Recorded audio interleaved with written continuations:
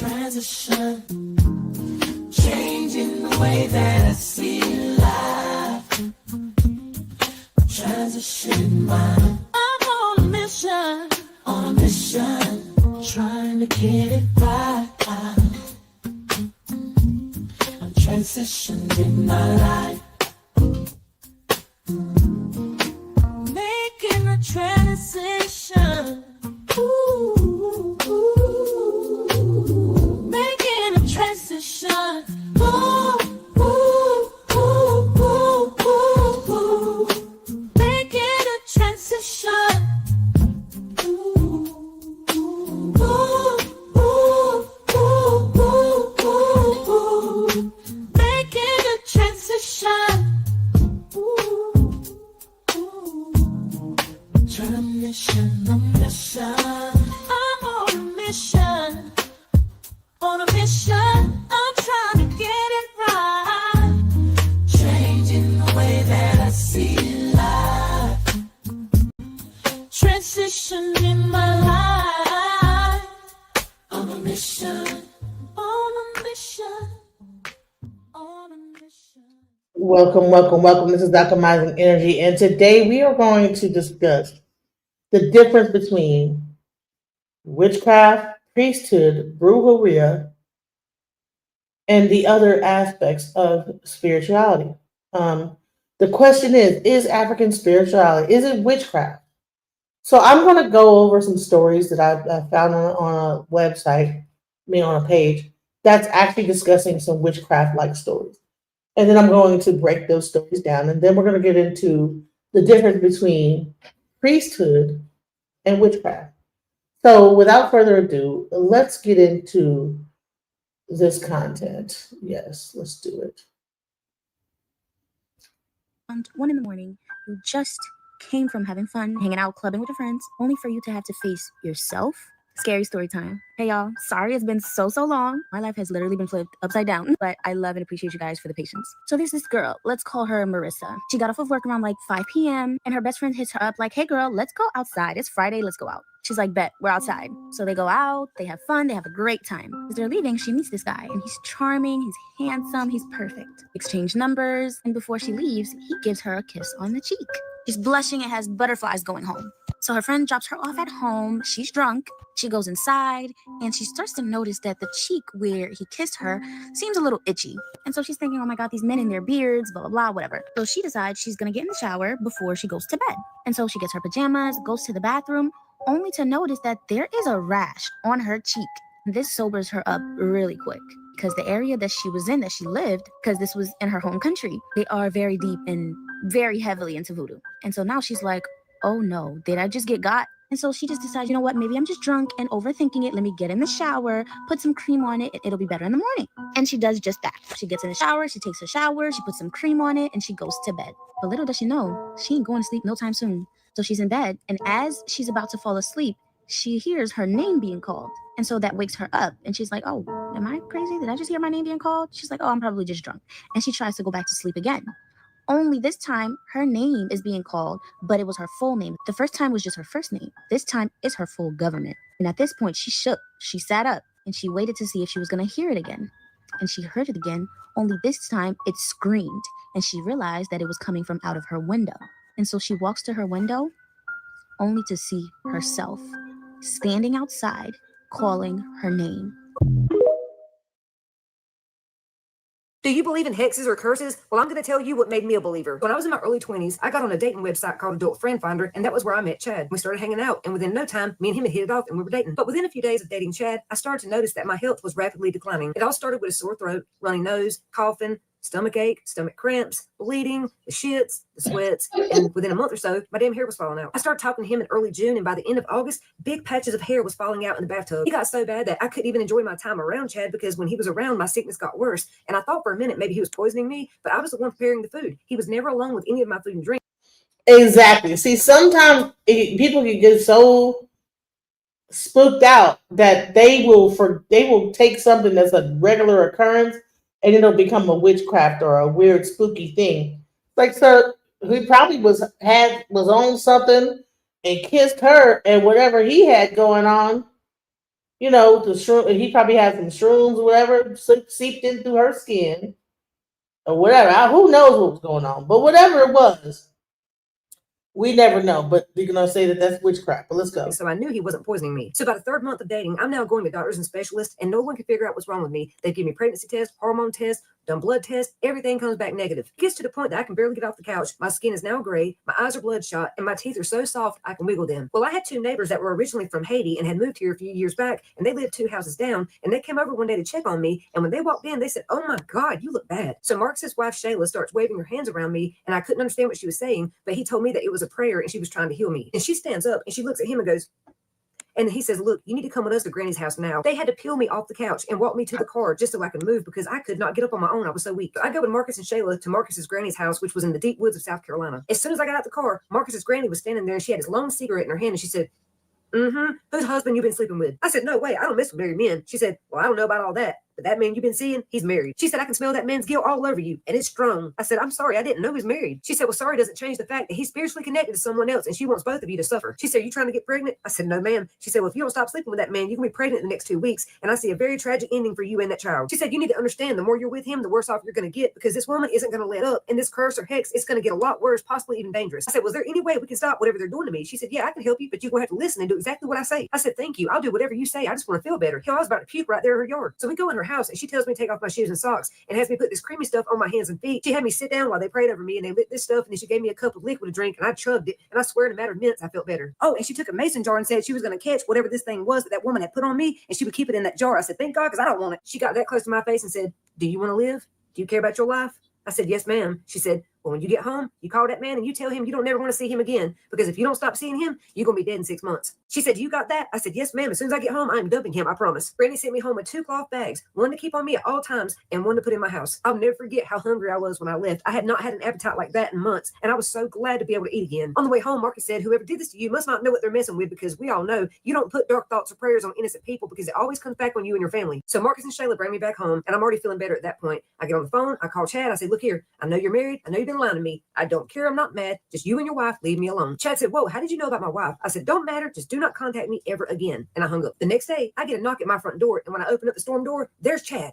And I swear to God, as soon as I saw his face, my stomach started cramping and I damn near shit my pants. And I knew right then, just like Granny said, the more I'm around him, the sicker I'm going to get. So I slammed the door in his face. And what's crazy, within 6 months, him and his wife had lost everything: their house, their nice cars, their business, all of it. Now, I know a lot of people call Granny crazy and think she makes stuff up, but I believe her. And I think she saved my life that day because I know how I was feeling when I got there and how I felt when I left. Before this happened, you could not make me believe in hexes, curses, or karma. But when she healed my body like she did, I'm a full believer, honey. This is a story time of how I found out that someone has been working witchcraft over my life, and I found out who it was. So here's the thing. There could be a situation where this could be, that there is someone that knows how to do. And sometimes it could be like a thing where they'll put something on that person to where whoever they're with, they'll start having calamity in their life. So that could be a true thing. Now, the difference between witchcraft and priesthood is that priesthood is about healing. Witchcraft can blur the lines of healing or doing baneful work against a person. All magic and witchcraft and all these things is just the manipulation of energy. Right? So a lot of time people want to make this hocus pocus type of like really think about it. But really what it boils down to is that, a person could like speak a certain way, say certain things, and it could be a hex, right? It could curse you, right? Because that thought of that word, if you hear what they're saying, you hear the words, it could cause you to like go crazy. Sometimes it could be just something that someone does. And the biggest part of it is that if you just say, "I don't believe it happens," or whatever, that doesn't stop it from actually happening. That's the sad part about a lot of this stuff. So let's go. A couple weeks ago. Let me start off by saying that witchcraft is run in both my bloodlines of the family. I am Jamaican. I just never believed in it, and I always thought that if I don't believe in something, that it can't reach me. But boy, was I wrong. So I'm gonna start by 2 years ago, which was everything went downhill for my life. Prior to this, my business was up, business was booming, bought my car, everything. I was prospering. I moved into a new place, and a couple months into that, I actually had a raptor dream. And the dream was God was calling me. So I took that very serious. Couple months after that, me and this person wasn't talking at this time, but a couple months after that, I got into a car accident. The day of my accident, I just felt uneasy and I felt like something was gonna happen. I just didn't know what. 5 minutes later, after I left my house, I got into a car accident that left me with back injury, nerve damage in my arm and my knee. Again, I wasn't speaking to that person at the time, but I had to speak to them in order to sort out my car situation. So be rekindled, whatever, we're cool, whatever. Couple months after that, I had a sleep paralysis in my dream. I was sleeping on my stomach this time, and I just felt a dark figure overshadowing over me, and I just couldn't move. But I was awake mentally or whatever. I didn't read the Bible as much growing up or whatever, but for some reason I recited this one Bible verse in my head, and that's how I woke up out of that. It was the walking through the valley of death, shadow valley of death, whatever. See, I don't even know it right now by heart, but I knew it in my sleep to wake up. Then I ended up having to move, and I moved into a new place.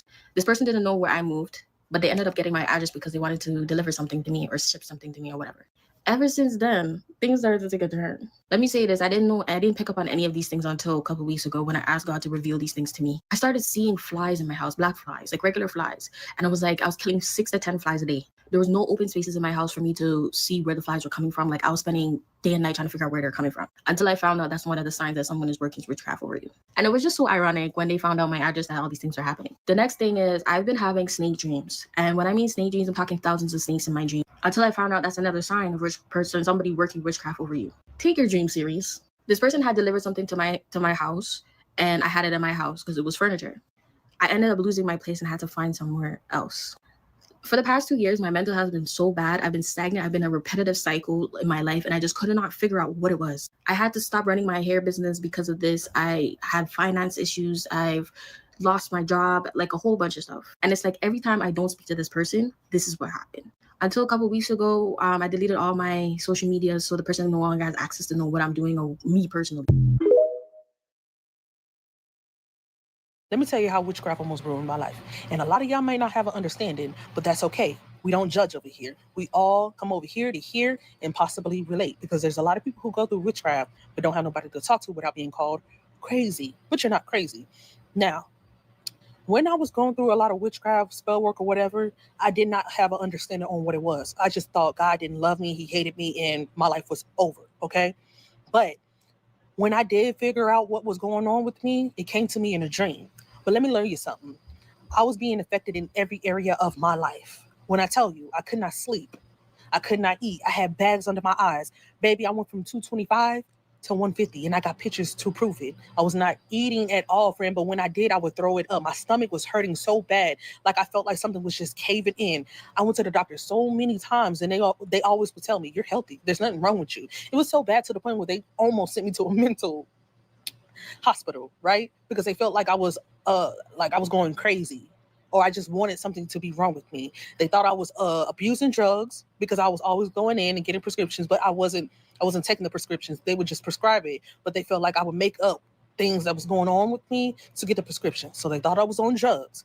Baby, people thought I was weird. I started losing friends. I stopped hanging around family. Baby, relationship was just horrible. Every relationship I came across, it failed. When I say I was losing money, I lost my car, I lost my job, I lost everything around me. Baby, it was so bad, you wouldn't even believe it. Like I wasn't even thinking, nothing was going through my mind, like straight crickets. It was silence, friend. I would sit in the living room and I would just look like my son would be calling my name and I wouldn't hear him until I randomly snap out of it. And that's when I knew I really needed a God, when I couldn't engage with my child anymore. That's when it became serious to me. I just started crying. I couldn't feel nothing. I couldn't connect to nothing. I felt hopeless. I felt empty. Baby, when I say I had no feelings, no emotions, no nothing, it was horrible. But that's when I didn't have no connection with God. I didn't have no bond, no relationship, no nothing. I didn't take it serious. I was out there smoking, drinking, partying, clubbing, doing whatever I wanted to do. I never prayed. I never opened up my Bible. I was just out there freely. You know what I'm saying? To be honest, I didn't even really put no thought or even belief in witchcraft until I was made into a believer. Fast forward. Now I'm healthy. I'm happy. I'm thriving. I got my mind together. I understand who God is. I know my word. I know prayer. You feel me? And it took years, baby. I've been in the game for 10 years on my journey. And I learned a whole lot. So that's why when I get up on here and I tell y'all what to do and not to do, friend, I mean it, because I know. I've been through it. I've seen it. I've done it. Don't be out here just roaming freely. Get you some protection. All right? Baby, when I started to call out for God, and I started breaking down and praying and going to church, God came in quick and delivered me from all evil. When I say all hell broke loose over my enemies, I started to see exactly who was doing it on me, because the chains were breaking and God was bringing forth my enemies. He was exposing the hands of my enemies, baby. Why? Because I started to believe in Him and call out and put my trust and faith in Him. And ever since that day He delivered me, I have not missed the beat of giving Him His praise and glory, because He deserved it. Because He could have let me die. He could have let me drown. He could have let me go. But He seen me. He heard my cry and delivered me, friend. That's why when I say never fight fire with fire, go to God about it, I mean that, friend. So when she's talking about fighting fire with fire, that means like you don't do one good deed against another. If someone does something bad to you, that does not mean you need to be going out and trying to find out how to do witchcraft on other people. The best way to do it is to go to your supreme, God, and uh, the main thing is prayer. Another thing is like, I would say there's certain like healing baths you could take, like salt and vinegar baths. There's different things you can do to kind of remove negative. So all this is a vibration. Someone is putting negative energy into your life, whether it be spoken, whether it be that somebody is having a negative thing they want you to experience bad in your life. And when you see a series of events and you're seeing that, you know what, I go to the doctor, they're saying I'm fine, but I know that I'm going through this, then that's when you need to start thinking about, okay, what could this really be? So I'm gonna go. I'm gonna show you a live stream I did with a Bokor, because I want to show the difference between witches and priests, right? So a Bokor is a Haitian priest of voodoo who he doesn't have to necessarily go through initiation to be labeled a Bokor, but a lot of Bokors, it's a bloodline. So let's go into this discussion with the Haitian Bokor.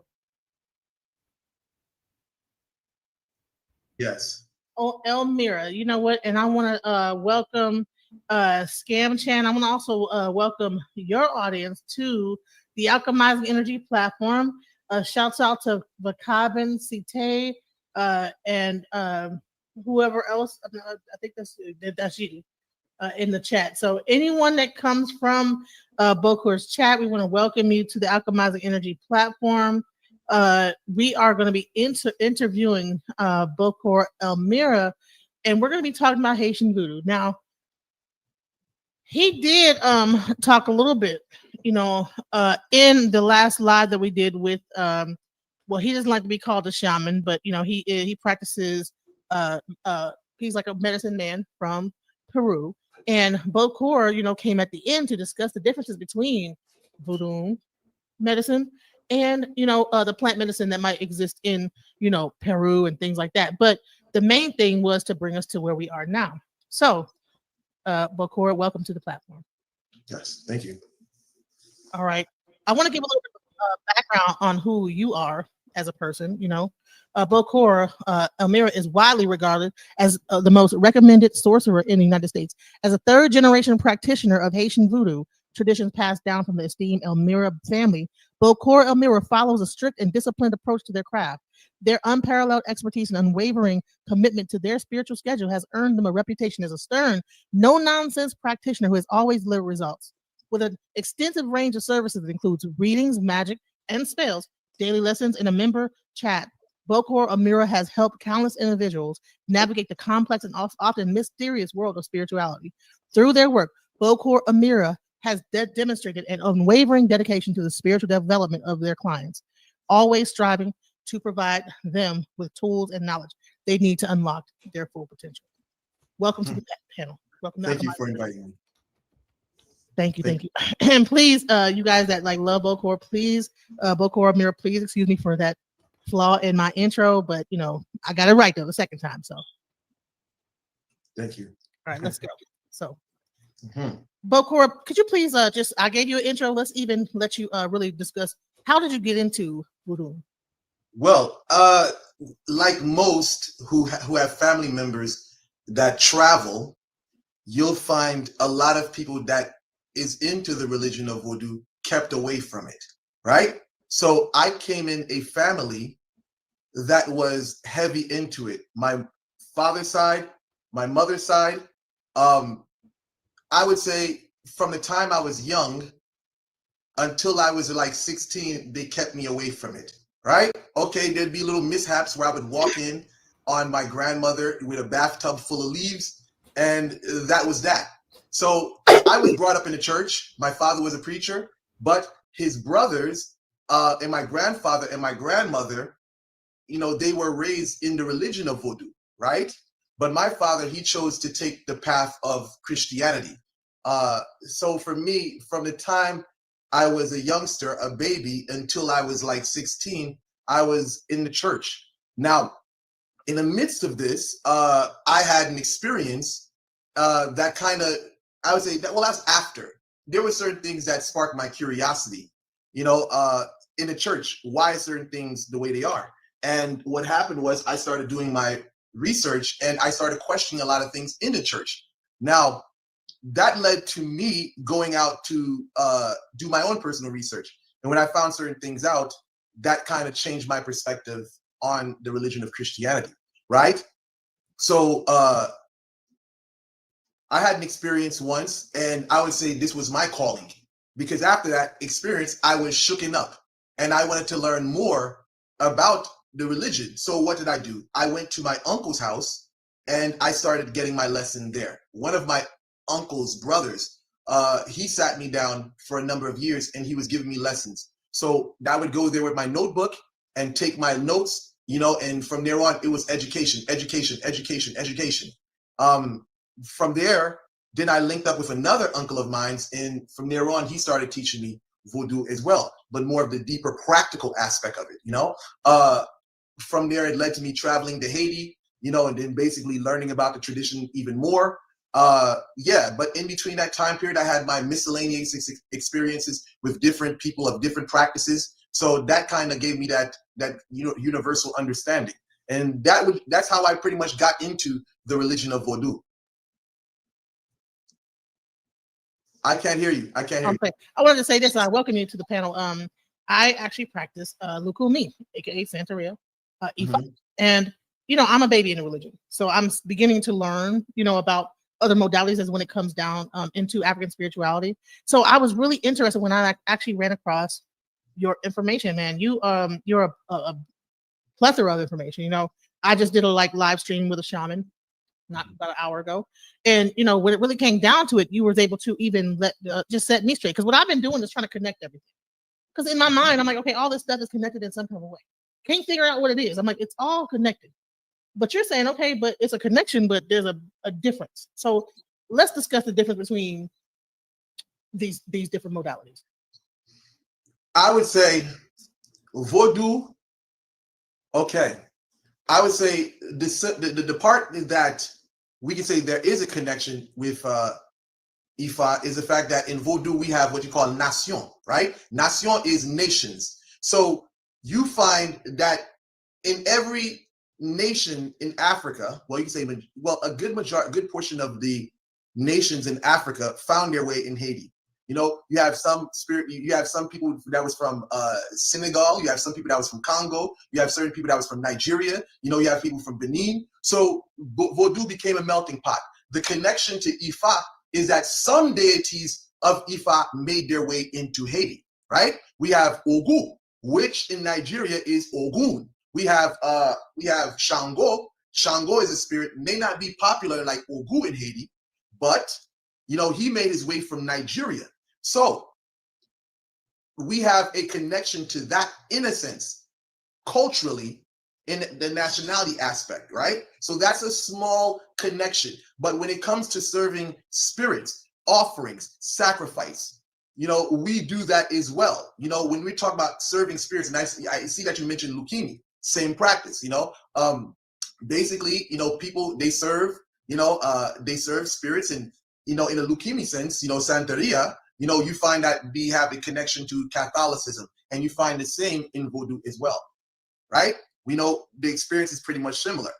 Africans were brought to the diaspora, basically they couldn't practice how they did in Africa. So what they had to do was basically camouflage it through Catholicism. And that's how you pretty much had the voodoo, which is similar to how Santeria occurred, the same experience of syncretism. Well, you know what? This chat's on fire tonight. I mean, we have people asking questions. So can you ask him to please explain how other mystical practices like Wicca and Goetia integrate into this whole world of Santeria, voodoo, magic, etc.? Aren't all these spirits similar? No, the spirits are not similar. But what I can say is that there's certain practices that were brought into the Caribbean, via, the Europeans. So you find some people, Rosicrucian tradition, some of them practice Kabbalah. These things have been brought to the island through foreigners whatsoever. And you find some people that have incorporated that into the mysticism of, Haiti, etc. Yeah. So there was a documentary that came out by Tariq Nasheed a long time ago called, I think, 1804, where it discussed Haitian voodoo and how it came into, based on the African tribes that came there and how they were able to overcome slavery from that. Can you go into that? I mean, was that like a true depiction of what really happened, or were there like some things left out? Of course, they talk about the ceremony of Wakaima, right? This was a group of people that came together, made their service to the spirits before war. And basically, how that, all know how that turned out. Basically they unleashed, a kind of they definitely did what they did whatsoever, and that is true. So there's talk of like light spirits and spirits of darkness. Now I know that what's her name? It's a rapper. Her name is Azalea Banks, and she practices Palo. Now, would you say that voodoo is closer to Apollo than it is to Ifa, whereas you're dealing with spirits of chaos versus spirits of light, or like you say, you have like spirits. So light is like would be like, okay, you would, instead of like, okay, so say you're going to get into a car accident, right? The spirits of light will deal with the person so that they don't experience the car crash. The spirits of chaos would deal with the car crash, and then the person wouldn't. So it's like almost a different way of actually doing the so-called magic that happens in the religion. Instead of you dealing with it directly from the person aspect, you would deal with the actual catastrophe that's going to happen. Would you say that that's what the difference is?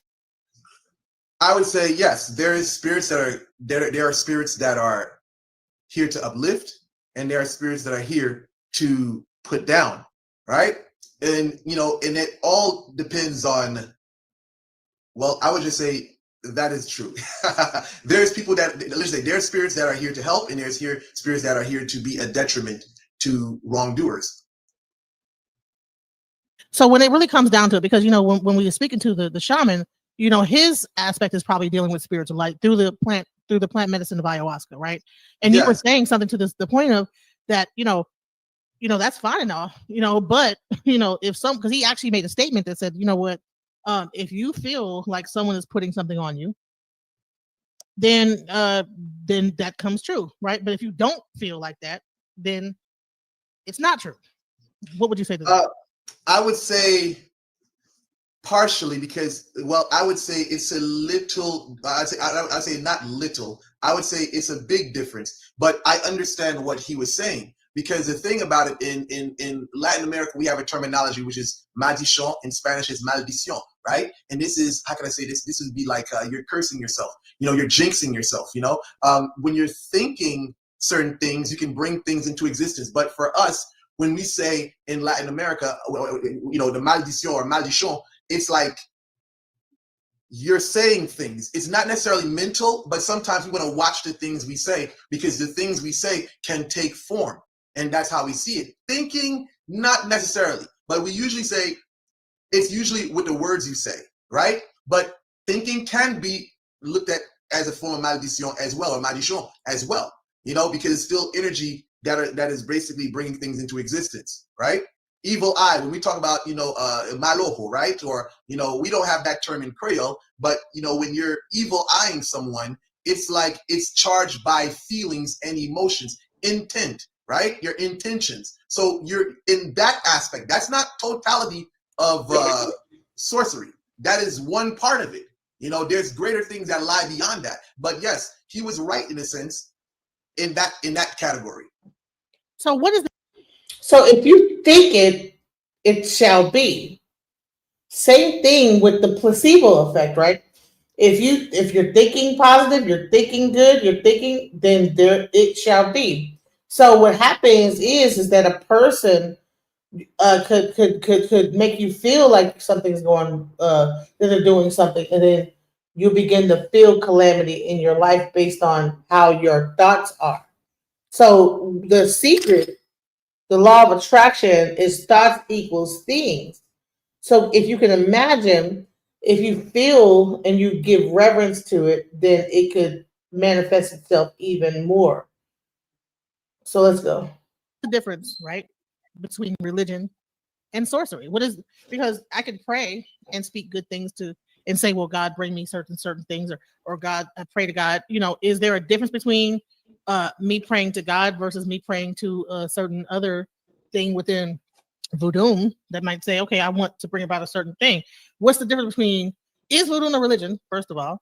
Number two, is it sorcery? Number three, what's the difference between the prayers that you send up to Jesus versus the prayers that you would send to a deity within voodoo? I would say it's different energies, right? I don't look down upon a Christian or a person praying to Jesus, because that is a deity in itself. When we start talking about names, I mean, names are very powerful. And if you want to go back into ancient Egypt, you'll hear about the thing of Hekua, or words of power. When you talk about different deities, it's like, yes, they exist. Any type of word, I say words have energy. And if you go into the study of numerology, you'll know that. So whether it's God, whether it's Bon Dieu, whether it's Olodumare, I mean, it's like you're tapping into something, but you want to make sure what you ask for is within that stream of energy. So what is the difference between religion versus sorcery within Haiti and voodoo? Now, religion is ritualistic, right? Ritualistic is like, okay, we do things redundant at times, and we do things over and over, right? It becomes a custom, right? Now, there's a lot of people that are into customs and rituals that don't understand exactly what they're doing or the purpose of what they're doing. Now you find in the sorcery aspect, a person takes what people do unknowingly, ritualistically in religion, and put it to practical use. Now, a person in sorcery knows exactly what the rituals mean. They know what the rituals are capable of. Someone practicing religion, usually they're doing what they have been told or shown. So sorcery is putting to practice what someone learns ritualistically for their own agenda and purpose. So would you say that all of these African practices are using sorcery? I wouldn't say they're using sorcery. A prayer, you can use a prayer to praise. You can use a prayer to uplift, but you can also use a prayer for the opposite. You can use a prayer to bring destruction and woe to someone, right? There are certain scriptures, even in the Bible, that people have used to bring condemnation to people they don't like. So it's almost as though you don't have to have, it's like this. It ultimately depends on what you're utilizing it for, as far as the religion and sorcery has a very negative connotation. The connotation is, well, you're doing certain things to harm people. And religion is doing things ritualistically to help, right? But that's kind of where the difference lies in these terms. One is there, at times can be done without knowledge, but because of what they've been told is capable of, people blindly do it. And on the end of sorcery, people know exactly what they desire to happen or occur. They intentionally do things, right? So it's almost like this. It's a matter of intent, right? Your intention, yes, but not intention as in the sense that your intentions is the everything, or this is the main recipe for what you want to happen. Intention and action, right? Intention is, I want this to happen. Action is what I'm going to do with the knowledge that I have to make that happen.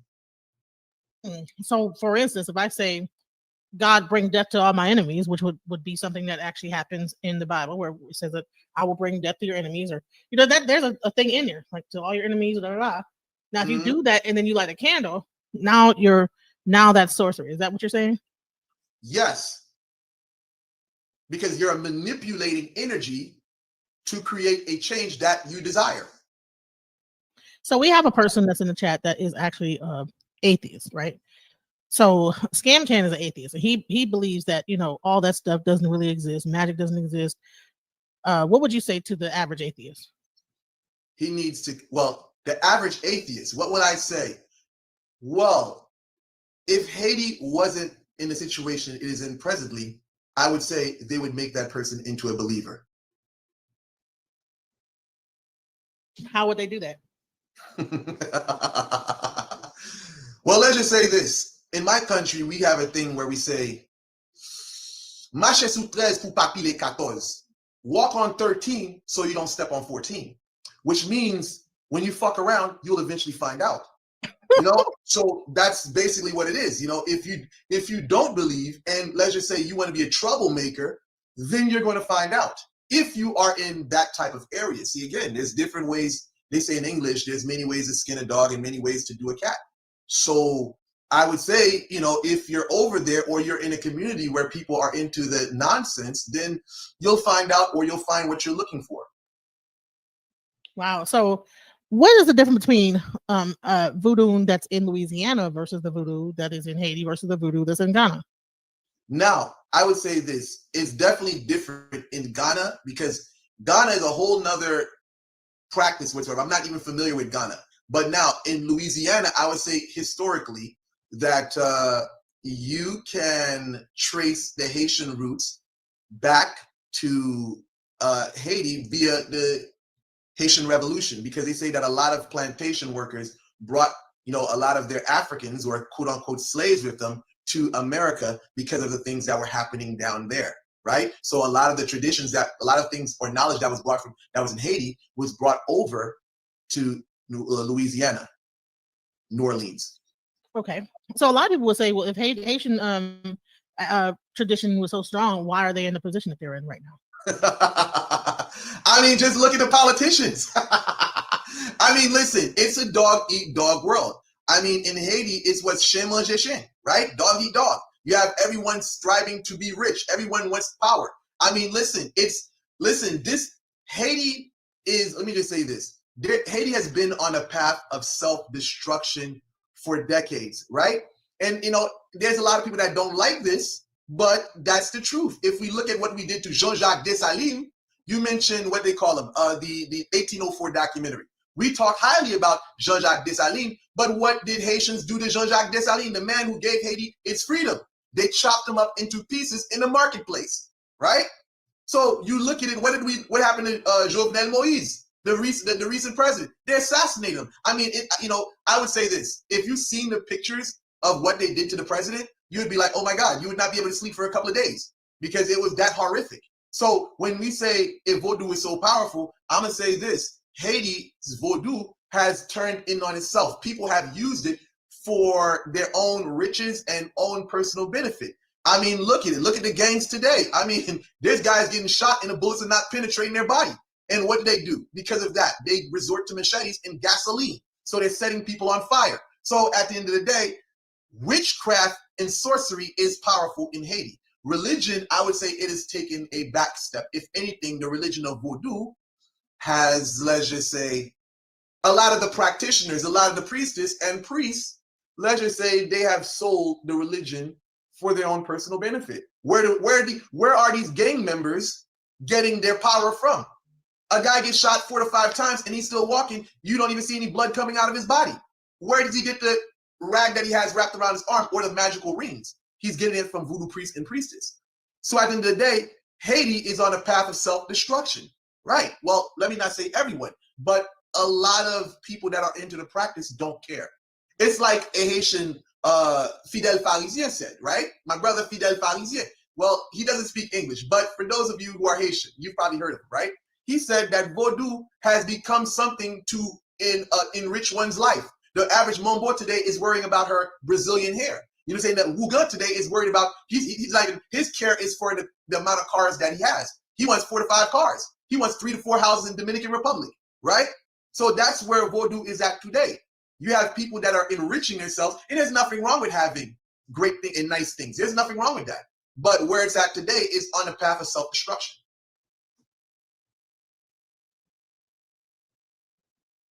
Hello? I'm sorry. Chad is asking, do you know a priestess Miriam from a Voodoo Temple in Louisiana? And, no, I'm sorry. Go ahead. And also working with different light workers. I don't work with none of them, and I'm not familiar with her.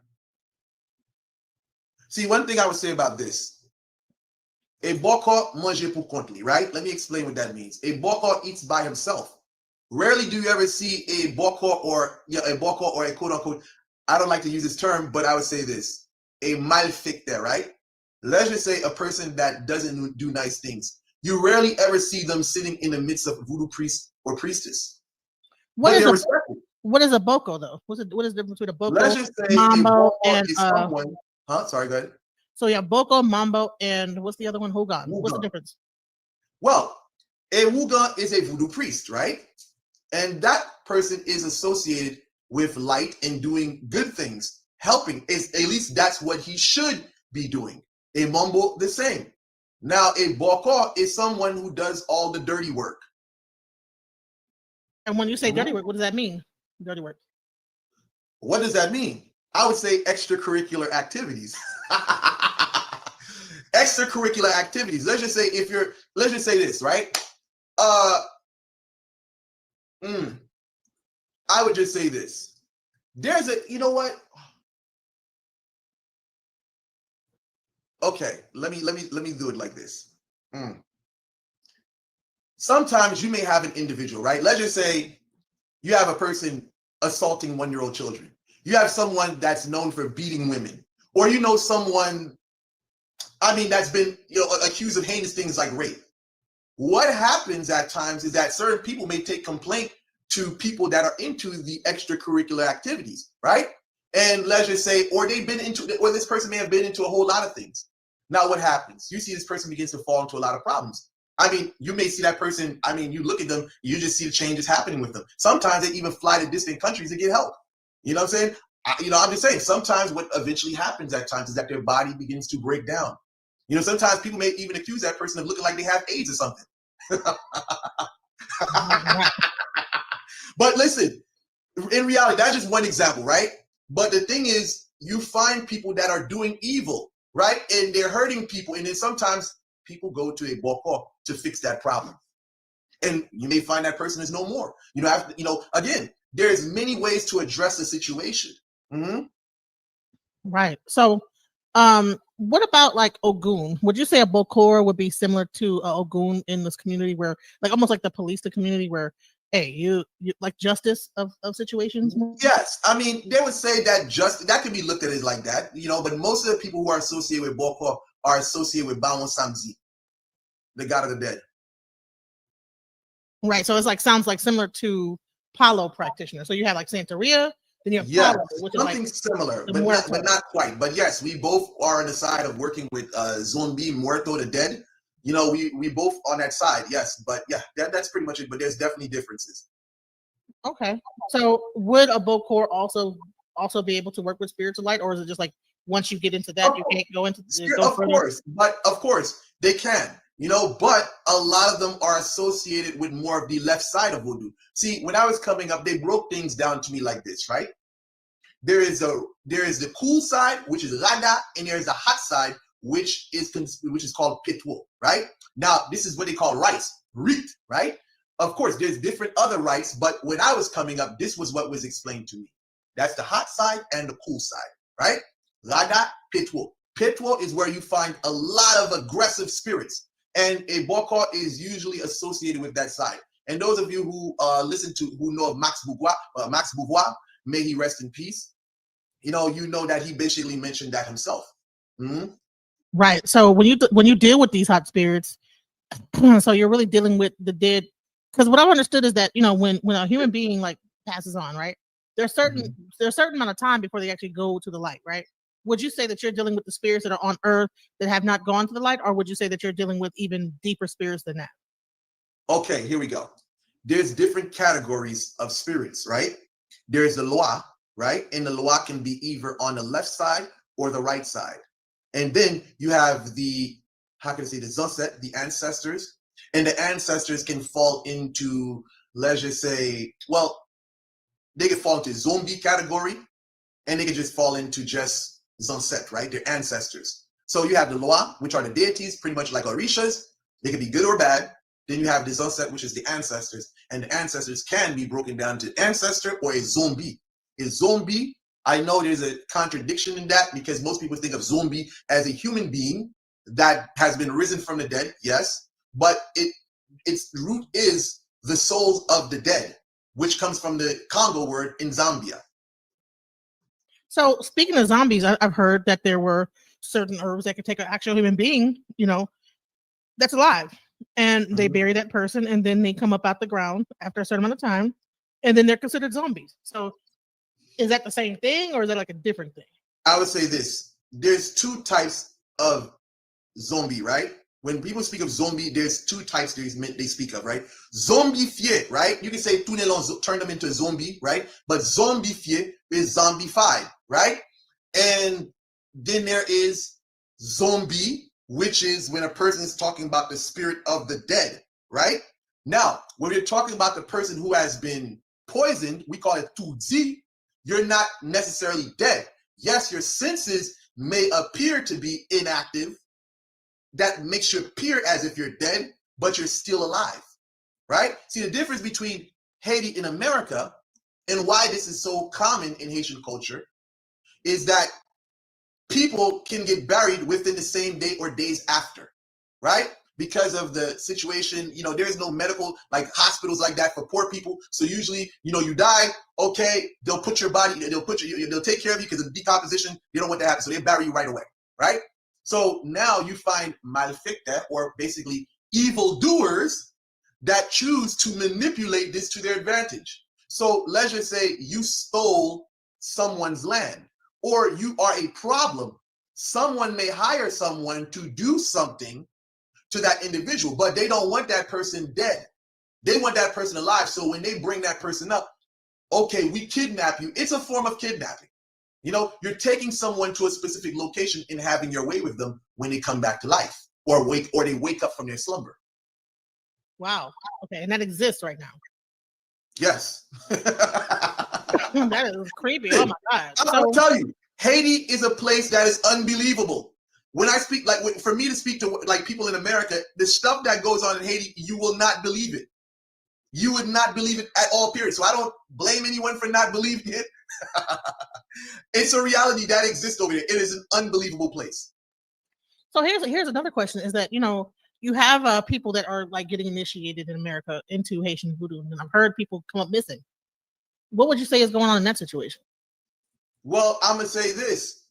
Listen, you gotta definitely know who you're dealing with, because listen, there's a reason why for me I don't attend no voodoo ceremonies, because I know how people can be. Yes, I'm a voodooism. What I got from the elders, I keep to myself. I don't try to mingle and go to voodoo ceremonies because I know people are very messed up. There's no friends in this thing called voodoo or spirituality for us. See, maybe in Wicca, maybe in, Ifa, it's safer, but voodoo is not a place where you want to be friendly with people. I avoid ceremonies for the most part. I do, unless it's a ceremony that I'm involved with or I'm working the ceremony, I do not just go to random ceremonies. I don't care how much, how many years they got, if they're Asogwe or the highest initiate, people have ill intentions. And, some people, listen, the thing of body parts, the thing of sacrifices, listen, there's people out here that will do that to better their position in life. If you go on my Facebook, there's videos I've shown that people have human bodies buried under their voodoo temple. So I heard of a story about a person that's out here right now that said they're a voodoo priest. They're pretty well known. I'm not going to mention their name. You know what I'm saying? But, they said they were a voodoo priest. Her name starts with a J, and she said she was a voodoo priest. And it came out that, she had a grandfather that actually did human sacrifice and got exiled out of the voodoo community. Is that what happens when a person does human sacrifice, or is it Again, accepted? I mean, listen, that all depends on where they're at. You know what I'm saying? In the voodoo community, I would say there is no morality in the voodoo community. I would say in the Haitian voodoo community. See, I would say this. Comparing what's going on in America and what's going on in Haiti is totally different. In America, you have rules and regulations, you have standards, and you have people trying to make it seem as though there is some type of structure in order. In Haiti, it doesn't work like that. You know, there is no, oh, well, yeah, you know this person got how many bodies to his name, but you're still going to fuck with them. Yeah, overseas, that's how it is. See, in America, you have people like, you know what, I'm going to disassociate myself from those kind of people because I got Americans that are aiding me, they're funding me, and I don't want that stigma associated with me. So a lot of voodoo in America is very commercial. And I'm not saying that's a bad thing, but some people, they have foreign clientele, and some of these people have sponsors, and they don't want to lose that sponsor being associated with the extracurricular activities.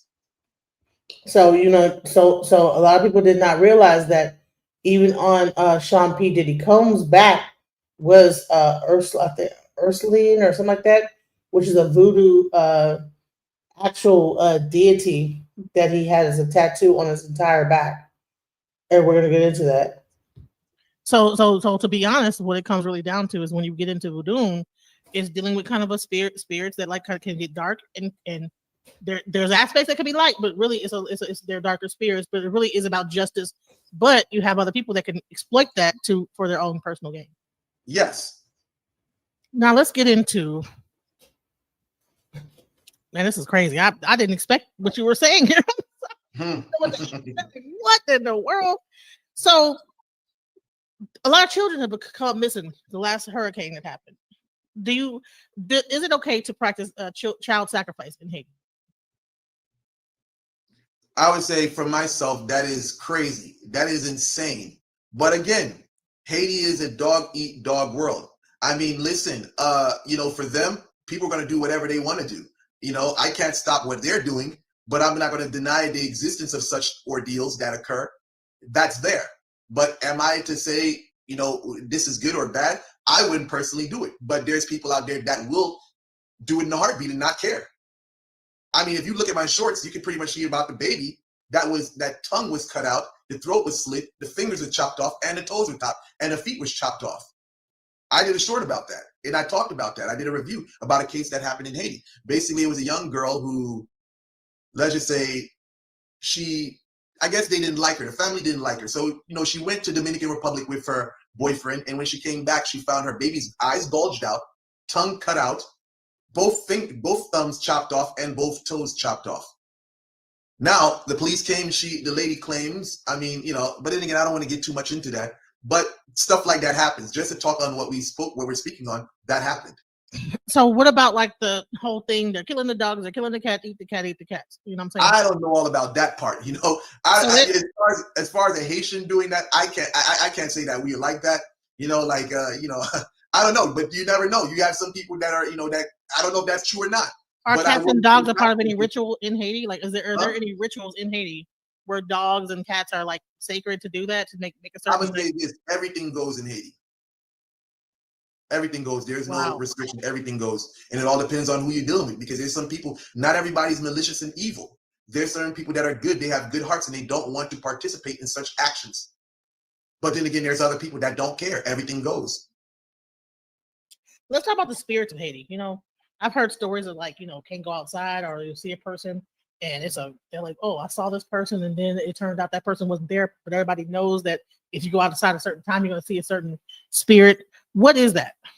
See, if you have the gift of clairvoyance, maybe you'll see it, right? Maybe you will see it. But the thing is, when you see things, is usually within spirit. You have to be gifted to see that.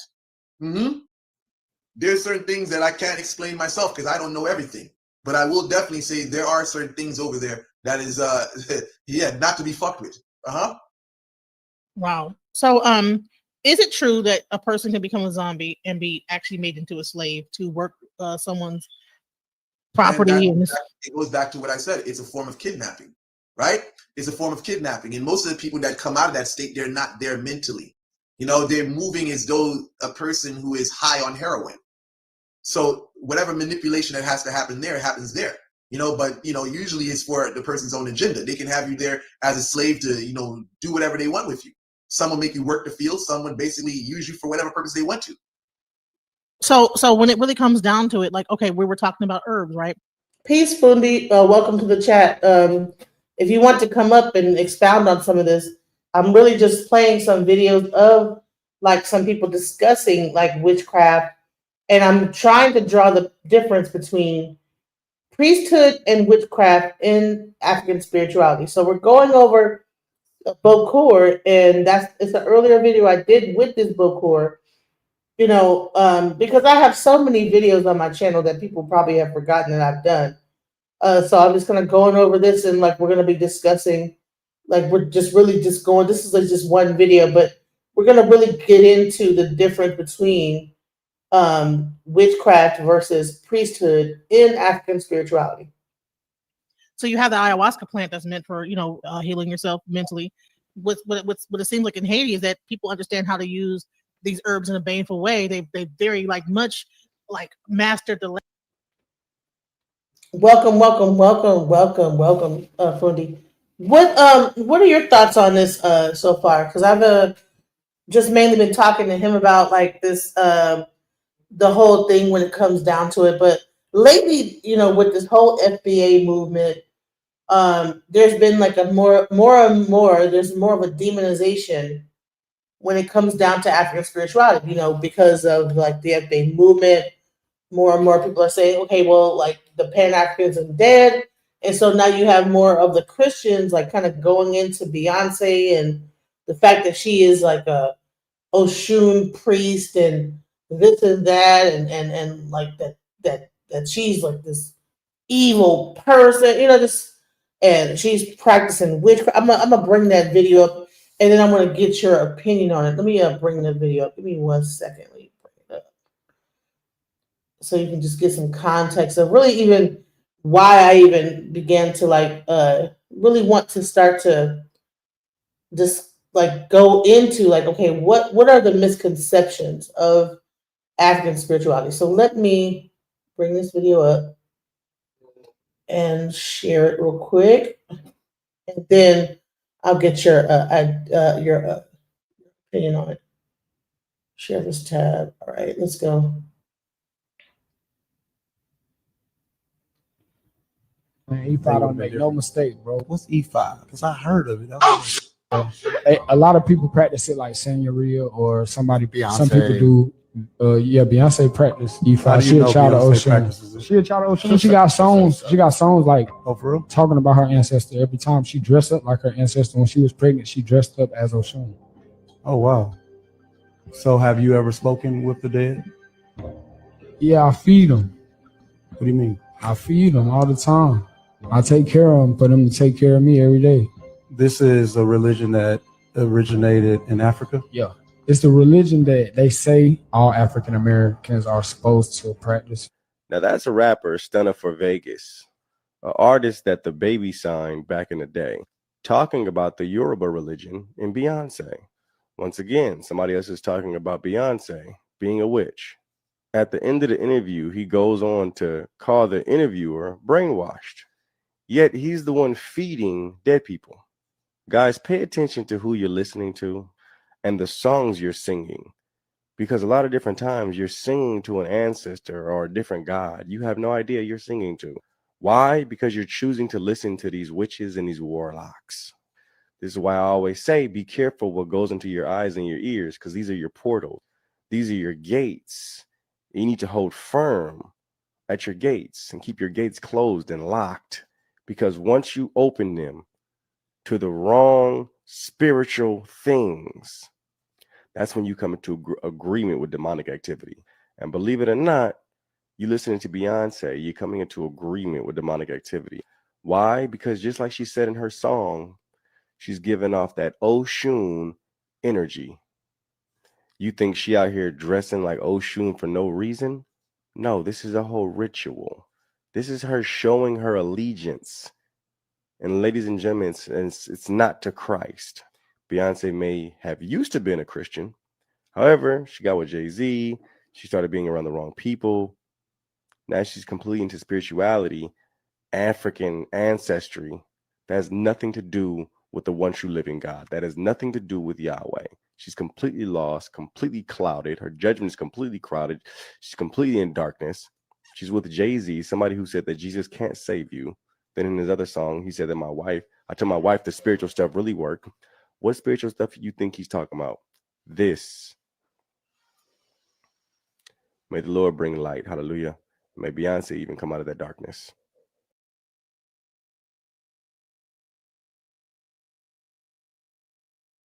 So what are your thoughts on that, Fundi?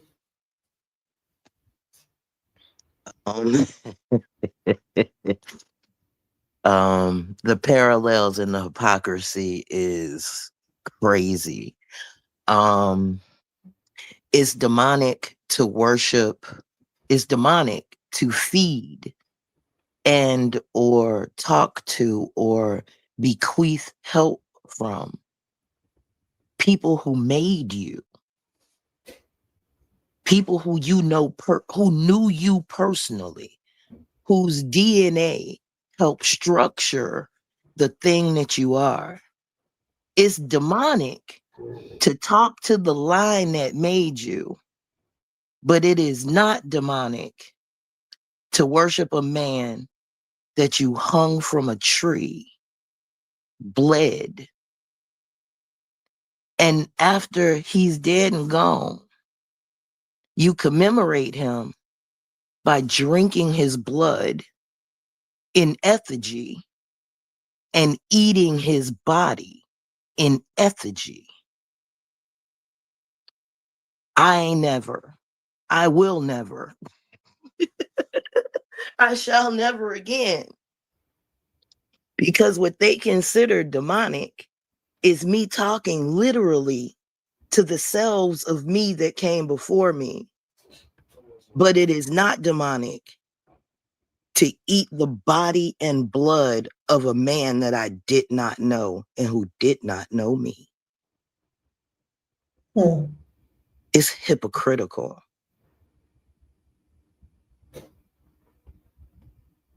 Great point. You know, when you're doing communion, right? That is a ritual. That's a ritual of almost. Who would you say? Go ahead. Go ahead. It's a blood flesh eating ritual. The only people I know that do that are cannibals. Oops. Right, and they say blood of my body broken for me. Eat of it, the blood, drink it. You know, like that sounds like that if that person was there, you'd be eating his flesh, right? So why are we seeing that? Did this really happen somewhere? Like, why is that even like an actual thing? You know? Does it happen somewhere? It happens every third Sunday in every place that says Christian. It's called communion. Now, when me and my people do communion, we bring food to feed one another, just like we bring food to feed our ancestors in effigy. But we're not eating them. Right. It sounds ridiculous, doesn't it? I mean, as a matter of fact, let's go back into history a little bit. Isn't that what happened in colonial Virginia and North Carolina and South Carolina when the Christians got hungry? And anybody can go to Virginia and read the plaques. I did. When they got hungry, they started digging up the dead bodies of the Native Americans and roasting them to eat. So this is not outside of their culture. You know what's even crazy? Do you know that they had this stuff called mumia, which was the actual dead like bones of like mummies from ancient Egypt, and they would put it in the tea and get high off of it or drink it or whatever. I don't know what they were doing with it, but they were like, they have a book called The Delectable Negro. And if I'm not mistaken, Jesus was a dark-skinned Jewish man, and they're replicating eating him. Hence your book, The Delectable Negro. But feeding your ancestors and talking to them and having them petition for you on the other side, that's demonic. Well, I think eating somebody in effigy is demonic. And if he's going to heaven, I'd like to go to his hell, please. You know, I have a question. Let's just do this real quick. Let's name 5 things because I have been, for some reason, inundated with a lot of like Christian talking points lately that is really hardcore going against African spirituality, calling the ancestors familial spirits. So it's okay. So when I look at the word familial, because at first I thought they were saying familiar, but then I said familial spirits. So they're saying that no, these are demons. They are familial spirits. What do you know about a familiar? Are you aware of that term and what that really means? I do. In the craft of familia is a companion. It could be a dog, a cat, a person, a mouse, a frog, a bird. It is a familiar spirit. It is a companion to you. My dog, my cat are my familiars. It's kind of like saying family. These are entities that take care of you and that you take care of. You are companions. You are familiar with one another. So wouldn't that be similar to a guardian angel? Sure is, just like the old little cherub that every Christian wants. Exact same thing. Exact same Why do function. you think that Christians, because I'm starting to more and more believe that Christianity is a cult. Why do you No, it's a governance.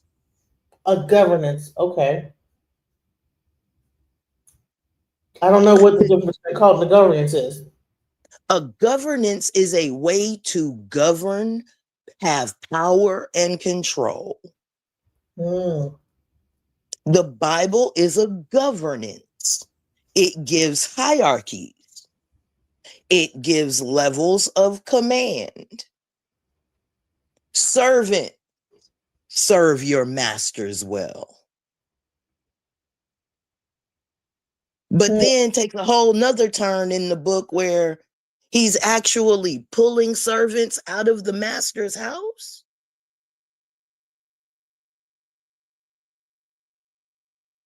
Huh, interesting. So on one hand, the book says stay in your condition. But on the other hand, it says, I will pull you out. Just wait. Absolutely not. Not. I want you to give your opinion on this. I thought this was interesting right here. What I just see. So what she had to say here. Check this out. Sure. Men created religion because they were jealous that women created life. So they had to make up an all-seeing, all-knowing, all-powerful sky daddy to make them feel better about their inadequacies. They then went on to create an absolutely ridiculous story that women came from a man's rib, which we all know is absolutely ridiculous. Everyone that has ever been or ever will be has come through the womb of a woman. And no amount of sky daddy stories will change the absolute fact that the XX chromosome is the foundation for all life. And the divine feminine has no equal opposite or superior. She only has her mutations and her creations. The Y chromosome is in fact and indeed the degenerated mutation of the X. And every fetus begins as female until it mutates into a male. And that, my friends, is facts, not male ego-driven religious fantasy. So to sum it all up, Your Sky Daddy isn't real. God isn't a man. Women didn't come from men. Men are not our natural born leaders, nor are they superior to us in any way, shape, or form. And ladies, we gave birth to all this shit. Act like it. Thoughts? I love Bay. um, she is right to a point, and I will back off of that. And she's right to a point where he is our evolution in his mutation. And that doesn't make him lesser. Mm. And that's something that I really need my sisters, as much as we're trying to reclaim our divinity. It does not mean we have to take his, because he is a product of us. And to take his divinity takes ours. We are the dark that gives birth to the light. And when the light extinguishes itself, it comes back to get another idea. So that idea can once again be formed into light and sent out and brought back in. Mm-hmm. And that is the beautiful cycle between the female and the male. I birth, we see you. And when you are no longer seen, you come back into me. And we form another idea, and I birth you again, and you show and prove. And when that show and that prove is over and you go out, you come back in, and we do it again. To take his divinity would be to take the light of the world.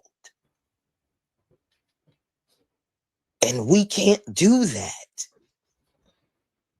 and be fair. I agree. Welcome to the panel, Sarampa. What are your thoughts on this subject? ATE Emitab, Shanetu, Anquasta Jed, the both of you. Uh, it's a fact. Christians have been, well, first, you called them a cult. And in the beginning, that's exactly what they were, was a small cult. When Pan-Africanism was the majority. In particular, Shemsu Asar and Shemsu Aset at the time of their rising. So when you get your first catechetical schools and all that, that's when Christianity starts to come on the rise, because Ptolemaics, Persians, and Romans eventually take over Egypt, and the knowledge that they were taught initially starts to spread out into things that they conjure for themselves or was taught to them. So when it comes to things like Jesus, as the sister was building, and I pointed it out several times, he's a knockoff of Asar. And then later, they also try to transcribe him towards Heru. But Necheru stories from Aset walking on water, to Jehuti, who waits for her in Kemet, and then you get stuff like Jesus calling out to so and so to walk on the water, and then when his faith fails him, he's got to go grab him and get him out the water. So all these things, even from the fact that they call you a pagan in the first place, and turn around and there are three that bear record in heaven: the Father, the Son, and the Holy Ghost. So if you got Father, Son, and Holy Ghost, and then you say they're one, and then I asked you which one got Mary pregnant, well, it couldn't be the Son. So that leaves the Holy Ghost of the Father. And the books say that the Holy Ghost rolls over Mary. So that means that And they'll tell you clearly and bluntly, the Holy Ghost ain't the Father or the Son. So that means that Jesus is not the only begotten Son. The only begotten Son that they know would be Adam, which he made directly from their book. Anyway, that's how their story goes. And their story is kind of strange because that would make Adam a hermaphrodite if he's birthing women. But we all have belly buttons. So as the sister pointed out, if you could show us something that don't have a navel cord that came into existence, we'll give you props. But other than that, we got to give praise to one of the oldest natural or oldest gods, as people say, Mama Nana. Nana, one of the first statuettes that you see in the history of gods. A female with big breasts and big behind. It's a black woman. So we know exactly where the idea comes from. We know that we call the universe a female and she births things into existence, and Noon is the energy inside of her. Even when we go to the stories of Atum Ra, Ptah, and etc., all of these things come way of birth. Ra has a mother. That's a whole nother story, but absolutely. And then last, just to land the plane, when we talk about the curses, because that's what this show is mostly about, the witchcraft. When you talk about witchcraft, you have a lot of versions of witchcraft because Muslims, in fact, they did it to the Shias. They bring families together, and this family will curse this one and say this will happen to you, and the other family will curse the other and say this will happen to you. Let Allah subhanahu wa ta'ala be the judge, and then they walk away from each other. Isn't that where the evil eye came from? The Oh, Muslim, isn't evil eye a Muslim Islamic thing? Like from that region, the evil eye, because even like that necklace, the evil eye, is that like Turkish or It's Persian. yes, Persian? it's the It's claim. Persian. Yeah. And so you have that, and then you have Christians who do the same thing. There's all types of curses that they will put upon you in the form of prayer, you know? So Right. Oh my God. Let's get okay. into the curses and the prayer. Yeah. Because like So they will be praying for you, be cursing you at the same time, and don't even realize. It's like people, Christians need to realize if God says that all power comes into the tongue or is in the tongue, people don't even realize that the words that people say are curses. Like if you say the wrong thing, you could be cursing somebody. yeah. Or if you start speaking in tongues, what are you performing? Since you always want to call out the voodoo priest, when you get what's that? What are you saying and who's saying it And I'm behind gonna you? say on the Maku Precisely. side, you know what I'm saying? And then they all have the same. I'm like, what language? What is that? And someone should be there to interpret that. You just don't just go bust out into that. No one's there to tell you what you're saying. And when the Holy Ghost get to taking over a whole church and they get to acting all crazy, dancing wild, and ain't that possession? That's spiritual possession, ain't it? It sure is. Is riding a horse. Riding a horse, precisely. Right, like they galloping, right?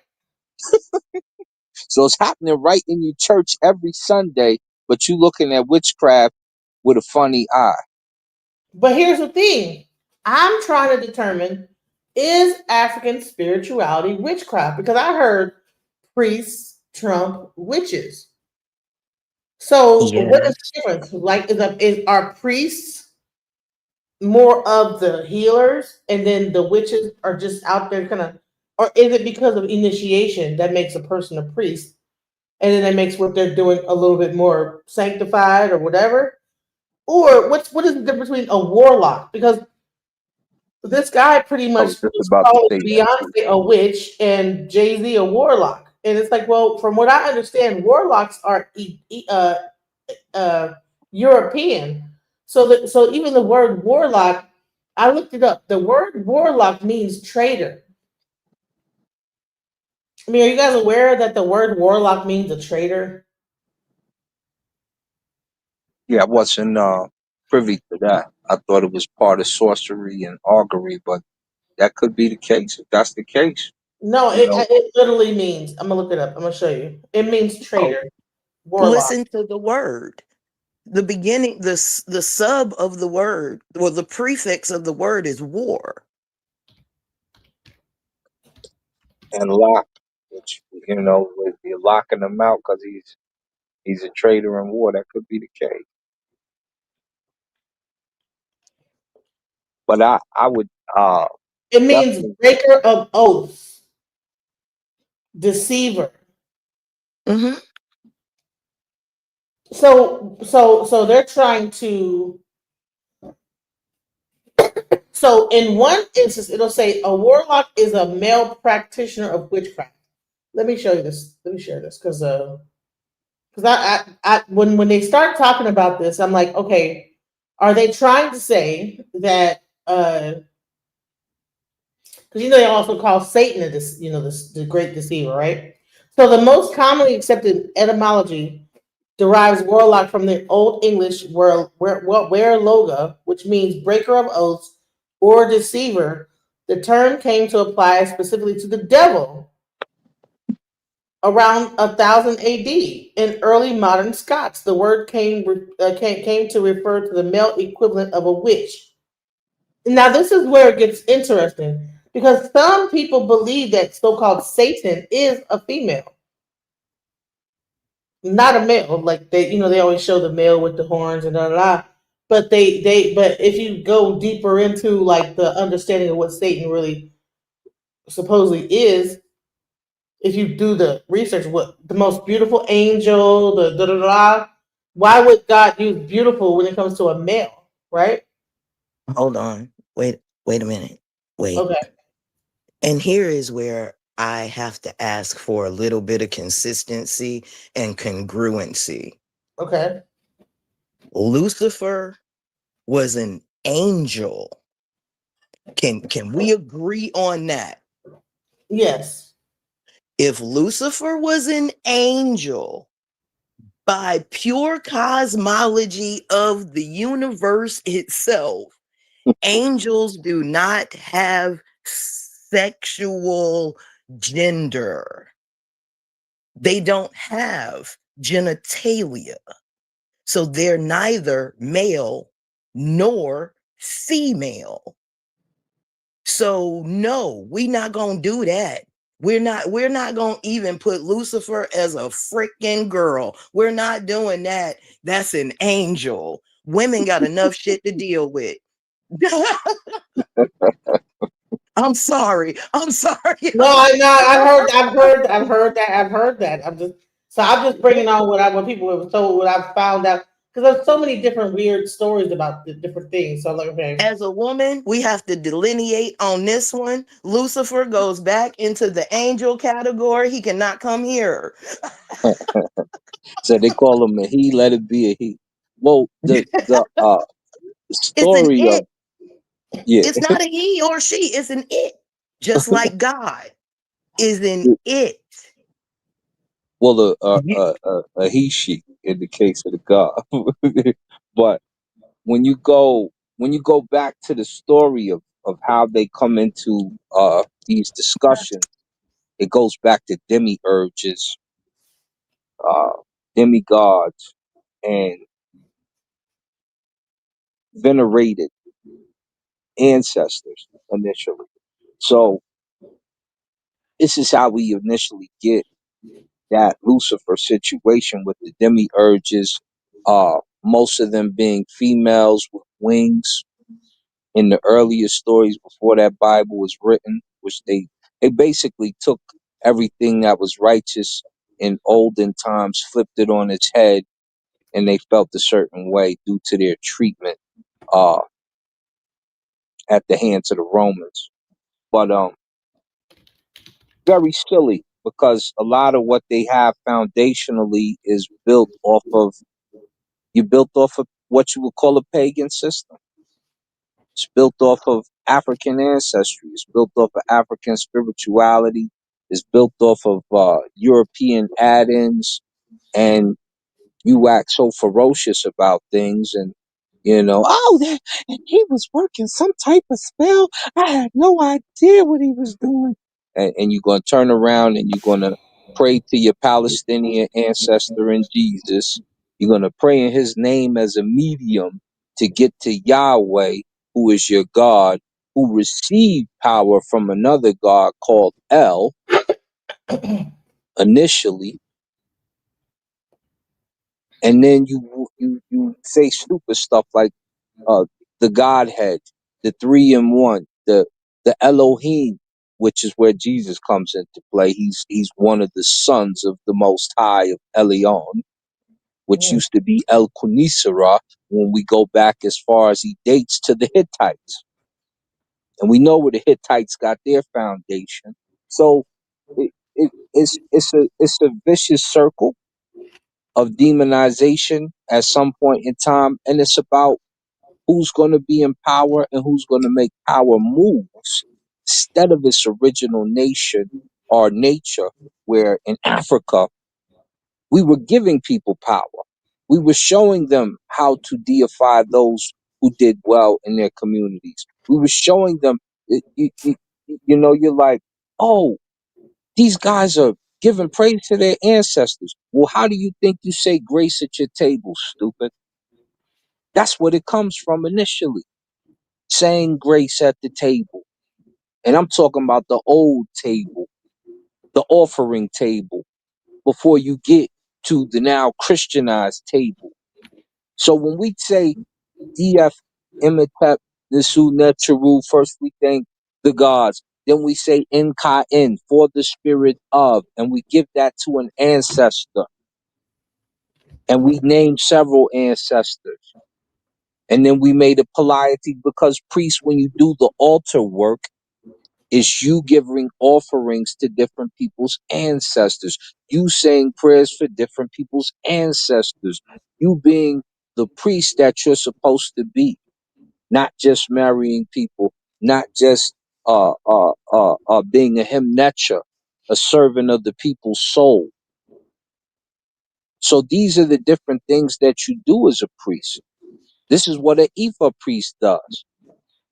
Not just doing the divination. There are also offerings done daily for other people's ancestors and discussions with them. That's your job, priest.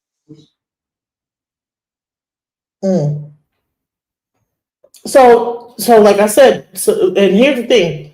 With this whole like thing of the music industry and everything like this, more and more you have people coming out and having these videos where they're, like I said, after like the FBA thing came out, now you have more of these artists coming out and they're telling their stories. So let me show you, because they're all, and here's the thing. It's like, oh, I'm reformed. I was once a this, that, the other priest, right? So this guy was in 21 divisions.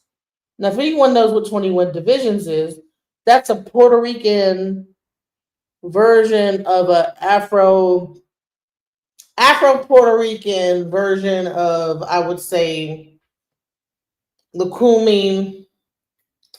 Then you had Voodoo, and then you had what's the one in Jamaica? I forget the Jamaican one. But what happened is that when Africans came over to the diaspora, because people want to pretend, I don't know why all of a sudden everyone wants to pretend like we were already here. But no, there people came over here because there's proof of it, because the religions that came and popped up out of those diasporic things for during slavery, right? So you have 21 divisions. You have Obeah in Jamaica. You have Voodoo in Haiti. You have Lukumi in Cuba. You have what's the one in Candomblé in Brazil. So you have all these different Then you go into Hoodoo in America, Voodoo in Louisiana, Voodoo or whatever. Now all these things tie back to African roots, but the thing is that we have this whole FBA movement that is trying to say that we have no connection back to Africa. But I believe that just in the spirituality alone that have come over to this diaspora shows that there was some type of a migration that happened. We were not already here. No, And so, go ahead. What were you going to I thought you was finished. I'm sorry. say? I was Okay, go going to ahead. give you a clue. One of the precursors, which most people, and I told my brother Rob Bourne, we was having a discussion. When you look at the Zulu priest, it's a Shango. When you go to West Africa, you have another version of the same name. When you go to Haiti, you have another version of you got a Shango priest. When you go to Cuba, you have another Issy Shango. You have another you have different derivatives of the same term. How did So, who everybody is get to Shango in Egyptian? Shango doesn't make it to Egyptian, but we would have a hymnetra which performs it. So these other cultures are basically derivatives of that. So when we look at Issy Shango or a Shango priest all of these people have this that term is South African. It comes from the Zula and the Xhosa language. So when you talk about the Xhosa priests and different people who speak click language and what have you over there, it makes its way there to my I'm a Congolese to the Congo and its way through Nigeria, and then it's still the same South African term. They just add something to it. You And know, so now Shango does sound South African. it is.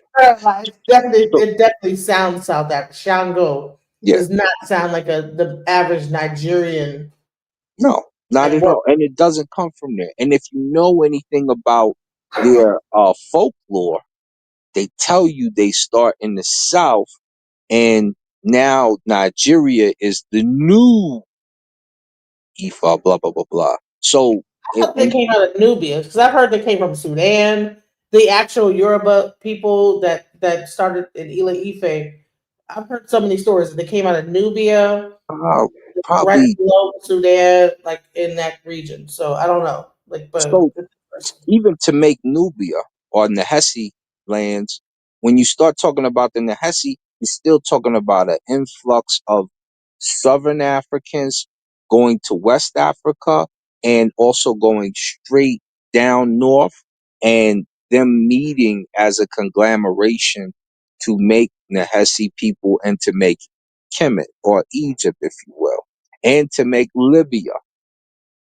So when you start to look at the who, how, and what, like you have Fulanis that stretch from Ethiopia to Chad and a little further. So that whole the whole Fulani tradition goes from west to northeast Africa.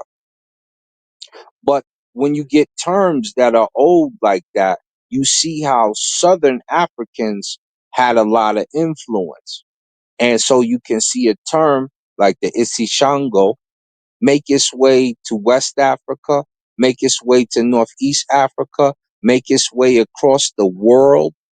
And now you have those same types of priests in different countries. And so when they say, oh, there's no connection, that's the connection with the lineage. And when you take people from Africa over to North America, how do you end up with those same terms, same practices, and same actions? That's why the book Drums and Shadows is one of the important pieces of history that I had introduced to the community a while back, because it shows the original faiths that people came over here with. There were very, I think there were maybe a couple Christians, and one of them was black and Greek. They talk about him uh when I had did the research, and he started to baptize the people because his slave master gave him the opportunity to do so. Not most of us were like that. We would say there's a spirit in the sky, a spirit in this, a spirit in that tree. Go pray to the tree before you cut it down, all that. All right, Pony, go ahead. I know you've been waiting. Did you? I know you wanted to say something way long before when I first got into like the thing. So go ahead. My ancestors are screaming to the top of their lungs. I do understand that Africa is the mother of the cradle of civilization. I get it. I get it. But for some reason, we keep forgetting that there was an erasure, a genocide of peoples on paper, in blood, in disease, right here in the Americas. These people were not allowed to have their names, their land, their children. They were taken away from their tribes and reclassified as something that they never were, and were beaten and killed and bred like livestock and given a history that was not theirs. And everybody just glazes over when we talk about there were civilizations right here in the Americas that was coming up right alongside Africa, right alongside Australia, the Polynesians, China, Japan, Russia. Here too. We were mound builders here too. We had our own ideologies right here too. Were we inbred? Sure were, with everybody. And somehow my people, while y'all sit on our land, still ghost us like we didn't exist. And keep telling us we're African, when even Africans are telling us we weren't Africans. What is a FBA anyway?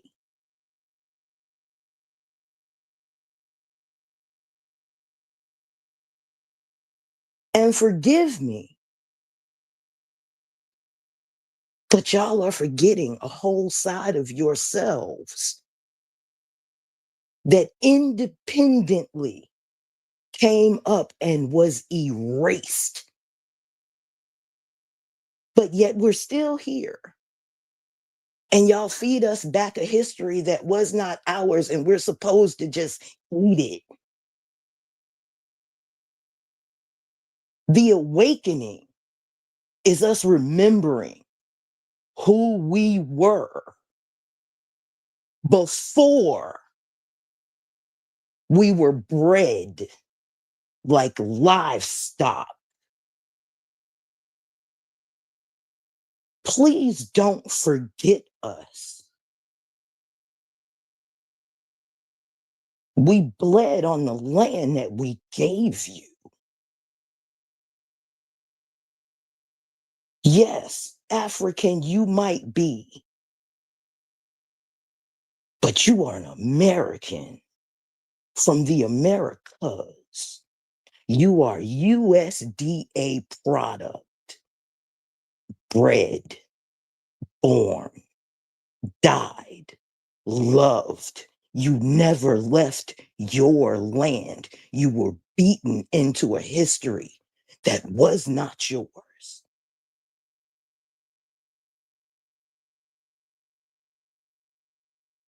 Absolutely not. Not when we're in the middle of trying to define what an FBA is, a fundamental Black American.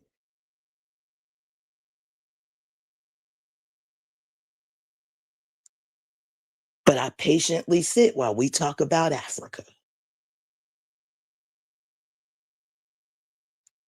You do know we're about to get some reparations around here, right? And that's why everybody wants to cling to what we are, but nobody wants to ever be us. Why? Who wants to be erased?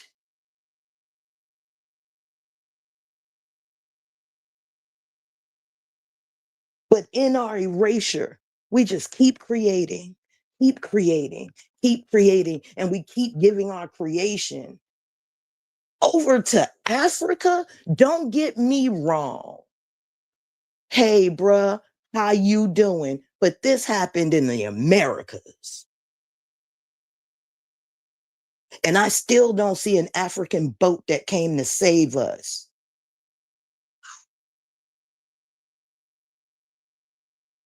We have no friends, obviously. And though y'all talk about Africa as wonderful as it is, it still ain't came to save us. And they keep telling you, you not them. You're not their brother.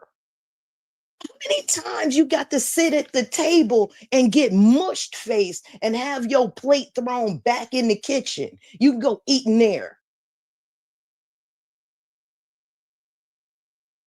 Come on, family. We had these same practices right here. Because we are one people, aren't we?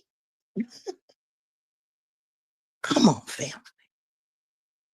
Don't forget about you while giving your accolades to somebody else. We had a little Egypt right here. We had a Nile, 2 of them. Pyramids, there are more pyramids here than there.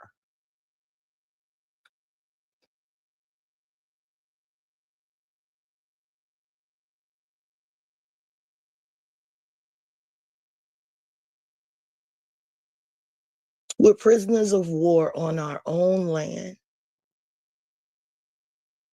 And we don't even see it because they beat it out of us to look somewhere else.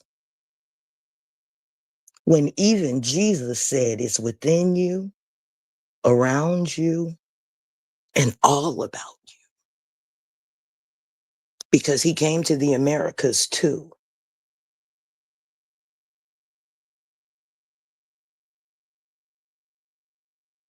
We kind of got it. We let him make it.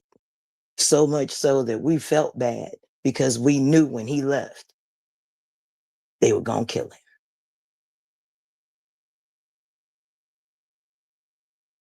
But we never talk about how Jesus walked around the world, right?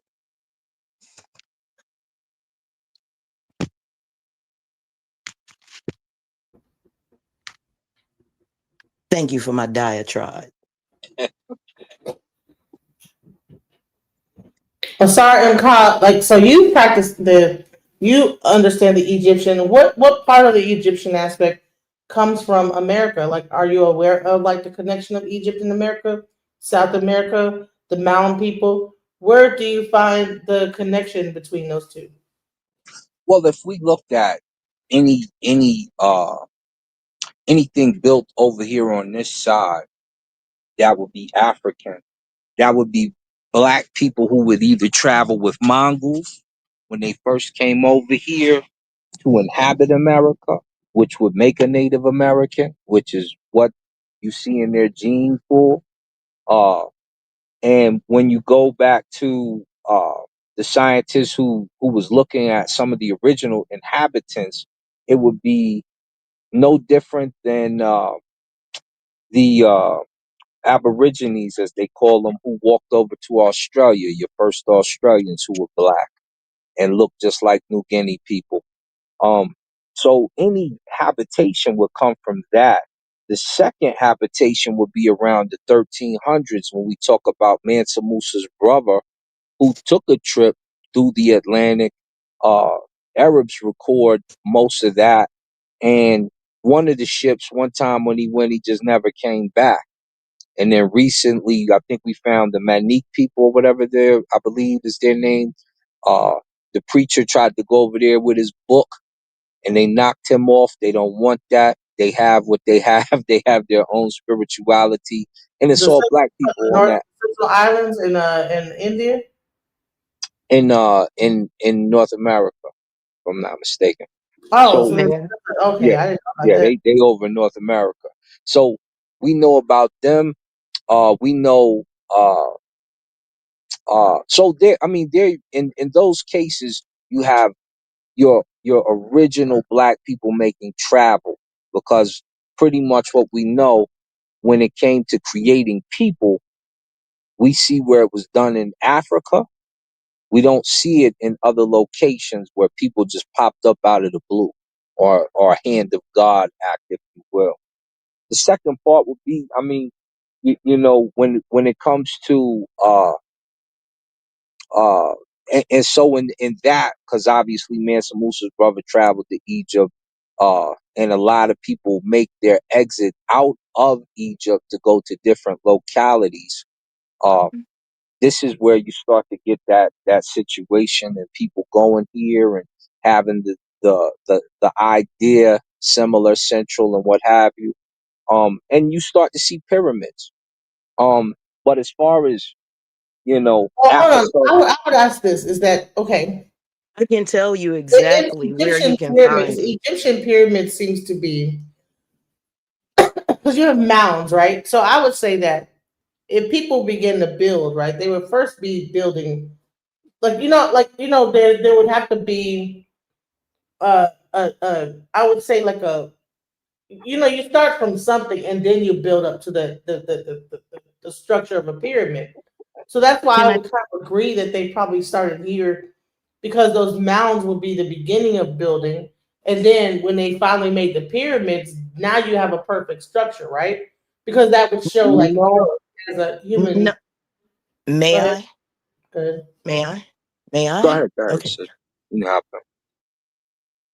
I'm gonna point you straight to the Grand Canyon where you can find Egyptian artifacts, Egyptian mounds, Egyptian everything. There's a reason they took the water level down in the Grand Canyon.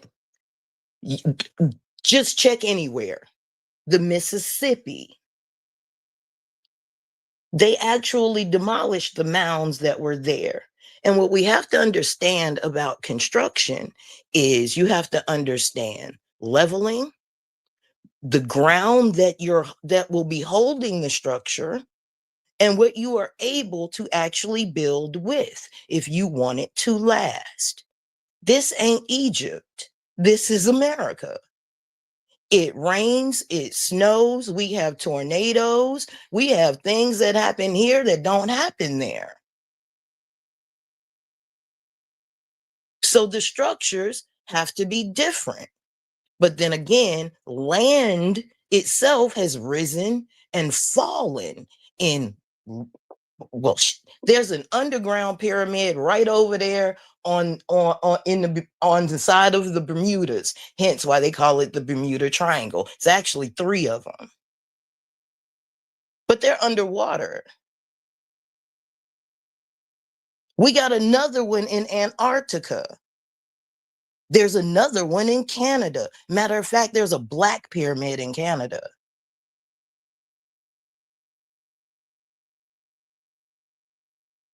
So I never said that anybody spontaneously showed up anywhere.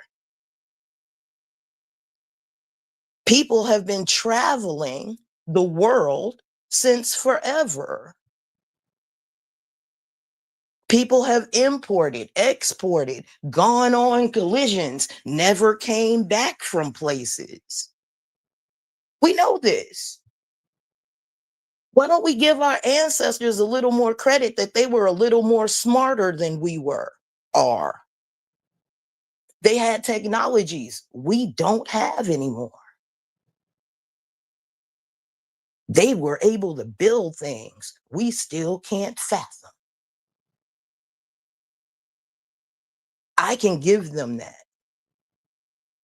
But I also know that land masses were a lot closer. Land masses have come and gone. People have come and gone. When we talk about Earth history, we're talking about a long history, a lot of which we don't even know. We only know what was given to us. And we also know what has given to us is a big fat lie. And trying to decipher what part is true and what part is the lie, that's what's got us in this tailspin. People have migrated all over the world with the knowledge that they had all over the world. I just find it kind of funny that, the only people that were here when the pilgrims got here was the Asiatic Indian, when even the Asiatic Indian met people when they got here, and they got here way before Columbus.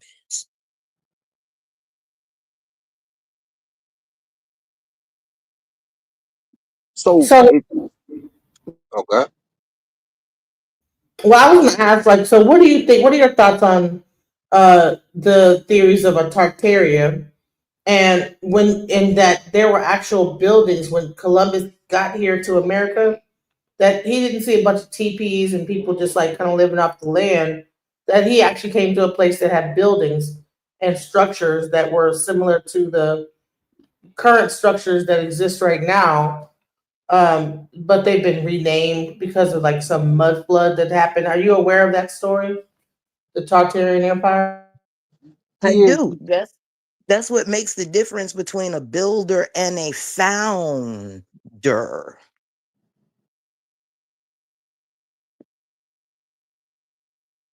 so yeah, well, one, Columbus never lands in America, right? He doesn't get here. He lands in North America, Jamaica, and some other parts, but he doesn't get to America itself. This comes with later situations with different slave traders. Um, when it comes to us being here early on, like I said, that's a matter of migration. So we have migration. But what I won't do is drop those who came over on boat or jumped off the boat in the water to stay there.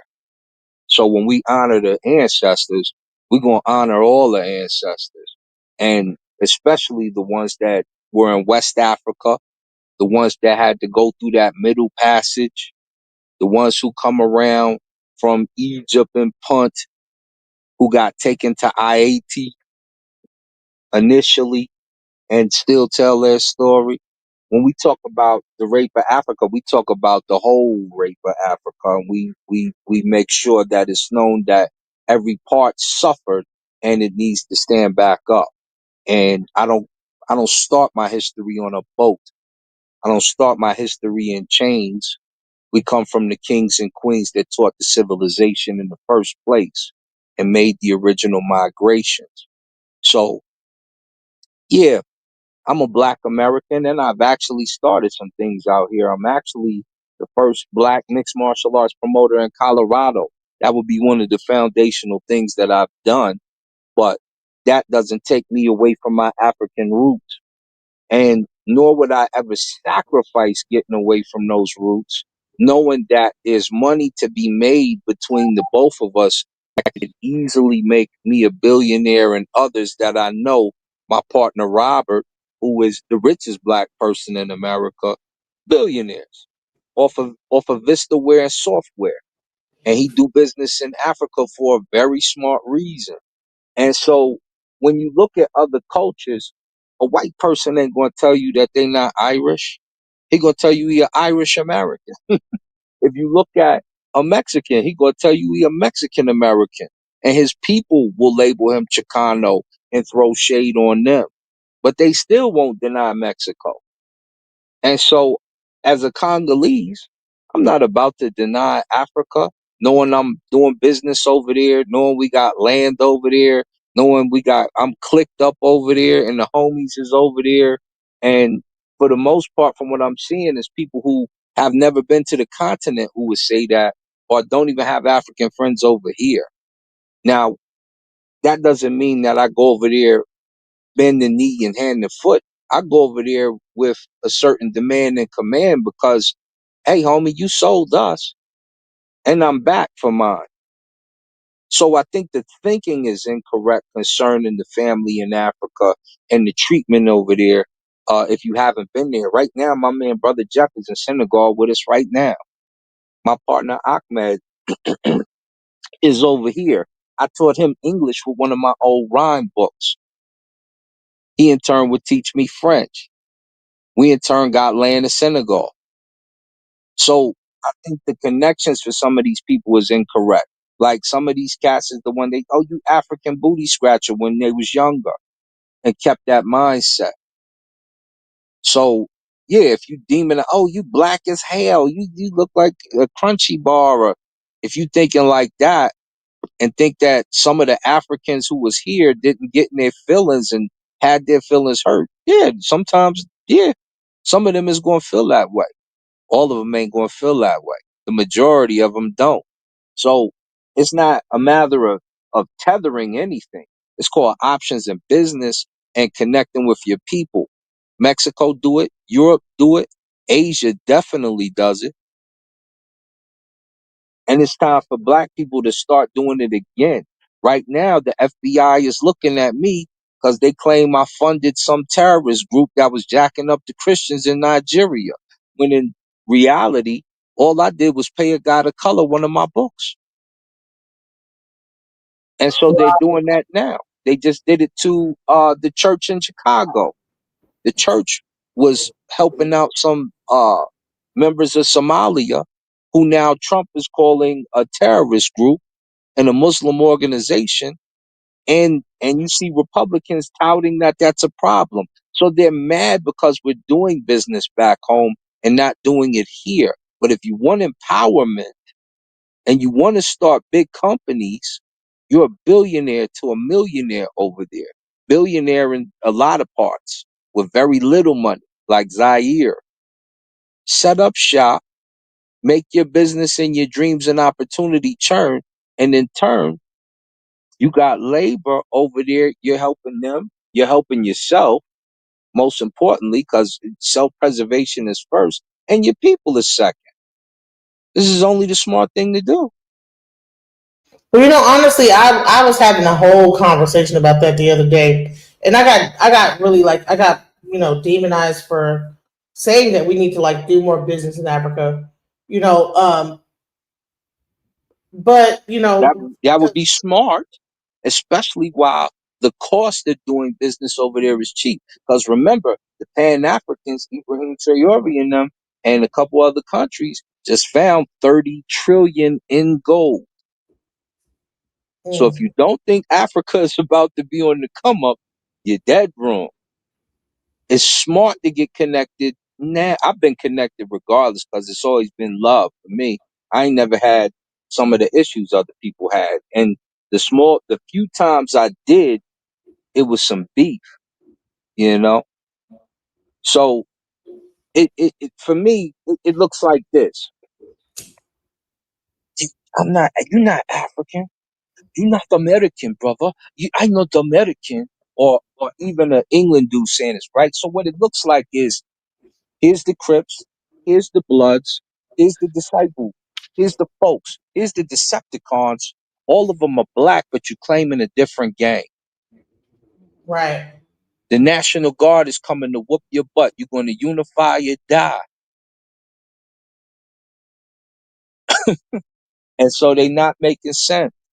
And right now is for me, I stay connected. I could never be disconnected at any point in time. I could never praise Jesus again at any point in time. I don't mind if somebody does it.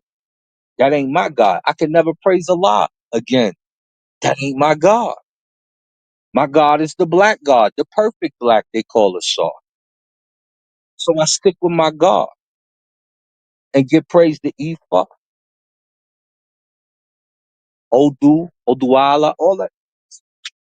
Before anything else, it's family first.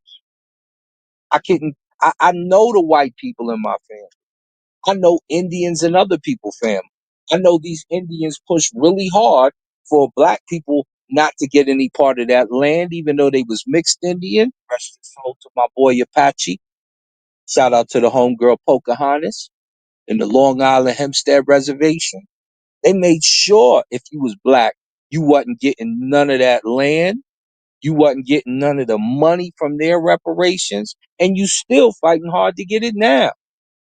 For my boy Sinetta and the Wachita people, tell me what reparations you got from your Indian land. Tell me how difficult they made it for you as an Indian, part black, part Indian, to get your reparations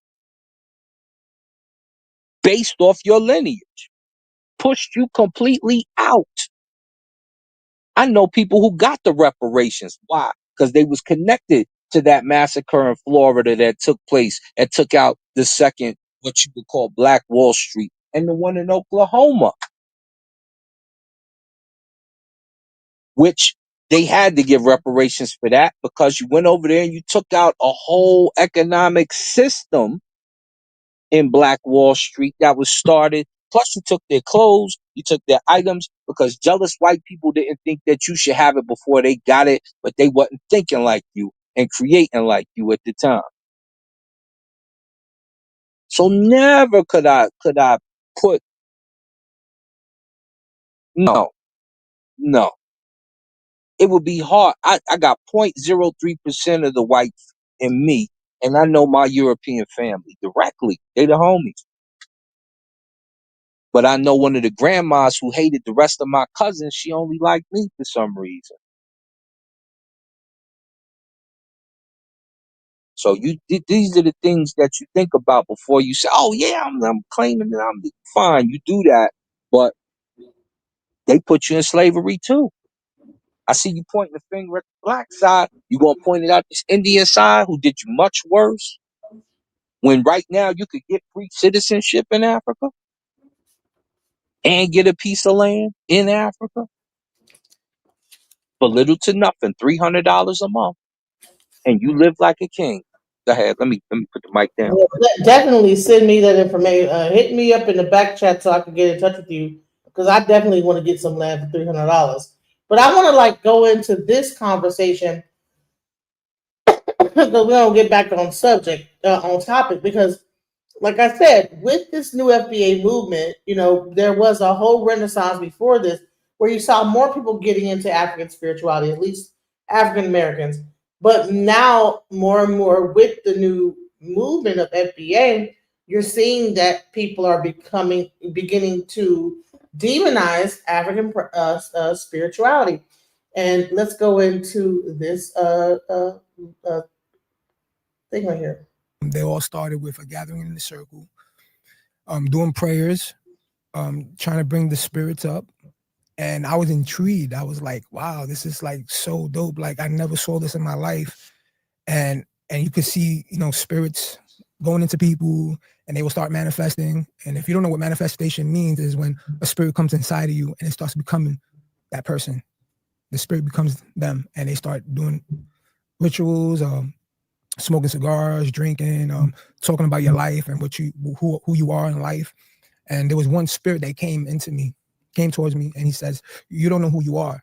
He says, "You're very powerful, and we could use you." And I said, I was intrigued by that. I was like, yeah, I want that power. I want that. I want that fame. I want the money. I want the riches because I just came from getting released from baseball, and I lost everything. I pretty much lost everything. So I wanted the fame. I wanted the money. I wanted the lights. So they said, okay, we're gonna start doing these rituals with you. You start getting baptized, start doing the perfumes. So when they started doing the perfumes and stuff like that. Now I want to say this. Now I don't know if this is something specific to Puerto Rico, but everything he's saying, what is he talking about? So I do have to say that I have never heard of this ritual as he's speaking of it. It might be more specific to Puerto Rican 21 divisions brujeria, which, like I said, witchcraft, priest, and brujeria. So Brujeria, I don't know. You know, I'm still learning about what that really is. You know, like a monster, like a werewolf, a ruggaroo. So, yeah. and I'm it's like, what funny, is he going on? started off talking about beer and drinking and smoking. That's the only spirit he could find that would come into him. Yeah. Yes, let's go. Yeah, right. So let's go. The spirit started coming inside me. And as the spirit started coming inside me, I started getting this anger, this rage, and I became somebody that I wasn't. Listen, when he's talking about the perfume, I remember when my uncle was giving his testimony when he used to be a warlock, he would say that in order for him to invoke. Once again, see how they're like using these words like warlock. Okay? Warlock. First of all, warlock is a European term. So you cannot use warlock for African spirituality. Warlocks are not. So I don't know. So I'm going to finish, but I think that. So what they're going to be talking about is they're going to be merging European and African spirituality. This is where I was like, what is going on here? Let's go. A genie spirit. You know, he would have to drink many bottles of perfume. And when he would drink the bottles of perfume, it would invoke a genie spirit, right? Now, if you go get a random perfume bottle, you drink it, that doesn't mean you're going to get a genie spirit. But there was a certain ritual that he was told to do by a witch doctor in order to receive the ability to fortune tell, divination, right? And that genie spirit entered him when he drank those bottles of perfume. What is he talking about? Bro? Wasn't at all. When I was growing up, I was raised by my mother. He was drinking perfume and became a warlock. I became this angry man that started selling drugs. That started gang banging because I wasn't gang banging yet. I started gang banging as I got older because a lot of people that would come to these meetings were rappers, drug dealers, and people who want the same power. And I didn't know that because they made it seem like it was God because they also believed in Jesus. They also believed in other things. And I didn't read the Bible. I didn't know. I didn't know the difference. The Bible says that we should not be worshiping idols. I didn't know that at that time because I was so lazy not wanting to read the Bible. So I was so intrigued. I was like, yo, I just want that power, like that same power that you have, how I can just walk on fire, how I could just speak to people's lives. And I want to help people, but I don't know how to do it. So they started teaching me how to read cards. They started teaching me how to do spiritual baths and baptism and stuff like that. And I became this warlock. Throughout this whole thing, I became this warlock. But before I became this, fucking go with this word warlock. You know, it's like I became a warlock. What the fuck is a warlock? But what are you talking about? Disrespectful, yo. Like I don't even know if this is a really true story, guys. But it's like these new younger people are coming up with these stories, and I don't know. Maybe something's happening wherever the hell they are, and they're calling them warlocks. But first of all, guys, I just showed you earlier. Warlock is a European term that they use in Scottish, and that is like almost like it means the devil. Straight up, that's what warlock means. It's the devil, the great deceiver, and it goes back to the Christian church and the demonization of the. I mean, I'll go back. I'll bring it back up, but the fact that these black people, and I don't know where they're getting whatever. Let me just let it play. Let me be quiet. That's why I wanted to play this. Like, where are they getting the term warlock from? this warlock, I started being disobedient. I don't know if you know what disobedient is, but disobedient is basically like I was doing my own thing. I wasn't following orders. You know, the same thing as gangbanging, the same thing as you were in prison. You have to follow order of a leader or anything. And I didn't want to follow their order. I wanted to do my own thing. So what they did was they put a curse on me. They put a picture of me into a pot and made me sick. So after a couple months later, I lost my kidney. I lost my kidney. Never. I don't have diabetes in my life, in my family's life. I don't have none of that. Heart disease, yeah, but I didn't have no heart problems. The only thing that they found was I lost high blood pressure. I had a lot of high blood pressure, and I was going to work. And when I went to work, I was getting these bad headaches, and I was telling my foreman at the time I was doing scaffolding. Bro, you had high blood pressure. You lost your kidney. I mean, what are we talking about here? No, the high blood warlock did pressure it. untreated will make you lose your kidneys. So like, why are we blaming this on being a warlock and there was a picture and a thing and like this is what I'm talking about, guys. Like, and I wanted to show people this because people will watch this and really be like, yeah, but Christians will watch this and see that demonic. Well, it even goes a little deeper than that. And you're drinking perfume. Perfume is made out of isopropyl alcohol. It is not ethanol, which is what's drinkable. It's isopropyl.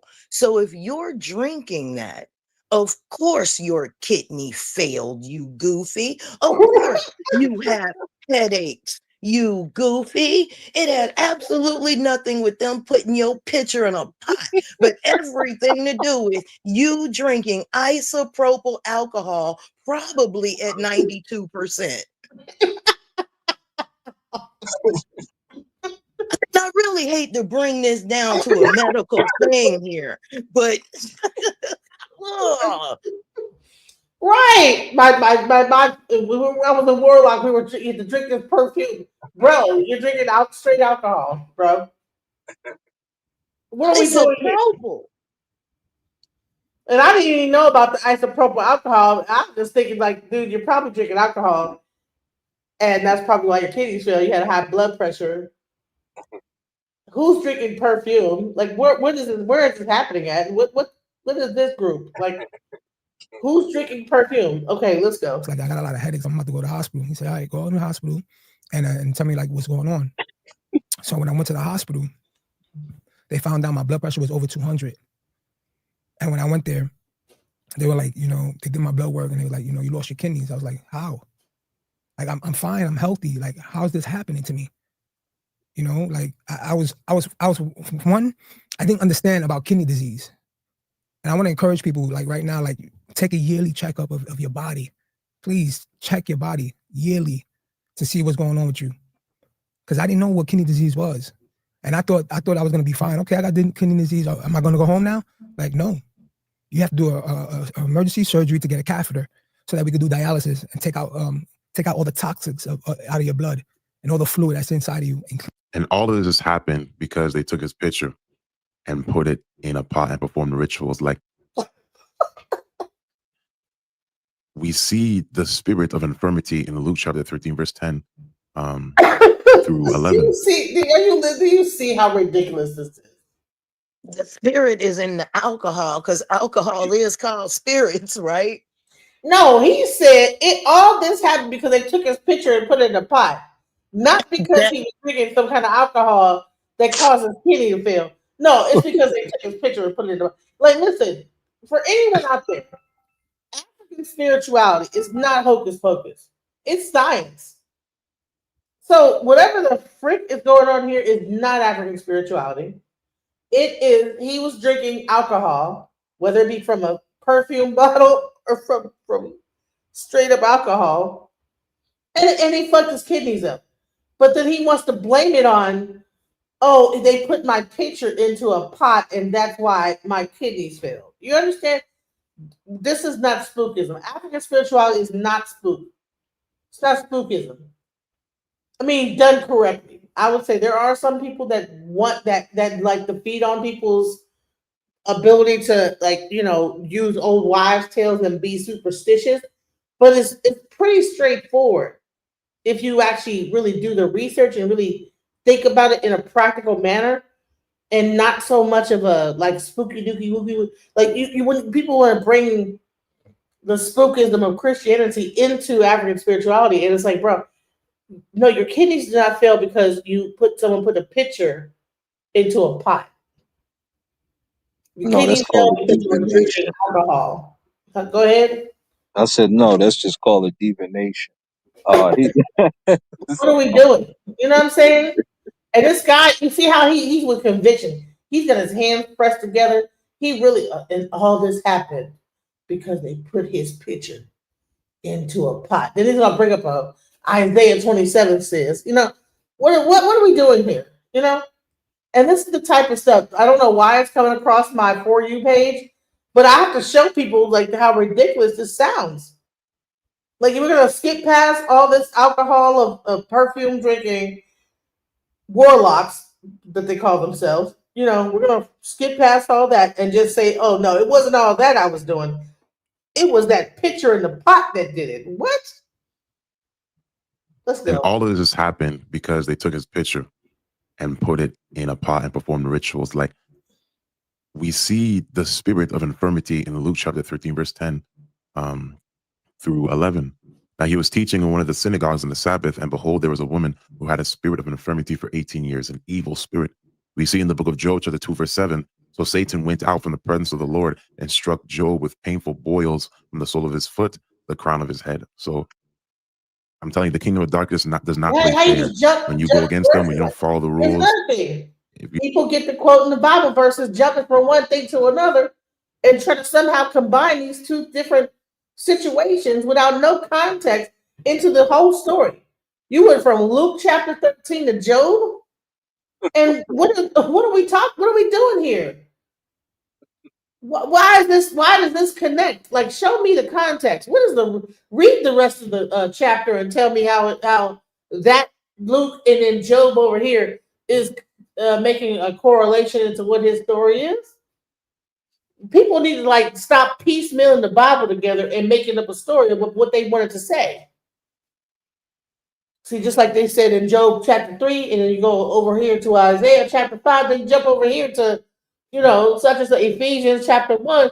And I'm like, bro, those are 3 stories about 3 different things. You're going to take a verse out of it and then make it mean what you want it to mean. You understand what I'm saying? Come on now. That's why regular people was not meant to read the Bible. I believe that it was only meant to be read by priests. The Torah, I don't know about the New Testament, but the Torah was not meant to be read by the general public. Because you don't just jump around and grab what you want out of it and then make a point. I would say this: if you read that book, the last people in that book you would want to be is the Hebrews. Number 2, if you've read that book, you see it's just a conglomeration of a bunch of different stories. Number 3, when you get to researching the book, and I've read it, I read the Bible all the way through 3 times, and then I've studied different verses extensively to see where they took the information from. Which, when I started to get a hold of that, if you've seen me debate before, especially some of the older debates, you see me pull out and put Ptahhotep next to certain hymns, right? Psalms 104. You seen me pull Quranic verses out, which, because I gave a promise to one of my brothers, I haven't done often. I pulled the Quranic verses out and put them next to things like Kagimnai, such and such, where they line up exactly, and we say, well, where'd you get this from? And then at least one of the Muslim brothers who did a video was responsible enough to say, well, yeah, we obviously took this from the original. So when you start to see this type of stuff, and then all of a sudden you hopping from here to here in that book, and you trying to put this verse with that verse when there's 3 different stories happening, no. Thank you. For that. And all this because he put his picture into a pot. Come on, get out of here, bro. Let's go. You don't fulfill their assignments, what they want you to do, they'll strike you with sickness and disease. Why? And then you could there's no loyalty in the kingdom of darkness. Be much better. So I was in the hospital, and as I was in the hospital, I was there. They did the surgery, they did the catheter, and I'm going into the dialysis center that they have in the hospital, in Jamaica Hospital in Queens. And I had to be there for 4 hours in the machine. Within that 4 hours, my blood pressure dropped from 200 all the way down to 64. And when it went down to 64, I caught a cardiac arrest and I died. I went black. They had to re-rise me back to life. And after they re-rised me back to life, everybody in my family started crying. They were telling me, you passed away, you died. And I didn't understand at that time. Like, are you serious that I died? This is a spirit of death. This is literally a spirit of death. Like, I didn't know about They that. put this picture in. So as I was there in the hospital, my grandmother came, my aunt came, and they was like, you have to give yourself to Christ. And I said, okay, I'll just go. I'll give myself to Christ. What is it? I almost died. So we did the prayers and all that. And I was in the hospital for a whole month because I didn't have insurance at the time. So within that time, that whole month that I didn't have insurance, I was just there sitting in the hospital, constantly getting dialysis, 4 hours, 3 times a week, 3 days a week, 3 days out of the week. And finally, I got a chance to get out the hospital. And nobody from that I was going into witchcraft, and none of them came to visit me. None of them checked on me or asked me if I was okay, which that was weird to me. That was real weird to me. So I end up, getting out the hospital, going to this church, and I want to talk about this. Like, spiritual warfare is real. Demons are real. I went to this church. I went to go visit my grandmother's church. And when I went to my grandmother's church, I saw a witch there, which I knew because I was a warlock. So there was a witch there. She's not supposed to be there. She's going to church. So when we went to the church, I saw her. We locked eyes, and we said hi to each other. And as the service was going on, Here's a question: the witch is not supposed to be in the church. Why can't the witch go to the church too? Didn't it say everybody can come? Like, why? Okay, she's a witch. She's not supposed. I'm a warlock. She's a witch. She's not supposed to be there. Well, you're not supposed to be there either. Like, why is it she not supposed to be there? Like, right? I'm trying to understand, like, how people want to conflate this whole Christian thing and then try to make it into like this judgmental. If she's a witch, she probably should have been going to church. If you want to convert people over to Christianity, wouldn't the witch want to? If she, you know what I'm saying, wouldn't that be where she should go? I don't know. Certain churches, if you go to a Pentecostal church, I don't know if you know about Pentecostal churches, but certain Pentecostal churches, they dance and they screaming hallelujah, they're going crazy. But this Pacific day, this woman was there, I was there. She started manifesting into this demon, and she started speaking in demonic tongues. And then everybody around her started manifesting in a bad way. Like, nobody didn't understand this. Like, no churches knew about this. First of all, okay, let me. And everybody around, they thinking this is God, and it's not God. And that woman is having everybody else turn into demons. So he's judging. And then me, I'm watching this. I'm thinking this is cool. I was blind at the time. Like, I didn't know like this wasn't a good thing. I thought this was good. This is why the Bible says, do not believe every spirit, but test every spirit. Even though people may say Jesus, they say God, they may say this. It doesn't mean the Spirit of God is an operation. It does not mean it is. So I started seeing people manifest, and I started tapping my cane because I was a warlock. And I was tapping my cane, and I have other people manifesting around. The pastor starts seeing this, and he says, "This is not good." So he shut down the worship. He shut it down. He stopped it. When I saw that, I looked at it. I was like, "Oh, okay, this is not for me. This is not for me at all." So I went back into the lifestyle of being a warlock, but I left 21 divisions. So first of all, so he's saying he's in 21 divisions. Can anyone? I don't know if anybody knows about 21 divisions. Are there warlocks in 21 divisions? I don't know what 21 divisions is. 21 divisions is the Puerto Rican. Foodie, do you know what 21 divisions? Because I might just be talking, but from what? No, he's not 21 divisions. No, there's not. Okay. I think this is Brujeria he got into, in a bad one, as in ill intent and ill equipped. And he says, okay, all right, no, he's not 21 divisions. No, there is not. Dominican voodoo, maybe. Right. So he's saying he was tapping his cane at the church, and I guess the pastor stopped it. Or maybe, you know how people get the Holy Spirit and then the pastor gonna wrap it up. They can't do that throughout the whole church. It just probably stop. Sometimes people will tell a story, And if you've been to church before, when people get in the spirit, whatever, at some point the pastor stops just wraps it up. Everybody, you get everybody wrapped up. They get the music going. You know what I'm saying? and then okay, all right, everybody, just bring it on down. You know what I'm saying? All right, and then they just chill out. They catch the Holy Ghost, and that's so. Watch this real fast, right?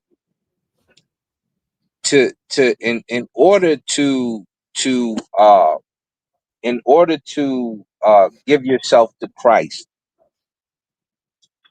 there's about Oh, no, five you can key say steps. hold on, there's more. There's another people. Oh, go ahead, go I'm ahead, go saying ahead. the whole thing, guys. If anybody's saying I ain't, I'm just going through it and talking about it throughout the video because we're gonna go through this. Because first of all, he says he's tapping his thing. He's at the church. People are getting the Holy Spirit. He's judging the witch because he's like, she's not supposed to be here. Now you're a warlock. You ain't supposed to be there neither, god dang it. But you up here pointing your finger at her. She ain't supposed to be here. She gets the spirit. She feels the church, right? And he's judging her. Look at her. And she's getting demons on her, everybody. Or whatever he's doing. He even lost his kidney, but she came Right. in He up there. there like pointing the finger at her. Look at her. She's over here. She's doing some kind of witchcraft and making everybody get demons on her. Well, first of all, at a Pentecostal church, that's the part where people get the spirit, they get the Holy Spirit. Same thing happens in when you go to Lukumi ceremony. The music kind of gets hyped, and the spirit will come down, and people will get possessed. So there's no difference between what happens in the church than what happens into A house of light or Buddha temple, and that's exactly why I was going to bring this up. yeah. Because what do? And I seen a girl on the internet that if they was inviting, don't you know that the natural have to enter your body? Well, no, duh. You want to walk around with the spirit of the righteous. So when you, like I said, to get yourself to Christ, you believe in Jesus, accept that Jesus Christ is the Son of God who died for your sins and was resurrected. You repent and confess, no different than doing ma'at or being iwapele. So now you invite him in through prayer. Invite Jesus to come into your heart and life, making him your Lord and Savior. So you invite the Spirit of Jesus inside of you. No different than you would a Necharu. You just think the Palestinian ancestor has more power than a Necharu or a Ifa for whatever reason you have. You inviting him in your life to control your life. That's possession. You invite the Holy Spirit into your life to control your actions. That's possession. So why you try to, when they bug out, oh, he said Olodumare. Well, that's an African spirit. That's one I could trust. Of course I'm gonna bring it into my life.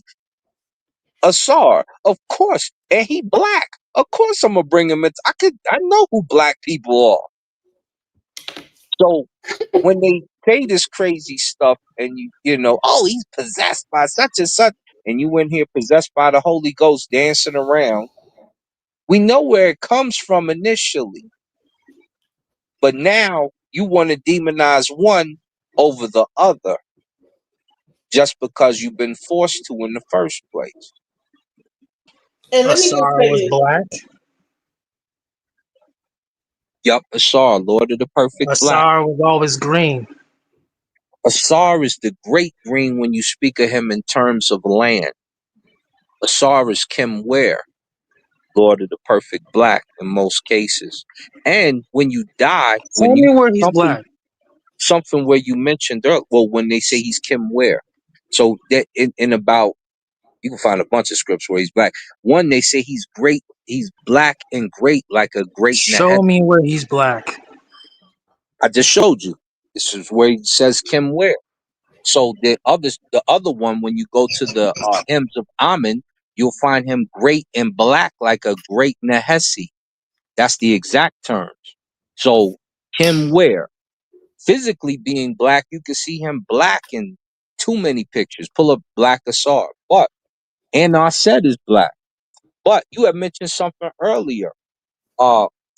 When they died, and the Roman and the Greek converts, who were also Shemsu followers of Asar, they would put black vitamin on their skin, as me and Smash had covered, so that Asar would recognize them in the Amduah, in the field of gold, in the field of reeds, in the Aru, the heavens, the pet. So when you see that and you know that and you understand these things, it's I'm good. I'm here. I'll let whoever do whatever. But if we're gonna put something and invite something in, I need to know where it's from. And I know where black people is from. So I ain't inviting no this in there or that in there. I will invite a SAR in there. I invite some Ether in there. I'm Congolese, but we go ahead. So let's finish. Well, let's listen to the rest of it. I thought it was very interesting. Let's go. I ended up doing Orishas. Orishas is, you ever heard of Beyonce? Of course, yeah. You know Beyonce, right? Yeah. So Beyonce worships Ifa. Ifa is Achun from the Orishas. What the hell are you talking That's about? who I had. I had Achun, which is the goddess of the ocean, of Ifa the lake, is excuse me, the Achun. goddess of the lake. And there's another woman called Yemaya. No, first of all, he's wrong. He's saying all this wrong stuff. Oshun is the goddess of the river, not the lake. Oshun is not Ifa. So this tells you that he doesn't even know. See, right there. So it's almost like any spirituality would know when a person does not know what they are talking about, because they will just be saying stuff and not know what the fuck they're saying. Watch this. He's going to just muck up everything when it comes to the Orisha. Let's go. That's who I had. I had Achun, which is the goddess of the ocean, of the lake, excuse me, the goddess of the lake. And there's another woman called Yemaya. She's the goddess of the ocean. So I transitioned from 21 divisions is Dominican voodoo, into African voodoo. It has African, Cuban, and Haitian voodoo. And when I went there, that's when it got real. That's when I started dealing with big time drug dealers, big time. First of all, how are you dealing with African voodoo and then dealing with drug dealers? Listen, Obatala, one of the biggest Odus is not to deal with white powder. That's why everything is done with herbs. That's the biggest taboo, is the white powder.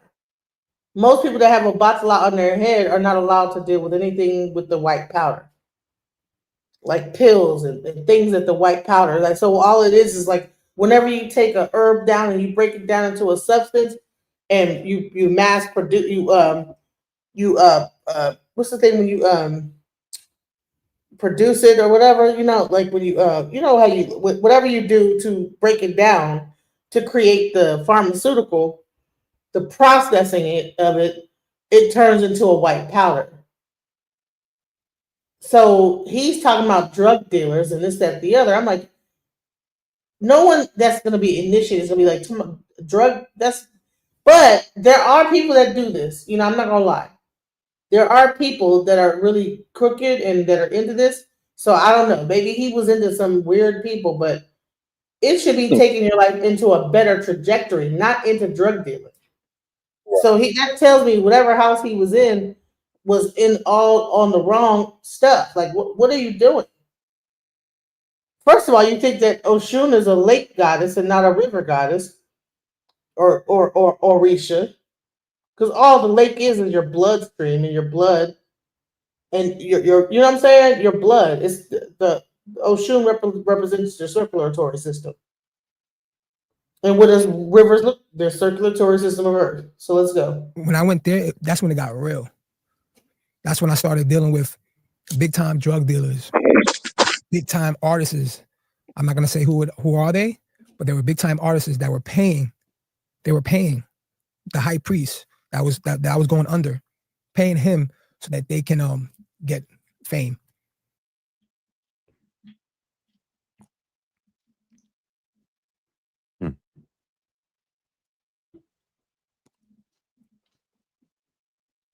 Bible says, what does a profit a man to gain the whole world but lose his soul? There are people that are doing this stuff. Satan stood before Jesus and said, all this I will give unto you if you bow down before me, and worship me. All of the kingdoms, all the wealth, all the everything I will give unto you. All the people I'll give unto you. Stuff is so real. First of all, why do they associate wealth and prosperity with Satan? So that means that you're supposed to live on this earth and be poor? Because money is the root of all evil, let them tell it. The love of money, right? I thought it was the love of money, right? It is the love of money, but remember, you're dealing with people who cannot read. We're listening to somebody that probably reads on the 5th grade level. Hence, his understanding and pronunciation, may I say, is on the 5th grade level. I toned this dude out so long ago, it was ridiculous. I'm sorry, y'all. Go ahead. I didn't have to play it because I couldn't believe it with my own eyes. I'm like, this guy is just so convicted in what he's saying, and the pauses and and what Jesus said was, and Satan came into the garden. City. I'm like, bro, Leviosa.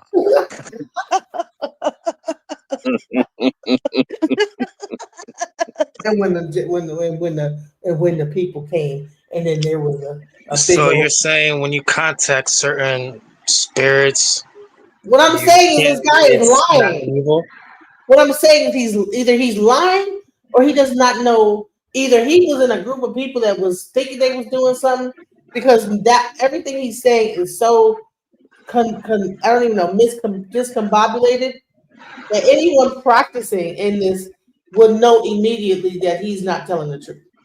That's like a person saying, I went to a Christian church and everybody had to bow down and touch the square in the center. They were all circling around the square and they had to like put their head into the square. And they were, you know what I'm saying? Like, no, that's Islam. That's not, you know what I'm saying? Like, he's not even, and not even doing that. He's not even doing that good about it.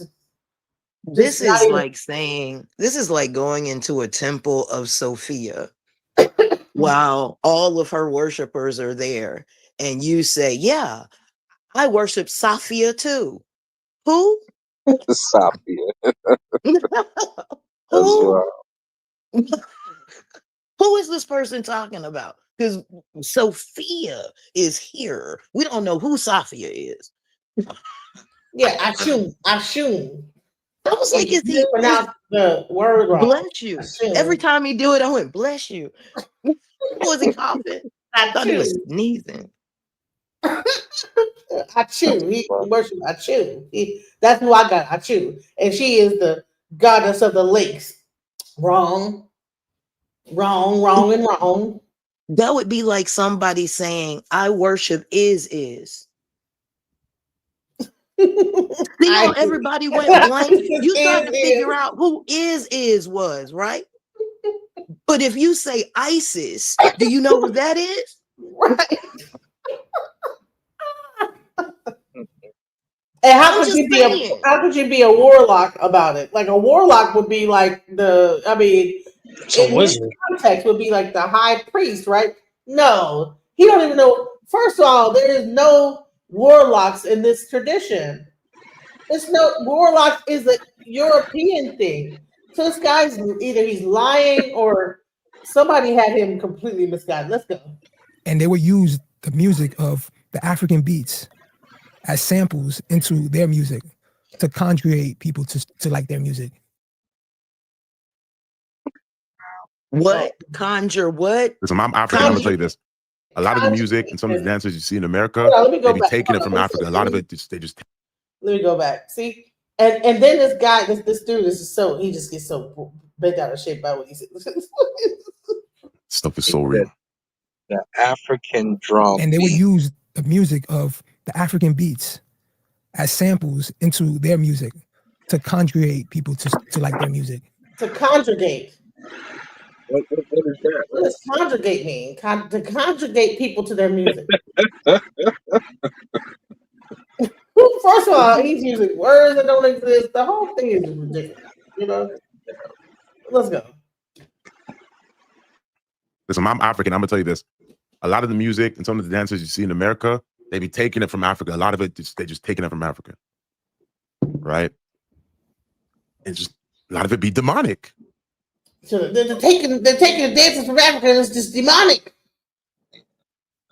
How are we taking dances from? We don't even watch African TV, nothing. Like, what are you talking about? They see all these dances from America. They're taking it from Africa, and it's demonic. What American person is watching African TV? Listen, we're gonna do that dance right there. TV, and I watch some African TV, but what's demonic about the dance steps? It's just dance. Right. Music plays, your body moves. It makes sure certain things, it's because it's hitting certain points in your body. So if you hit a bass thing, it's going to make your lower half move. If you move, the treble up is the head, the center is like the mids. So if you combine all that, you got like treble, mids, and bass. And then you just go and your whole body will move. So what are we talking about here? Well, that's they get it from Africa. Like, no, they get it from natural ways that the body moves because of like waves and frequencies. And never mind. A lot of it, they just taking it from Africa, right? And just a lot of it be demonic.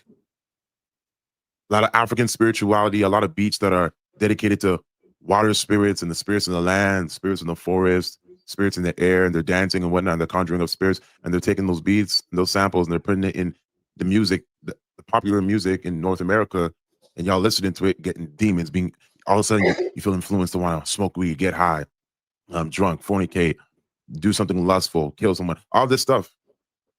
Now he's from Africa. Now, I just want to like just make it plain here. This guy's from Africa. Why would an African person? Are they so superior? It's not about them being superior. No, I'm talking about colonialism and the brainwashing of the Christian church in Africa. Because Africa is majority Christian, other than Muslim, right? Like the actual like Muslim, I believe, is the majority. Yeah. So I would say majority Muslim, right? So traditional African spirituality is demonized in Africa. It actually took, even for Ifa and Oshun Grove, it was a white woman that actually tried to preserve that grove. You know, it was a white lady that started to preserve that Oshun Grove. You know, Fela Kuti was one of the people that came back from America and went into Africa with Afro beats and tried to bring the original religion of Ifa back into the African fold after he went in the civil rights movement that was happening here, that people were into like African tradition and religion, because it actually got regenerated here before it got regenerated in Africa. So he's saying, well, I'm from Africa. That makes it seem like he's validating, like, oh no, see, I'm from Africa. I'm an authority in this. Well, no, back up, because you know what I'm saying, y'all wasn't even preserving y'all own traditions. You guys were colonized, That was Christianized. done. Go ahead. The conditioning that was done very well.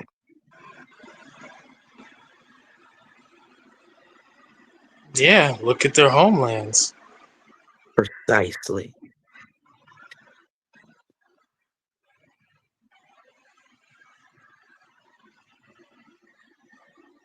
But again, you must get people to demonize their way of life in order for you to come in and save them.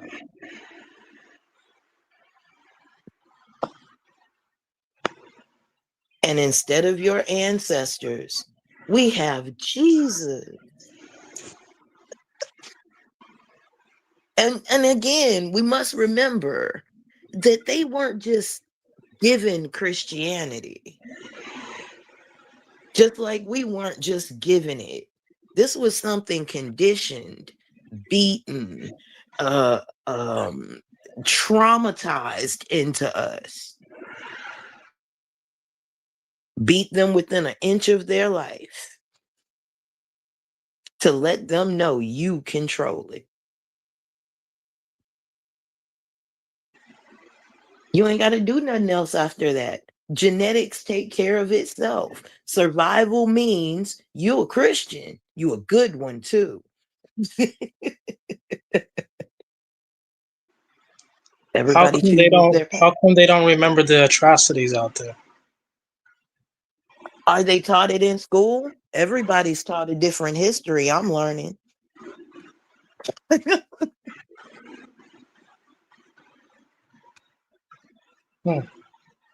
That's why we have different school districts. And that's why if you live somewhere, you're not allowed to go to school somewhere the hell else. You're being taught something that you're not supposed to know from your district. Hunger Games.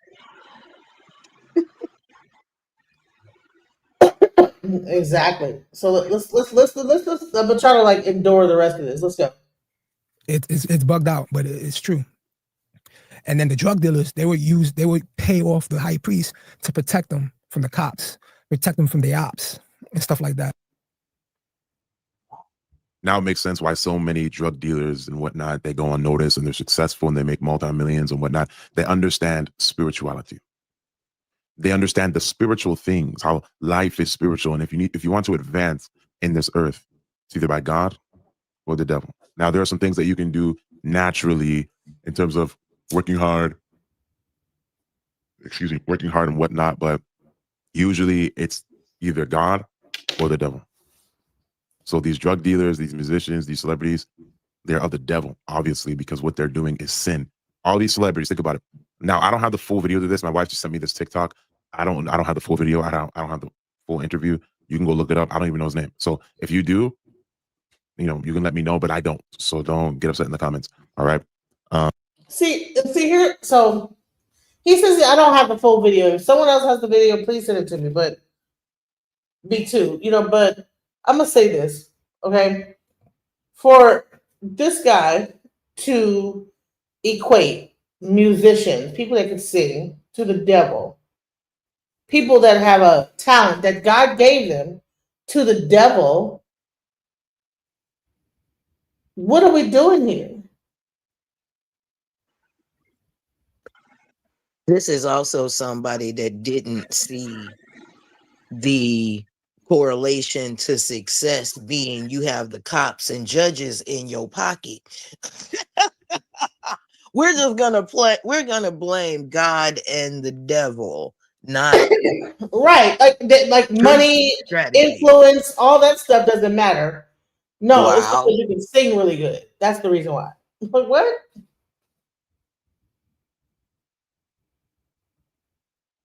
Yeah, and this is the ignorance is bliss. That's the type of rhetoric that's going on right now, and I believe. And I listen. Between that and the whole things about but so I don't like. I would be remiss to not also show you guys the difference. Okay, according to Ifa, what is the difference between priesthood and witchcraft?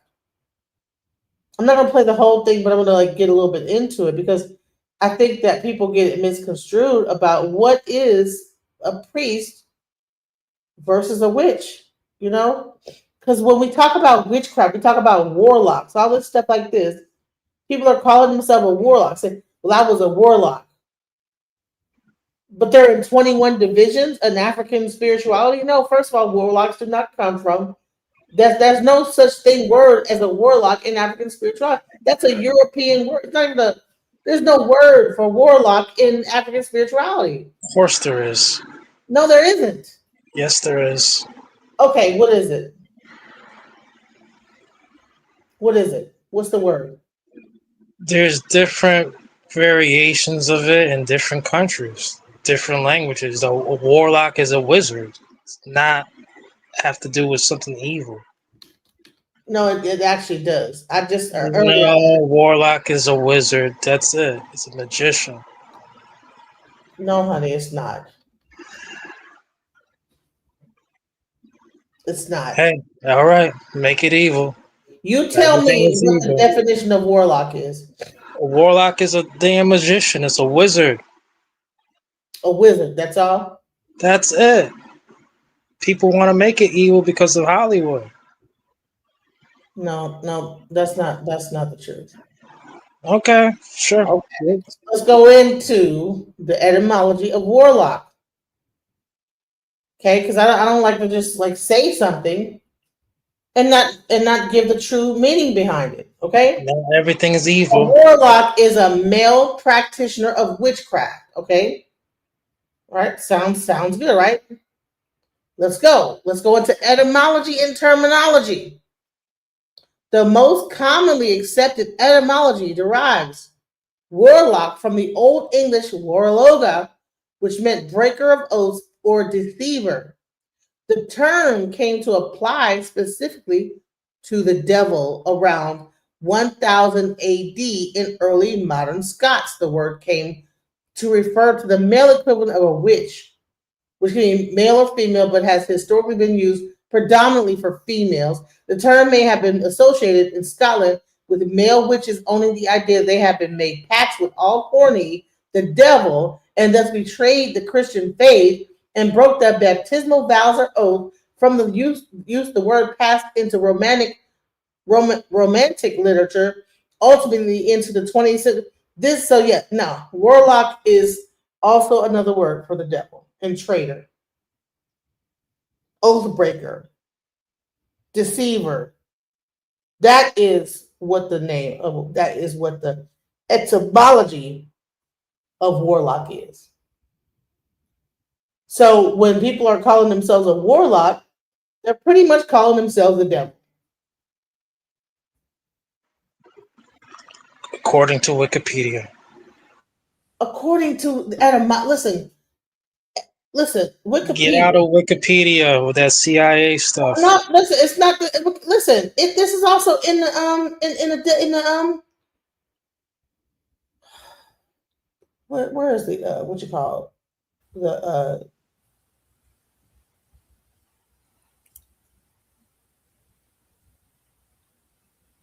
Hello and good morning.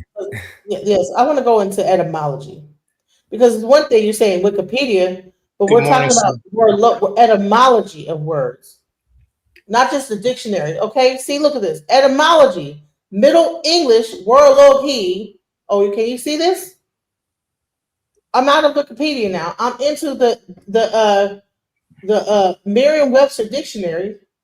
Etymology of the word warlock, Middle English warlogi, from Old English warloga, one that breaks faith, the devil, from where faith trough logan to lie, akin to Old English true more of at very lie. Okay, so all right. So now we're out of Wikipedia. We're into the dictionary now.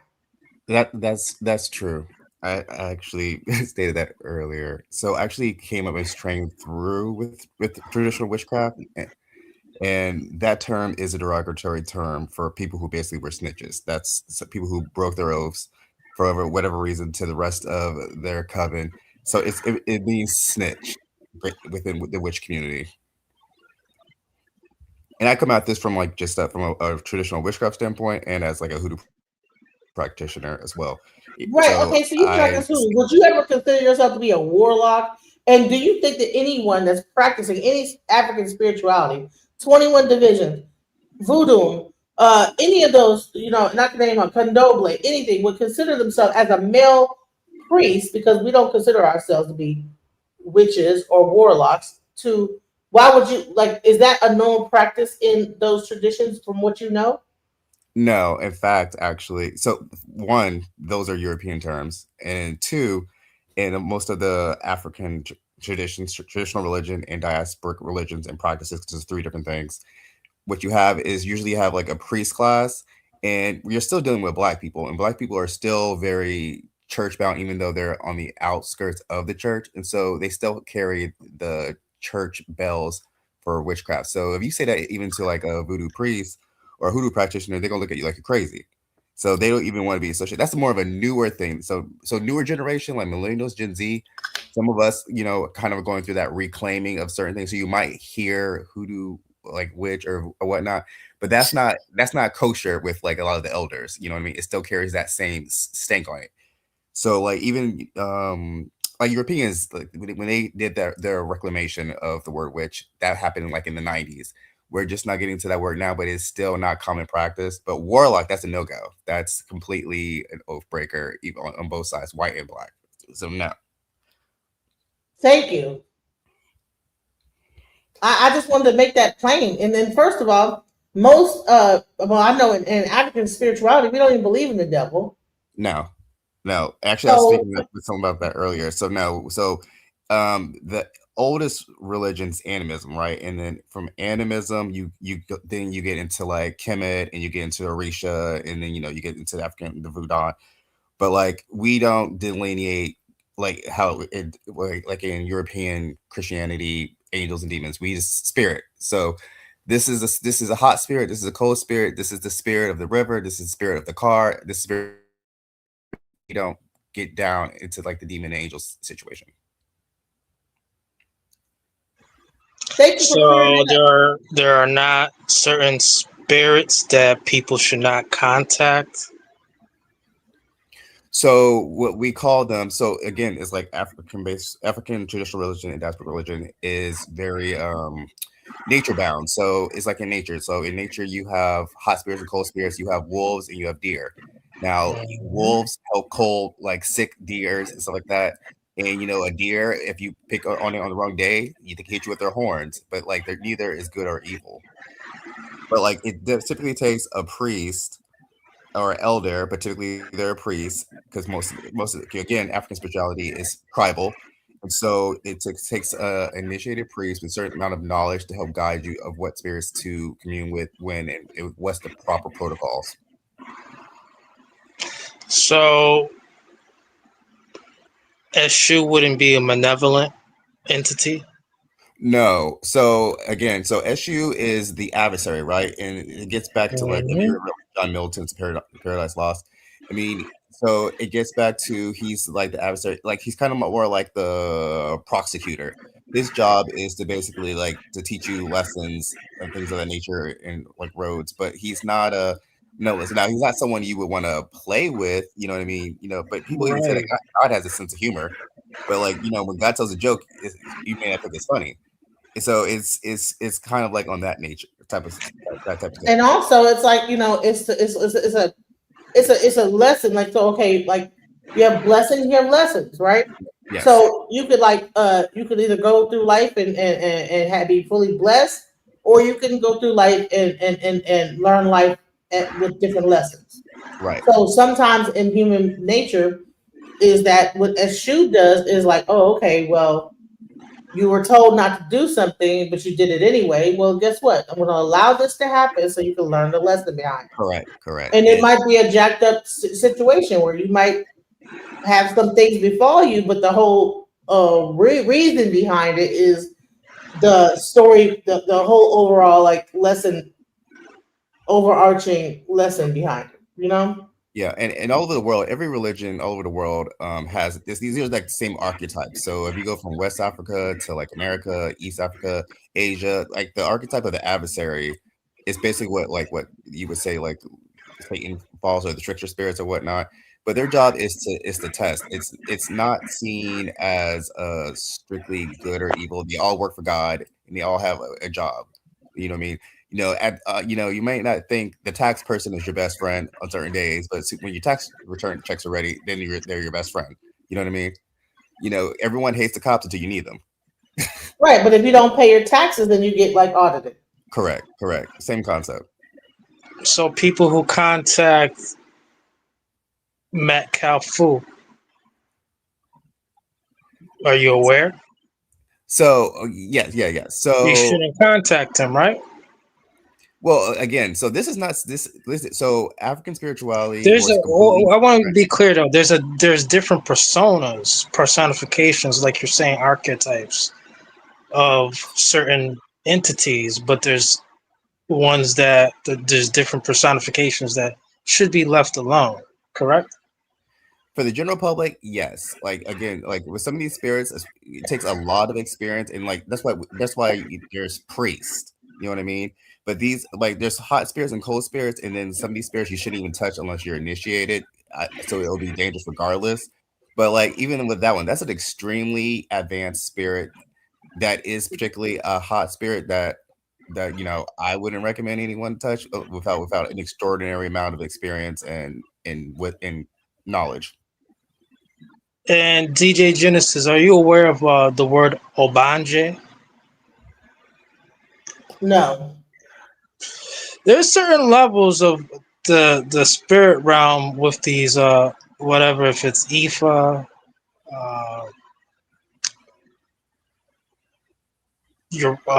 what if it's Iwa,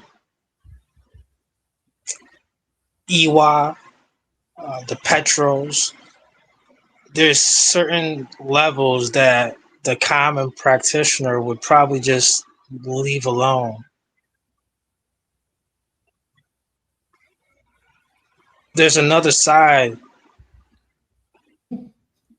No, I think that okay. So with all spirit, okay, all these things, all these different spirits are meant to explain a situation, right? Duality, yes. Right. So yeah, a child could be born and die young. And then, they're saying that the spirit is meant to torment their parents, right? But So you're looking it up. Thank you. See, here's the thing: is that there's an Odu behind each spirit. Yes. There is, and then the practitioners that work with that spirit understand that spirit and how to work with it. So if a person has a child that dies at a young age or whatever, the torment would be the trauma of losing that child for the rest of that person. Imagine that can be very tormenting to lose a child. I lost a child at 2 months, right? The child lived to be 2 months. Now, you have some that would say, "Oh, that's part of your egg bay." It could be an Obanje as well, right? If I would have been mourning that child, so then you would have a priest that understands that spirit that would be able to remove that energy of grief away from me. Correct. But the bottom line is like all this stuff is really meant to explain situations that happen in human life, and then there's people that are able to take whatever that energy away from you, and that's why you have certain priests that work with those spirits. It's not about good or bad. It's about like everybody. So this life, this whole world, this life is full with trauma and different things. So yeah, you're gonna have a spirit of disease. You have a Babaluaye, right? Who was a king, but I think he's also represents the Black Plague, right? So there's also a priest there's an actual Babaluaye priest, right? So when a person is sick and got illness, that you could go to a Babaluaye priest and they would know how to deal with and remove illness. And that was kind of like the thread that they had within the community is that not only were people it was a community of priests, it wasn't people had different gifts, so to speak. Yeah, you have to remove like the construct of good and evil. That's a European construct. Like in African spirituality, Native American and Asian and Hispanic, it's more we see nature, we see like the whole board. So we look at the world more like even light and dark is a little bit more nuanced. That's why you'll hear more hot and cold within our I got you. Like that hot and cold. Like I can give you some mandrake, a certain amount of mandrake, and it actually can cure you. Sleep.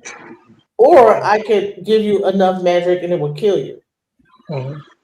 So the same herb, given a certain, it's just like if you're given a pharmaceutical, I can give you the right dosage of it, or I can give you the dose that'll off you. So it's a matter of, and that's what the job of the priests is to know what dose to get. There was a man in a purple robe who was always known as Josephus, and he was a rich man according into the Bible. And so, in extra biblical lore, this man Josephus was involved with the crucifixion. And when that glass was supposed to be vinegar, it was supposed to be a glass of mandrake. And to make the body look like it was sleeping on the cross and obviously taken down. The tomb was a sepulcher of some sort. And 3 days later, the body is removed. Everybody is hysterical. He's walking around town. I seen him. But there's always biblical lore that this body was never dead.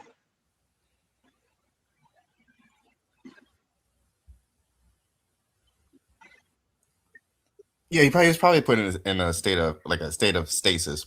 You've heard of something like this? Yeah, you hear about it a lot with like Haitian voodoo, like with like the whole zombie thing, which was like Hollywood. But like, what happened is they would have a lot of Haitian priests, the best ones, are well versed in the use of like herbs and like poisons and healing modalities.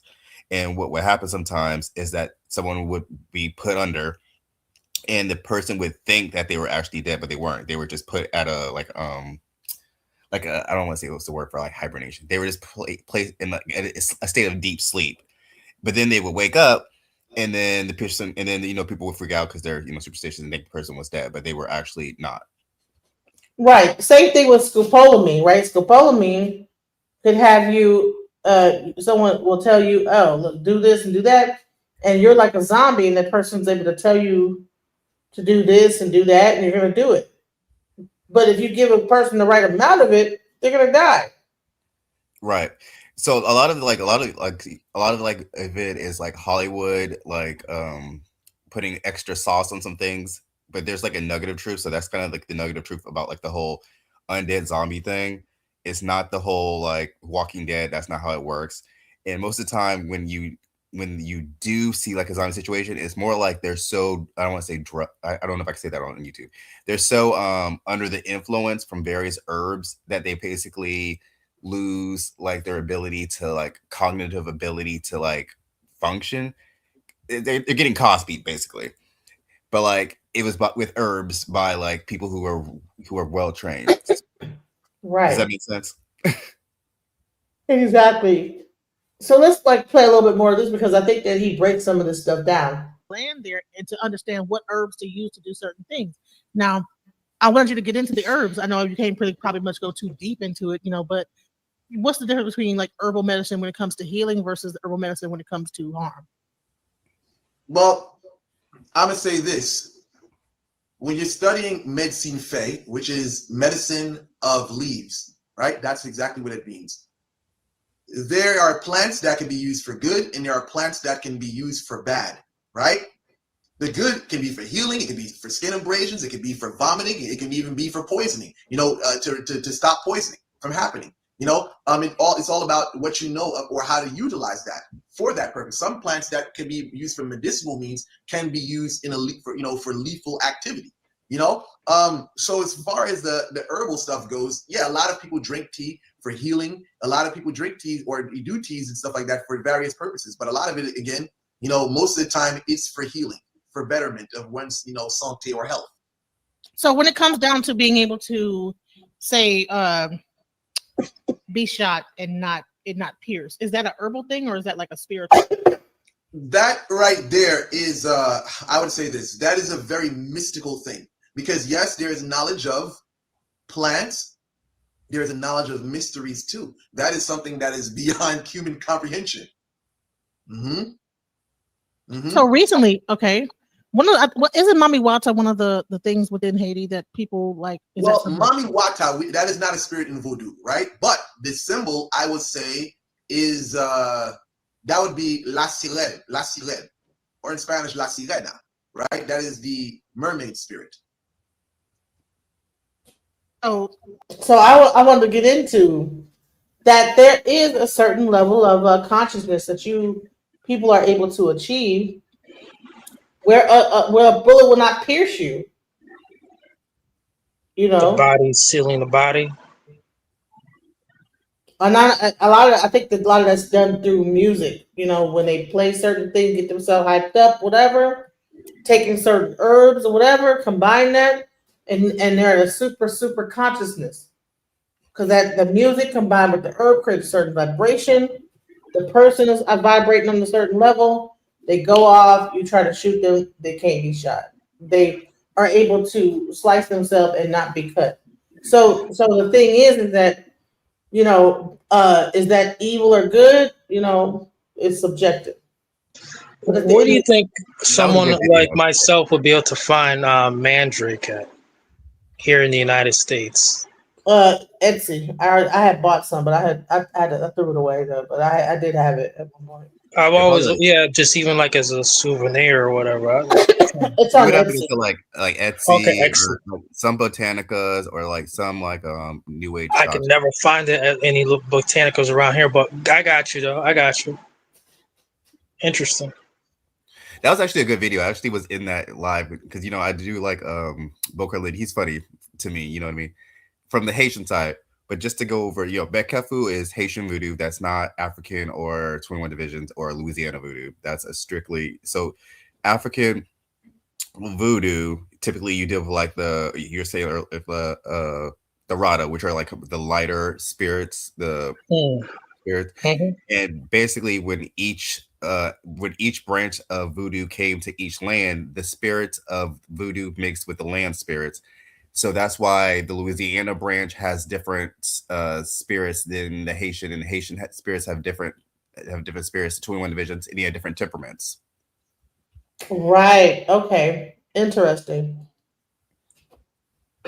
So a bokor. Do you know what the actual thing of a bokor is? What's the difference between a bokor? Because, like I said, we're getting into The witchcraft, male version. The male Brujeria, version. witchcraft, and priest. So The would a male version. bokor be? What are you saying? That's the male version, right? The male version of the Bruja. The No, Bakor. no. So a bruja is more there's the diasporic practice, right? So for America, we Black Americans, we grew up here in a more Protestant country, so we didn't have the same flexibility that some of the Catholic colonies had. So like Caribbean and Latin America, they have more flexibility. Catholics were a lot more lenient with their slaves, so their spirituality looks different than what ours looks like here in America. That's why with hoodoo, like we don't have like particular names for our spirits. We deal with more spirits of place within hoodoo, root work, and conjure. Ours had to be more DL, right? A Bokor is basically like a sorcerer for hire. You ever seen like Princess and the Frog, that Disney movie, Dr. Facilier? So a Bokor would be someone who you could go to and you pay them a fee or whatever, and they would do a working for you, good or bad. They're morally neutral, versus a priest or a priestess, a Hugan or Mambo. They I'm sorry, what's your name? The main content creator was saying is they have to like, it's stricter. They have to abide by the rules of spirit. It has to be justified. It has to be, there's spiritual laws that they have to follow. So they're not going to do, a love working, or they're not going to do a left hand working just because you feel like it. Versus a Bokor, you give me $100, I'm gonna do it regardless of it. There's no morality. You know what I mean? It's transactional. I'm glad you brought up something to the left hand path. Do you believe there's a left hand path to Ifa and all the rest as well? Okay, so for instance, I could speak from I'll speak from the American diaspora, right? In hoodoo work and conjure, because our practice is a practice of survival, it wouldn't make sense for there to be a left hand path or right hand path, because our practice was literally meant as a means to survive like slavery and to protect our loved ones. So it's kind of like a handgun, right? So left hand, right hand, that's more in lines with like European mindset, especially from like a hoodoo standpoint, because our practice was designed to give us the ability to survive unimaginable circumstances. Does that make sense? Yes, it does. However, it seems that the new generation that is being spoke of, they're more attracted to the left-handed path of things, and they're The trying. left-handed pot in Ifa would be Palo, at least for the Lukumi side of things. So you have. I'm glad you brought that up, DJ Genesis. I try to be careful with So that. you have the Orisha, which are go ahead. I said I try to be careful with that with Apollo, because I don't want them mad at me, but I try to be careful with that because sometimes Apollo people get a bad rep and people say Apollo is like the evil sister of Orisha. It's not. But what I can say is that with the Orisha you're dealing with like elevated spirits, elevated ancestors, and like primordial spirits.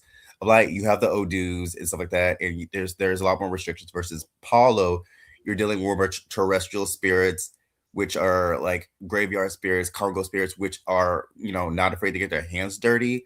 But Apollo could heal just as much as a Centero could whip you. I know both. I've seen people on both sides. So again, there's nuance to it. That's what I want. That's what I would like to say, because I know the Apollo girls get hit pretty hard. That's what to make sure I. Well, no, yeah, I didn't mean it like that. I meant more like Muerto versus the Orisha. Yeah. Yes, but like you're dealing with the dead versus like the Apollo side is a little bit more aggressive. I would not try to make those more hotter way hotter spirits. Yeah. And there is also probably less control of those spirits as well too, because once something is done, it's done. There's nothing you can do about it. That's the thing. I won't speak on it because close that's close practice. I try not to overstep, so I will speak. If it's justified and you go into that and you. Well, but I can't speak from my standpoint. From a hoodoo work and conjure standpoint, I don't do anything unless it's just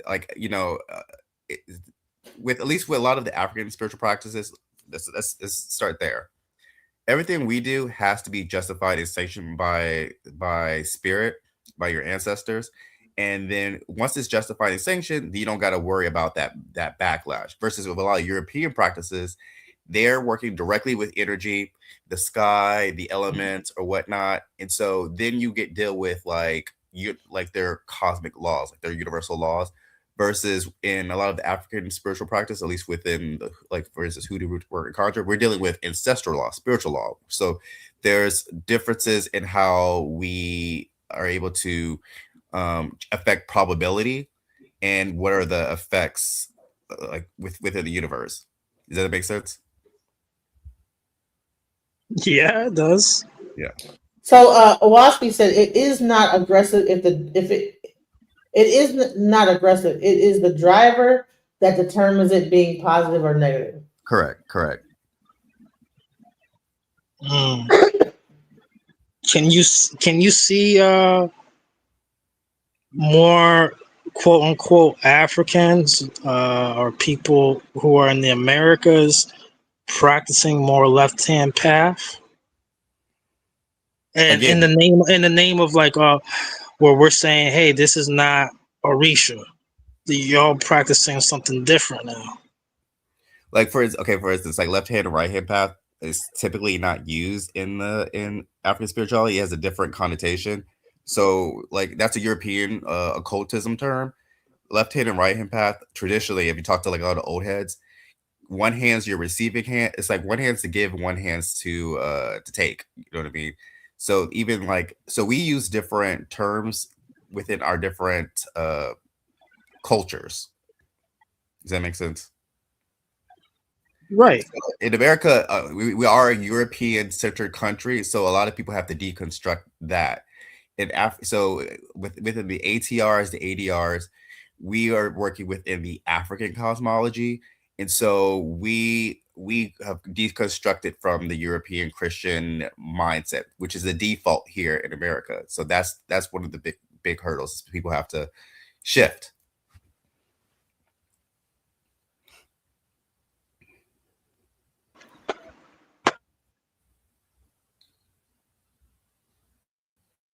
I want to show you Azaria Banks, being a practitioner of Apollo, she broke some things down. I want to show this video. So let's go. Yeah.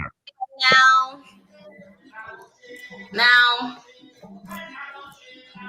I just wanted to come here to you in the Witch Cave today, you know, because I've been talking a lot of shit today, and just wanted to give you guys a real peek at what it's about. And what it's about and what it is. And, you know, this is specifically for Black people. I hope you guys are online, especially my Black girls. I hope you're online watching right now. I'm here in the Witch Cave with Chola Wenge Chola. And today I just want to teach you a little something about just two of the main African traditional religions that have traveled with us from the motherland to the Americas to, you know, Central America, South America, United States, Caribbean, etc., etc. Hold on, wait, let me turn off the damn thing. Okay, I'm not about to teach y'all no brujeria, but I'm just gonna give you guys some insight. Shit. Okay. Okay, I'm gonna give you guys some insight on what's happening. You see my shirt here, stolen from Africa. I got my fucking Chola Wenge here with the embele. Oh, she sold it. Oh. And everything. So not supposed to do that, right? No, this is so bad. This is not sanctioned. Oh my God. A lot about Chango, but nobody ever talks about Paloma Yombe. I've been initiated in Paloma Yombe for the last 4 years of my life, and I love it. I originally came into the religions through Yamaya. Of course, she called me first. And I came, and every santero that I saw, everybody that I went to was like, Azealia, you have to go work with the dead. You have to go work with the dead. You must go work with the dead, right? So this video is not about it's not here to complain about anything. I just want to give you guys a real insight on what. Now, I gotta say this. So when she's talking about Yamaya and working with the dead, the first cemetery is the ocean, you know? Mm-hmm. And then you had the cemetery on Earth. And so me being Oya, so in my head is the cemetery on Earth. She's dealing with the cemetery underneath the ocean. Because, you know, all the fish, when they pass on, what do? Boom. They die. There they go. So that's why she had to be scratched, because she must have you know, some kind of her path in Yemaya must be like a path of like the cemetery of the ocean. You know, that's normally how that goes, right? So she could probably be a death doula, help people to pass on things like this, you know. She could probably go into like a old folks home, and when people are like in hospice, be able to work with them and help them to like go see the light, whatever, things like that. Or, you know, just work with people. So that's just another thing. So let's hear what the rest she has to say. Let's go. Oh, hold on. She keeps showing it though. She keeps showing it. And then you have Ocha. So oh wait, you can't even see that. Osha is Orisha. Osha, Orisha. Mm-hmm. All right, so in Ocha, you have what they call you have Ochun in Ocha. In Palo, the name is Chola Wenge. And I think Palo is another Congo, right? Then you have Yemaya. The name in Palo is Kalunga. I think that Palo is out of Congo. Yeah. So yeah. So it's Congo based. So like for instance, Congo.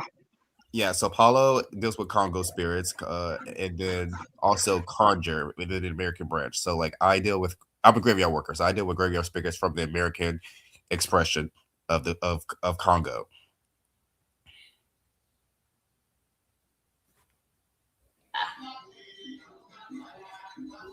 Then you have Chango in Ocha.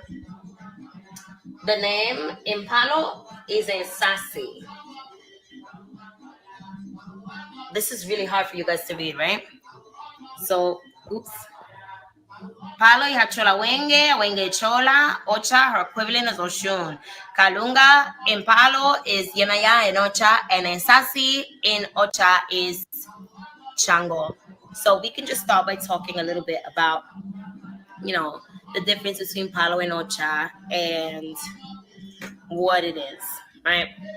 So Ocha is a Yoruban religion from Nigeria, from the city of Ile-Ife and all over Nigeria. It's a more celestial religion that has a lot more to do with spirituality and like kind of like saint, like the idea of a saint more than a natural earth current and a natural earth energy. Yemaya is considered to be a real person who died and went to heaven and became Yemaya. But in Palo, the Kalunga is a natural force of energy. It's like a natural force of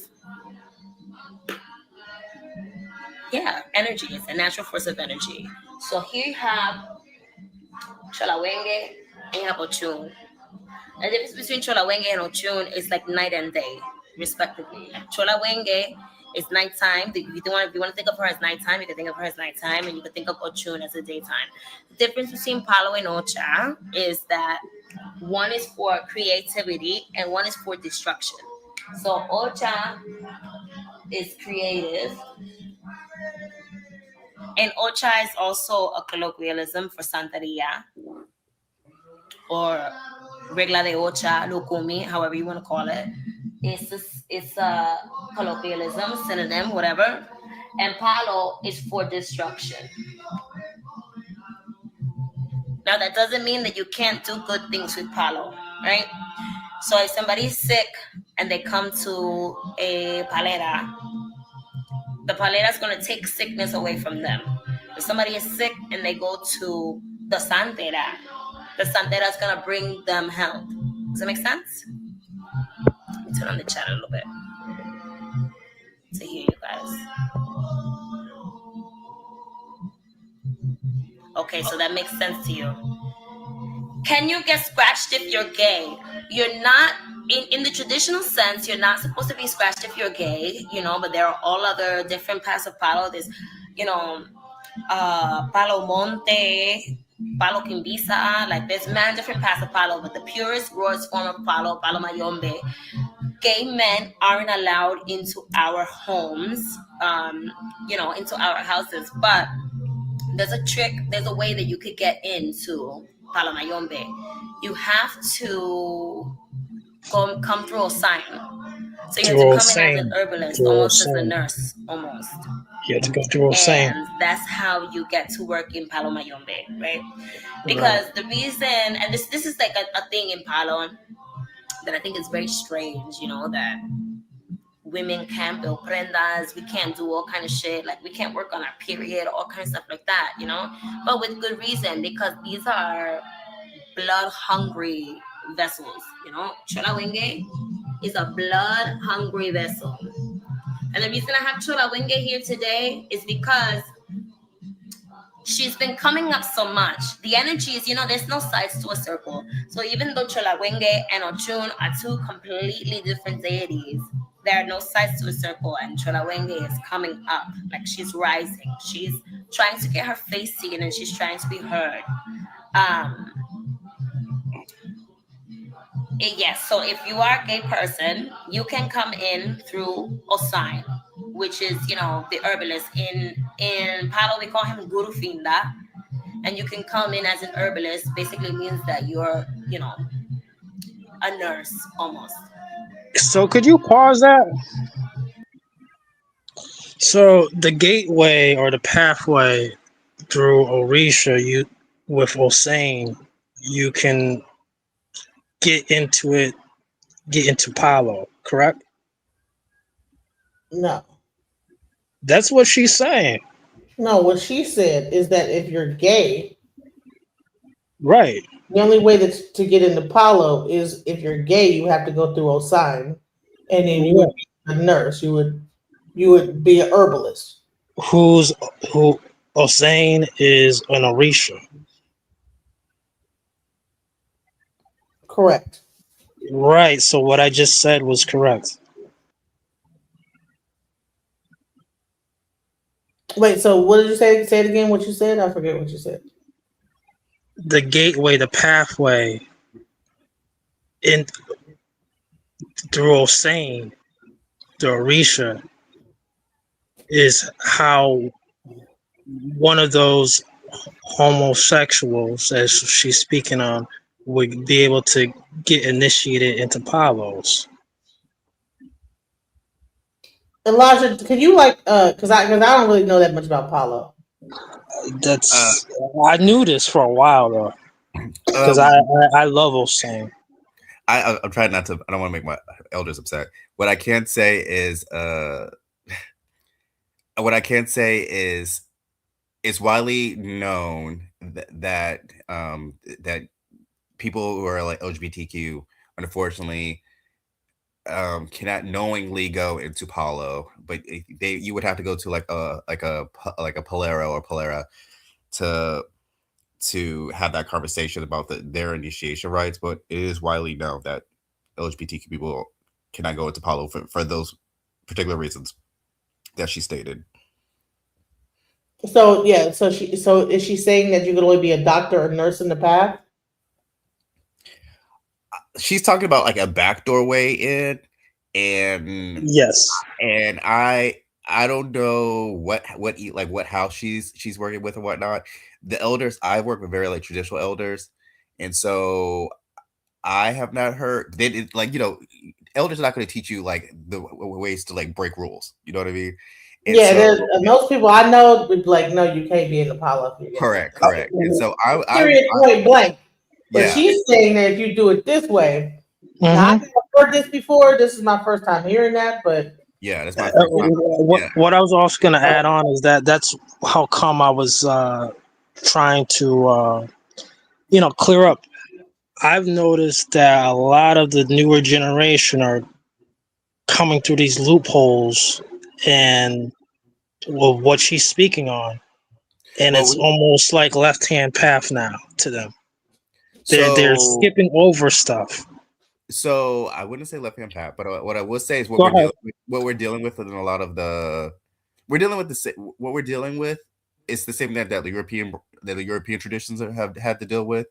We're dealing with like kind of a generation of like the TikTok witches, the Etsy witches, and like we're dealing with like the TikTok hoodoos, the TikTok. There's like trends. So years ago it was hoodoo.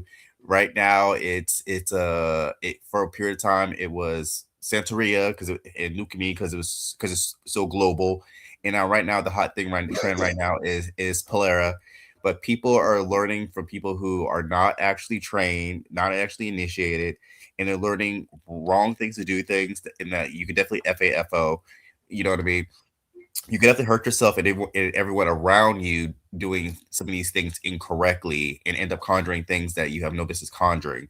And so I would strongly recommend that you do not try to like pick up a book or watch someone do a ritual on TikTok and think that it's gonna like end up correct.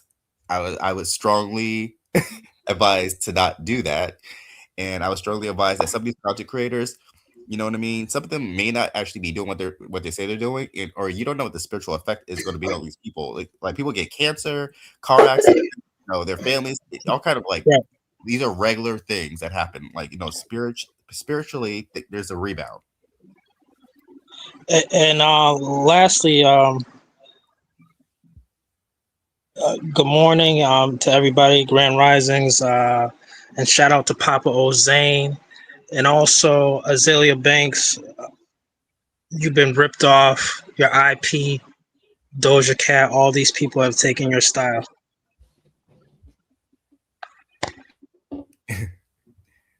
what I can say about this is I'm very happy that we're living in an age, even though like a lot of these practices might be going back underground, but we're living in an age where African spirituality is taking taking center front again. A lot of people globally in the diaspora are awakening. I'm very happy, like Taraji P, Azalea Banks, Michael B. Jordan. I think I've got Forrest Whitaker. So like, there's a lot of yes, there's a lot of us that are like coming out of the shadows, so to speak. We have Bible Labs. Danny Glover. Yes, yes. So And what I was gonna also say too is like for me, and I'm from here. I'm foundationally from here. But what I've always noticed is that the Hispanics, so to speak, they've embraced the African spiritual sciences more so openly than folks from here in the United States. Yet they love Orisha and Ifa, but they still despise Africa, or I mean Africans. And I could be wrong with how I'm saying it, but I believe in 2026, more people from the United States will kind of feel more the same way. The spiritual sciences are cool. That's what's embraced. But the Africa continent itself, no. actually, like I said, I kind of mentioned something like that earlier. What I can say on that is, for instance, like earlier, I talked to you about like the difference between a Protestant country and African spirituality and a Catholic country and African spirituality. Is a lot easier to hide spiritual technology within Catholicism because it's so ritualized and there's so many spirits. It's easier to do so versus Protestantism, which is a little bit more strict and there's only like so many. That's why hoodoo is a foundational Black part of the diaspora, right? So hoodoo, you have to be Black American to practice hoodoo. I'm sorry, but that's how it works. And basically, what I can say is that I think for a lot of people in America, because we've come under like slavery, Jim Crow, and the construct of Black and white and like the erasure of identities for both peoples, is that we don't own Blackness, right? Globally, that's why when you hear diaspora, or like it's kind of like a nod to Pan Africanism, right? Because the African diaspora spans the globe. There's Africans in Asia. There's Africans in Europe. There's Africans, here in America, Africans in Africa. So there's a thing where we're like we don't own Black. We're of African descent here. Like for instance, here as foundational Black American, I'm of African descent primarily, and I have a little bit of Caucasian in me. You know what I mean? And then the same thing for Latinos. They are of African descent too. Now, is there anti-Blackness in the Latino culture? Yes. Is there anti-Blackness, but they're still utilizing African spirits? Yes. Is there anti-Blackness and they're using African spirits and they're lightening the spirits? Yes. And we're dealing with those things within behind closed doors. But yeah, so a lot of things you're saying are happening. I'm not saying across the board, but is it enough that is very present in our African Americans acknowledging the anti-Blackness? Yes. But we do have our own practices here within the diaspora, which hoodoo and conjure rootwork are. You know what I mean? Also, within hoodoo, rootwork, and conjure, you have to acknowledge the United States is massive. So we do have regional branches or whatnot within our system. And we've had a lot more tribes that blended. I mean, like I think it was about 12 tribes that blended their technologies into what we have here, right? Within those 3 different tracks, versus some of the other countries where it was more limited tribes, which means it was more consolidated knowledge. And so there's different nuances to how these things kind of like are presenting themselves now. Does that make sense? Right. I see that the faith that we're speaking on is is gaining more ground openly. Yes, but also a here. good thing about like in hoodoo and wait first I just go back to this. Hoodoo had to be a lot more DL than the rest of the ADRs and ATRs, but a lot of people hoodoo is so embedded in African American culture. A lot of African Americans practice it, don't even know they practice it. The Black church came from like is a product of from Black spirituality from hoodoo. There's the Black spiritualist church, for instance, which is our branch of what you would hear of like you heard like Espiritismo in like in Latin America, which is like spiritualism. So there's European spiritualism, spiritualism. There's Espiritismo, and then there's the Black Spiritualist Church, which is kind of like a gospel of the Black version, basically, of spiritualism, with Mother Leafy Anderson that predates the Latin version. And what else did I say? There's so much. A lot of our people I here haven't even heard it like that. That's interesting. That predates the Latin. A lot of our people here, because Black people, we had to be, like I said, extremely DL. It's so embedded in our culture, you wouldn't know it, but like hoodoo is so embedded into our culture. So it's kind of like it's like explaining water to a fish. You're already in it and you don't even know you're in it. You know what I mean? It's like, even like our baptisms, like the water, stuff like that, that's like a hoodoo practice.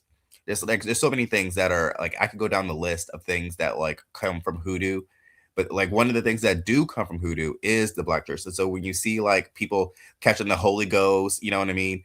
That's just same spiritual technology for mounting. We even have a different face. If you hear like a conjure worker, you might hear like my grandmother, she would say, oh, she was a prayer worker. She like even like so we use different masks than our Latin counterparts for our stuff here.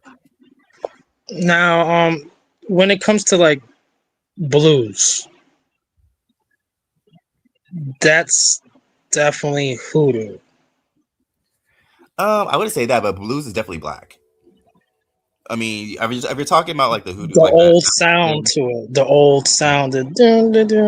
Yeah, there is hoodoo embedded in that. It's almost like when you might hear the juju sound and with the guitar over there. It's like slowed down. What I can say is our people are very tenacious, resilient, and we're able to maintain our spirituality through incredible odds and traumatic events, and we're able to show ingenuity and adaptation, and we were able to hide it in a very different way that our Latin counterparts within Catholicism. And what I can say is we may not have names for our deities because we grew up because America was had a more Protestant background, and so we work with a lot more like generalizations, like spirits of place versus names for better words deities than other ATRs and ADRs, because we had to be, we had to combat like lynching and like you know what I mean, and, things of that nature. And so it was what, a few decades ago where like you had to register in like Louisiana to be a spiritual worker, where like so it was a lot more strict here for a longer period of time.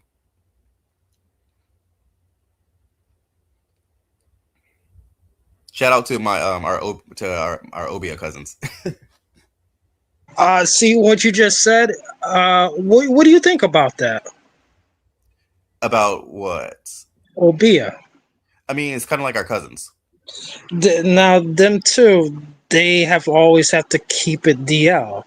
Correct. They're in the same boat. They've had to deal. I mean, their limitation is more recent than ours. In America, freedom of religion kicked in a while ago, but Obia, they just got the ability to kind of, it's still pretty like taboo there, but they use basically the same spiritual technology as us, just within their land. And every just like every block out there, there's a church right there in Jamaica. There's like bunch of churches, but in the center, Obia has always been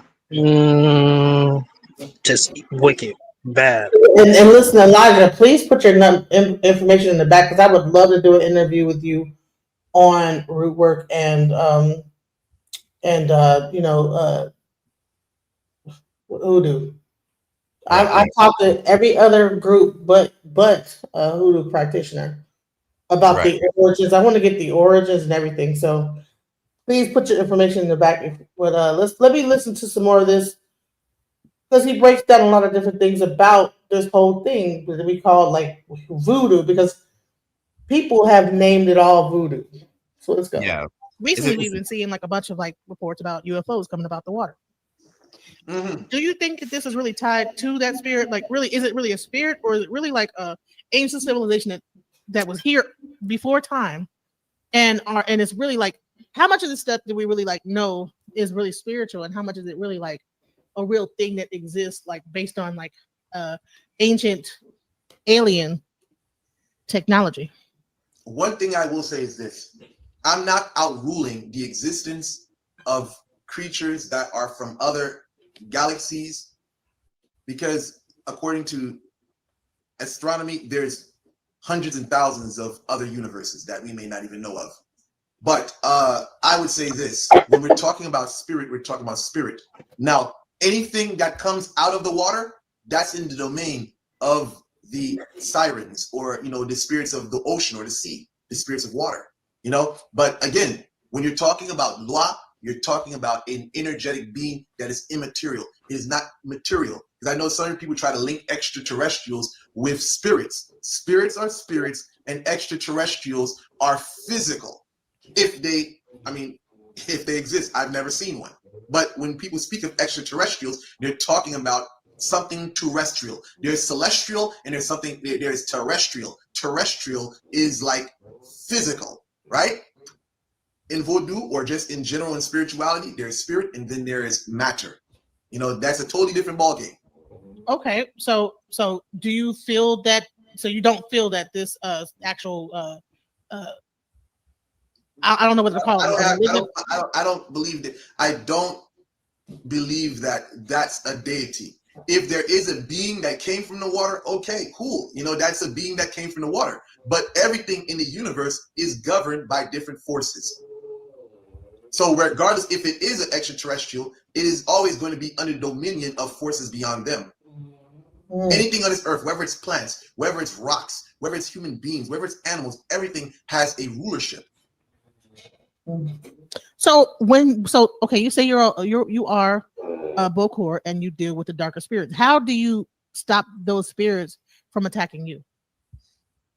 I would definitely say, stay protected via prayer, whether you're burning or serving your ancestors or the Lwa. Continue, because that is your best defense. That is your best defense. And sometimes the best protection is abstinence, staying away from what can be a potential problem. For me, I don't go to voodoo ceremonies, not at all. For me, I'm not going to put myself in a position where I'm going to allow something like that to happen. Who knows what you're going to put in my food? Who knows what you may put in my drink? So why put myself in that situation for something like that to happen to me? And not only that, you don't want to be messing with people. A lot of the times when people end up in these situations is the fact that they're bothering people. Most of the time, people end up in a situation they're in because they're messing with people. If they would leave people alone, they wouldn't find themselves in situations that they're in. So what do you mean? So when he says leave people alone, do you find as a hoodoo practitioner that you have to be isolated? Okay, so what I will say is this, right? I try to be as traditional as possible, and I definitely, what I would say is there is a risk because there's a lot of people who are baneful and petty, and it's a lot easier and lazy to do baneful work than it is to take the higher road and to work in concert with spirit, with source.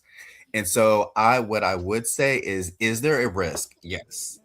But like, would I feel the same risk going to like a voodoo ceremony? No, because like that is a religion of spirituality of source of light. Now, if you're making someone upset to that point, that is it possible? You think Yes. that he sees things the way he sees it because he's a Bokor. Yes, that's what I was going to say. And I don't want to speak on Lenny in that situation because I know he's. Well, I'm not talking about like him in general, but Yeah, a Boko are people that No, do I'm saying things for money. I know he has his relationship with the priest structure. You know what I mean? That's well documented, and so I won't speak on to that. But as a Bokor, he's going to have a very different perspective on this than a regular person or even a voodoo sant or a practitioner or even like someone from the other branches.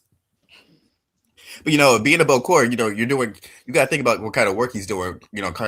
He's doing contract work, right? And so how many people is he He's like an assassin. He's like he's like an assassin. So yes. people might be like, if you did that to me, you never know. You know what I'm saying? Like they might be like, there he is. Right. But even solid elders, from students, maybe this is real. And so you have to be careful here. You have to keep your protection up. You have to take your spiritual baths.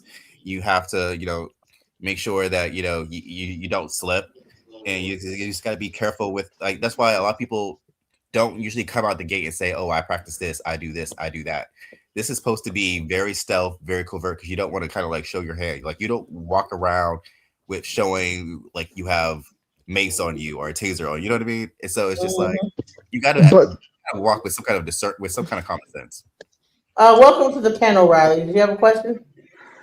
Yeah, I had a couple actually. I mean, doing my own research, confidence. Anyway, so I've noticed that hoodoo is an ancestral based faith. Am I correct? It's a African American ancestral based faith, correct? Tradition. That is honestly so like I came in like mid show, so I'm like kind of lost right now. But it seems that I am practicing my own ancestral faith and noticing that it is as well and like a purely and almost purely an ancestral faith. The amount of similarities between the two is staggering. Like what rituals, what's different in hoodoo that could be seen in another faith of these sorts? So what are you saying? Are you practicing? What are you practice? I mean, what is your faith? Where are your people from, Tusa? My people, I am West Slavic. So would you be considered like a Wiccan? No, I would be pagan, but my branch is of the west of. I am a Slavic pagan. So you say that you see a lot of similarities in the practices of hoodoo and Slavic paganism? Yes, because it's an ancestral faith. And understanding something that is similar to that is allowing me to see, it's allowing me a glimpse, basically. So, yeah. Yes. All right, Elijah, you want to address that? Yeah, so what I can say, hoodoo is a close practice, so I gotta be careful what I say. But what I can say Yes, true.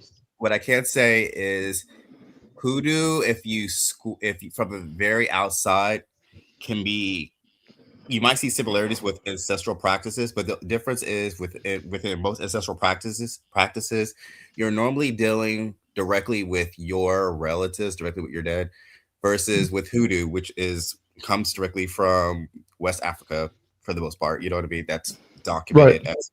So with hoodoo, at least within the American expression of what it is, what the practice is today, we're dealing not only with you start with your direct relatives, but then you're dealing with also the spirits of place, and you're dealing with the entire domain of African Americans.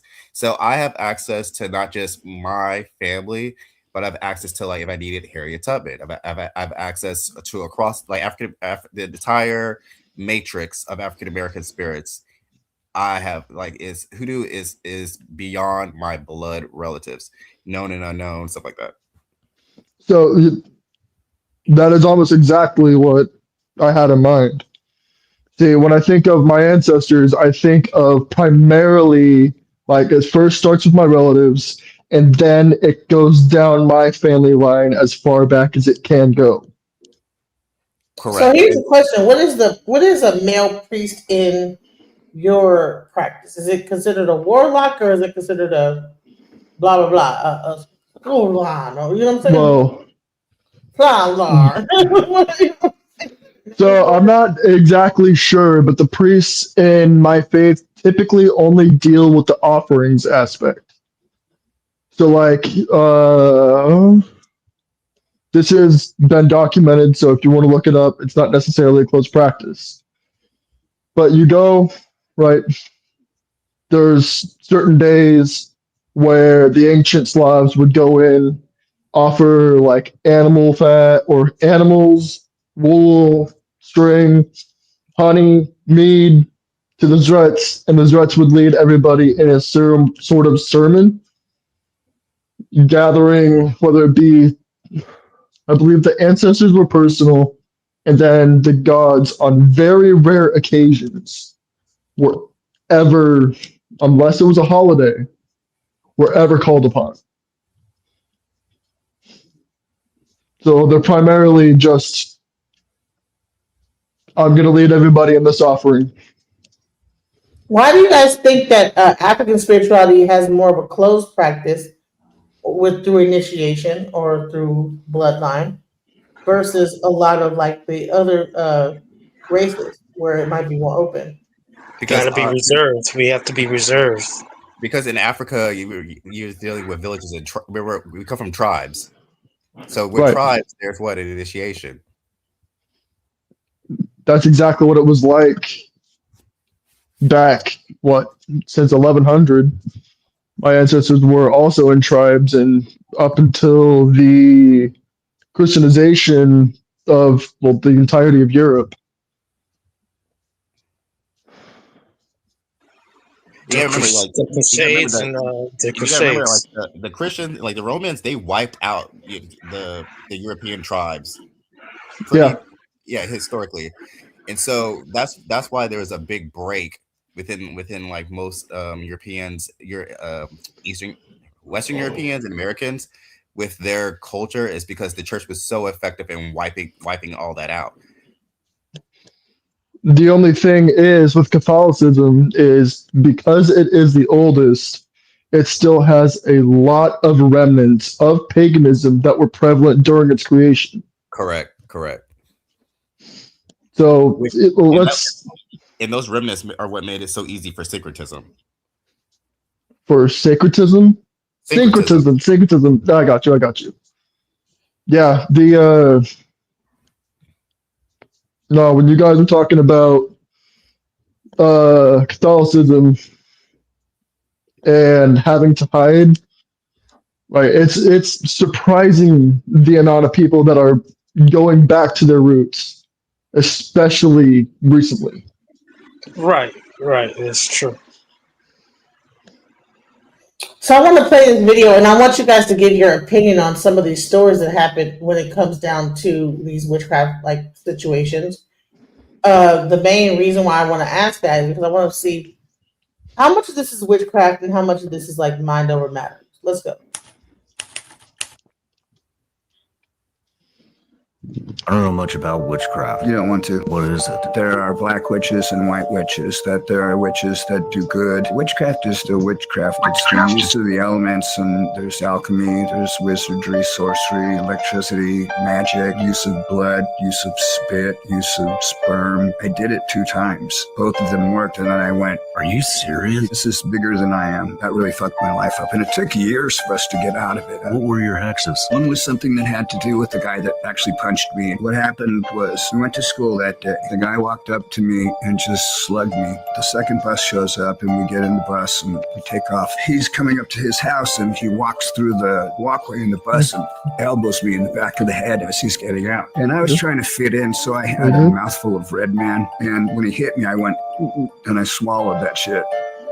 That's it. I'm going to do something about this. So I looked through the book and I found something that would do what I wanted. I did that hex. What did you want to happen? I really don't want to get into it because I don't want anybody to be misled and try and figure out what I did. When you open up the doors to the dark, they're not going to wait to be invited in. They're coming. Do you think you were possessed? Oh, I know it was when we went to San Francisco to go see the Filipino priest. He said that he laid hands on me and the head of a bull came out of my chest. What are your thoughts about that? I honestly, so I want to say this, like one thing that modern pagans think is it is the intention of it that matters. But all this, it honestly seems like he's a bit He's in a his what? head. He's a bit in his head. He's a bit in his head. That is what I want to differentiate, right? Witchcraft versus spirituality. And even though we're talking about African spirituality, we have a European here, and he's saying a lot of African spirituality is similar. So this is not even, let's get away from the word African spirituality. Let's say nature-based. Or what would the word be? What would the word be? I mean, we just go spirituality. Right, that uses like certain magic stuff, because I don't think all spirituality have that Animism, basically. Yeah. animism. Would it be just are all these things considered animism? Is it?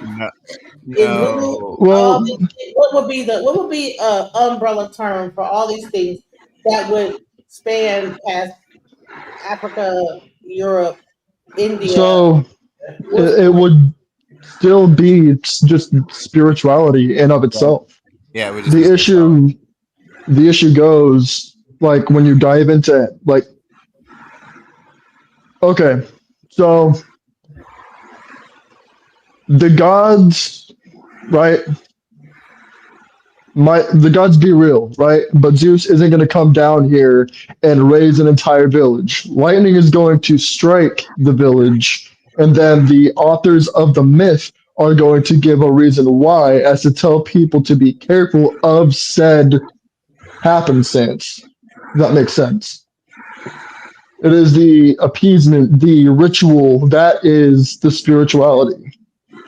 But when you are deluding yourself in myth, as it seems this guy has, he loses all intention, in my opinion, he loses all intention in his spirituality. He becomes a victim to it. All right, so let's go to the next one. Here we go. Louisiana voodoo story. I'm gonna tell y'all a story today about my family and its Shreveport ties. And one of the stories that I heard from my uncle while in Shreveport, Louisiana. So y'all know that my dad is from Shreveport, and anytime we had a family reunion, it was always in Shreveport. So when I was young, we were always going back and forth from Oklahoma to Shreveport to meet up with family, to have family reunions. Sometimes we would just go down there to get local food from the local market. Well, one time we went down to Shreveport. My whole family went, from the ones that lived in Oklahoma. We all traveled to Shreveport to get ready for the family reunion. And I was young around this time. I was probably about 15, 16 years old. So we go down to Shreveport for the family reunion. And mind you, on my dad's side, there's 11 of them. So my dad has 10 siblings. So in total, there's 11 children. And I have an uncle, I'm not going to give his name, but a lot of the men in my family are kind of like womenizers. They're like, they have multiple women, they have different dealings and things like that, that's how they deal with women. So I have this one uncle, and while we were down in Shreveport, he decides to go out on the town, see what's going on the town. My uncle was probably like 30 years old at this time. So he goes out at night, one evening, he meets a young lady. So he thinks the lady, you know, she's a pretty lady. You know, he kind of wants to get to know her. So they decide to meet up. She gives my uncle her address, and she tells my uncle, "Hey, meet me at my home. We're gonna hook up, meet up, and we'll get together."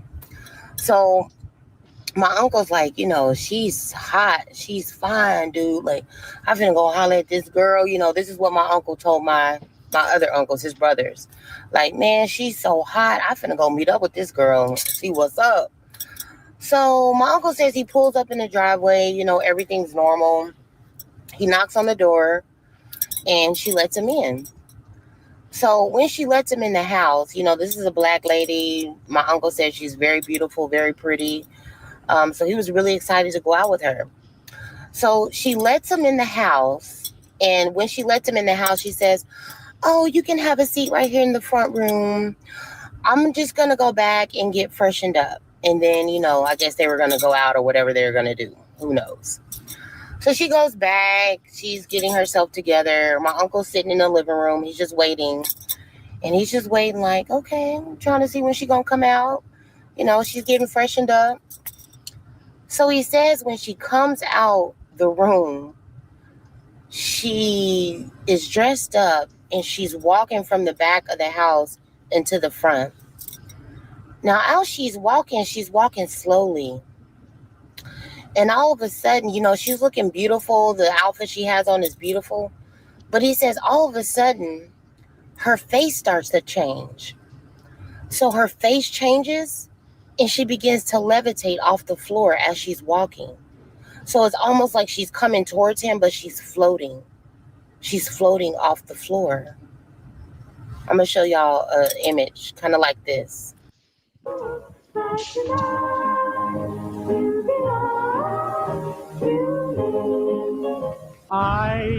So she's floating off the floor, literally floating.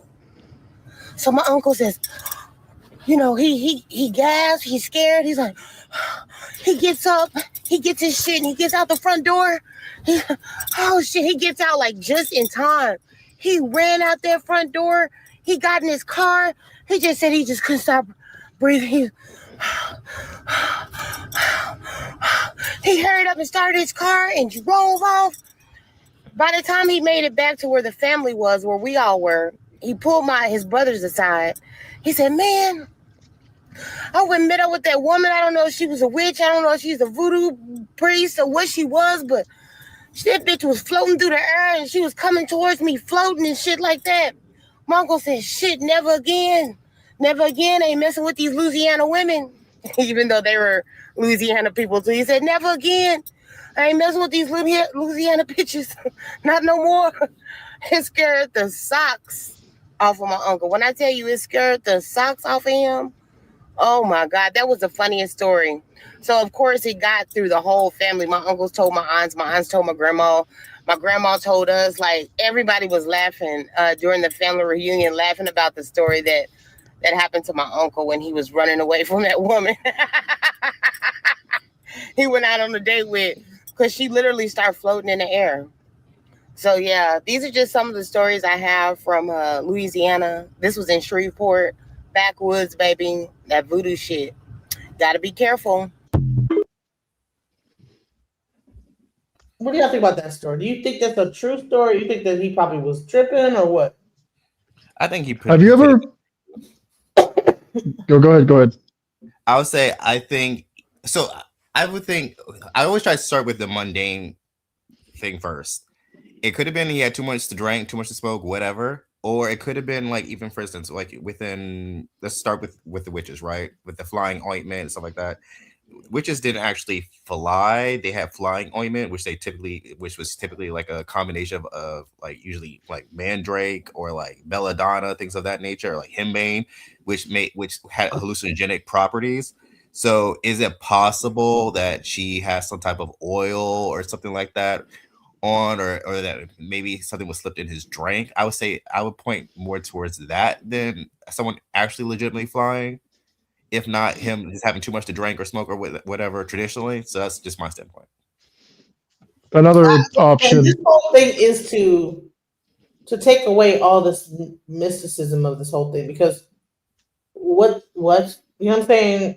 I'm like, when people think like witches and this, that, the witchcraft and the Louisiana woman and that she's floating through the air. She probably did give him a drink and it might have had a little something in it. And he probably was tripping. You know what I'm saying? So I want to get people to stop tripping and stop spookizing like this African spirituality, voodoo, witchcraft, whatever you want to call it. So Yeah, Hollywood did a number. I mean, I definitely love me some Charmed, but that's not how it works. Harry Potter's not how it works.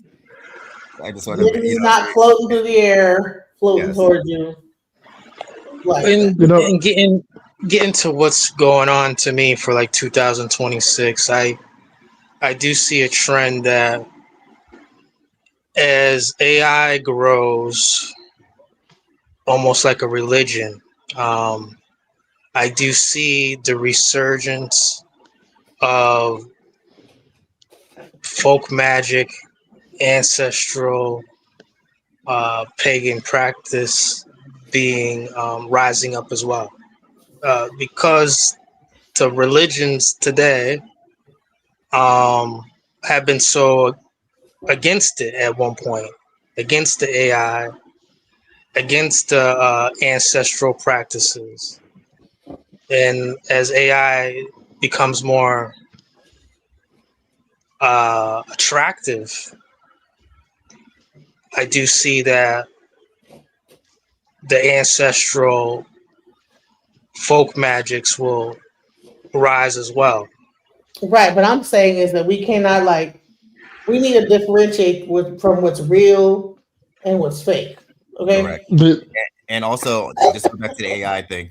I want to like strongly caution using AI from, because you have to train AI. I work in tech, but also I speak with a lot of practitioners, a lot of priests, and the AI gets things wrong. The veves are wrong, the formulas are wrong, and you would definitely end up conjuring something that you don't want to conjure. And so I want to say be careful into like the AI is wrong on a lot of things.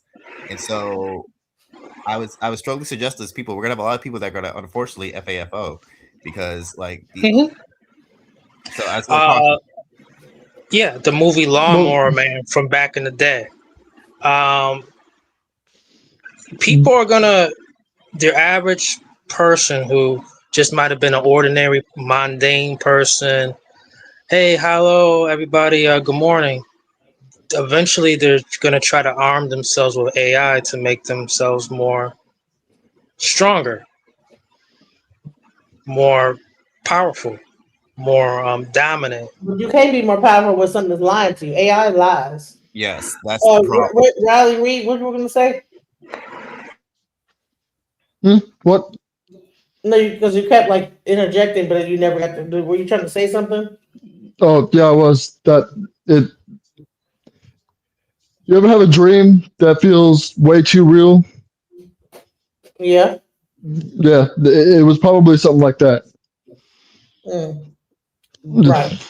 No, that's yeah. I always think horse before zebra. But when it comes down to that AI, we can do a whole show on AI. You know me, I'm like a software engineer. I'm building the app right now and Who's the new guy who's on the panel? His name is Riley Reed. Riley Reed. Yeah, it's being precognizant of what's going on. You might see something before it happens. Like it was a warning that his wife was going to find out, or he's going to end up paying some major consequences if he, went through with it. Right. And he couldn't stop it. All right. Here's another story. Let's go. Beings, and that there is a spiritual realm. Why do you think so many people practice brujeria and voodoo and it works on people? Because it's real. And on this day, witchcraft is glorified. But Evelyn, it's not like that. It's not that deep.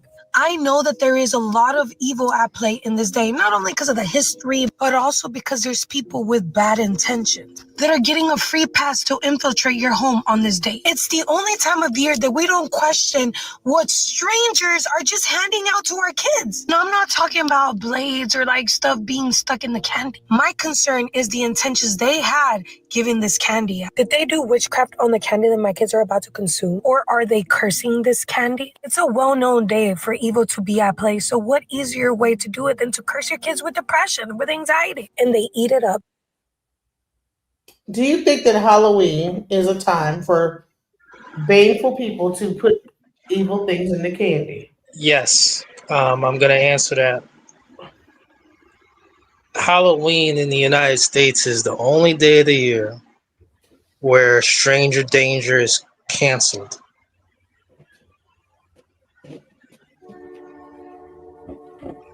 I want to say that across the board, there's good and bad people, mundane or spiritual, and so unfortunately, it being Halloween doesn't mean that those bad people take a day off.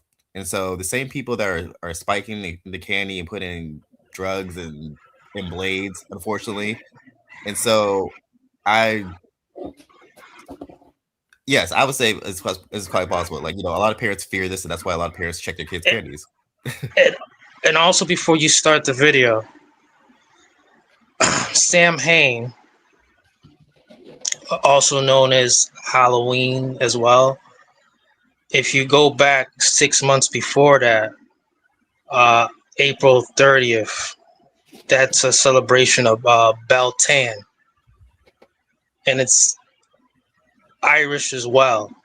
And these are the festivities, the pagan festivities, where children would be missing in between these 6 months of each other the most.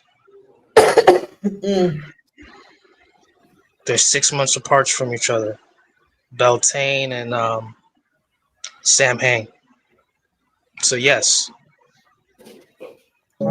So being a Haitian is not for the weak. I could only speak for myself, but the things that my family and I have seen and experienced growing up was insane. I'm talking about like witchcraft, people turning into animals. Let me just give y'all one story. I told this story to like a few of my close friends, and they're just kind of like, nigga, what are you talking about? Since the world is waking up now and the veil is being lifted, I could say this confidently. My older sister, she could even attest to this. There was a raccoon that popped up in her room. How? 4 a.m. screaming. My dad gets up. There's a big ass raccoon in my sister's room. My dad pops it in its left eye, shoos it out the house, grabs a broom, sweeps that bitch out the house. This is in Florida, mind you. And the next morning, our next door neighbor, the grandmother, came and asked my dad to pray for her. Her left eye was popped. Exactly where my dad popped that eye on the raccoon. Why did you show up to my house, my dad's house, asking for prayer? Bitch, you know what you did last night? And my mom would always be like, don't eat at her house. If she asks you to eat, don't eat. Every time we'd come over, she would be trying to force us to eat. You need to eat, you need to eat. No, bitch, we're not eating. We're not hungry, actually. All right, so what is that? What is that? Is that witchcraft? What is that? Wait. Can we rewind for a second?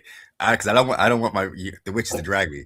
So Samhain, I don't know. I don't know anything about kids in 6 months or anything of that nature. But to my knowledge, from witchcraft and stuff like that, Samhain is like the liminal period, and that's the end of fall. And Beltane is the beginning of the new year. Across different world religions, like it's more of a seasonal marker outside of like of the candy industry. So I just want to put it there as for me, so I can say. So they right. What I mainly want to do is dispel like things, all the spookism of all this whole thing. But you do acknowledge Beltane, right? And it's a festivity that's on April 30th. 6 months. Wait. 6 months later. Two different cultures. 6 months later, there's a festivity in October 30th called Sam Hain. So and this is in the same area, or is it two different cultures? They're from. We celebrate a lot of things that are from Europe as well. Right, because we're a European derivative country, but Samhain and Go Samhain, ahead. these are Sabbaths that mark the seasons. But like most countries around the world, actually outside of America, actually like acknowledge and count the seasons in a different way. It's just America, we commercialize everything, and so that's just a different standpoint on it. Right. So in this next video, he said that, listen, raccoon came up, father plucked it inside. Next day, old lady comes up, has a bruise on her eye, looks like the same eye as the dad. Now, so what would that be? Is that witchcraft, and what do you think happened in that Yes. Can I answer? Yes. In Spanish, it's known as ojo gordo, the fat eye, the evil eye. But no. What happened is that She received one. Okay. What's your thoughts? Can you recite the story again? Like, So what he said is that his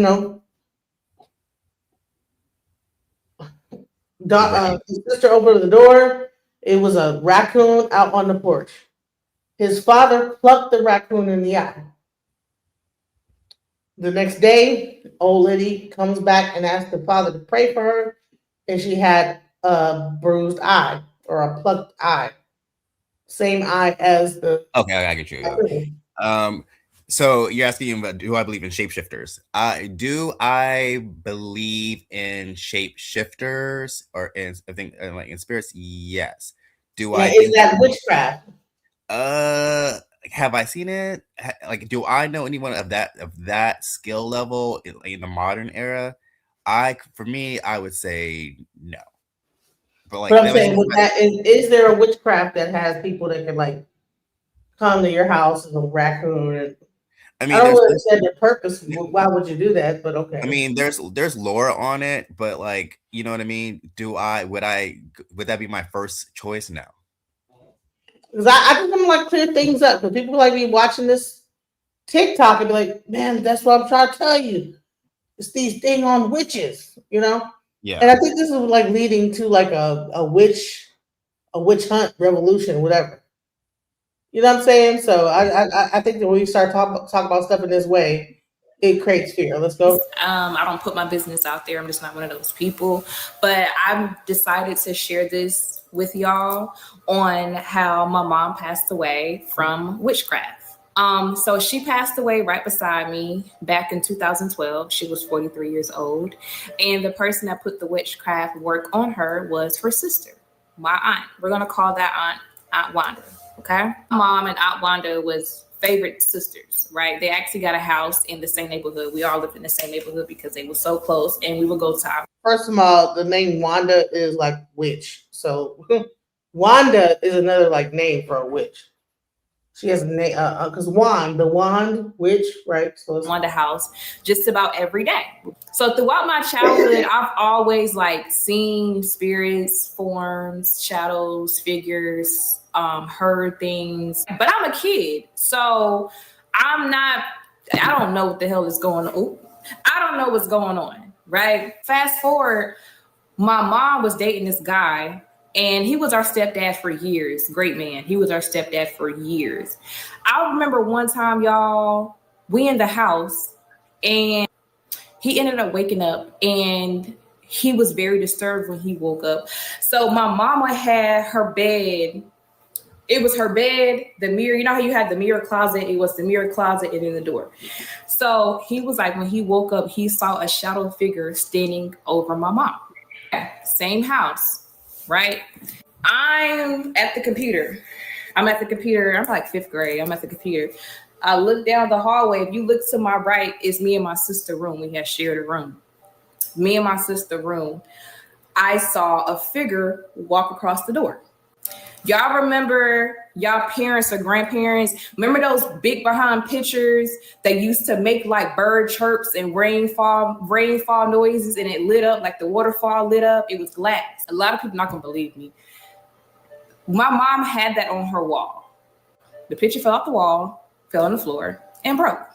I ended up getting my brother and telling my brother, like, hey, the picture just broke, da-da-da-da-da. He's trying to find a broom to clean it up. By the time he gets the broom and we go back to clean it up, it's back together. Believe it, don't believe it, I don't care. I know what happened. I had a lot of incidents happen like that. I might make another video on my incidents happening, but I really feel like a lot of this stuff was happening to me because of the work she was doing to my mom.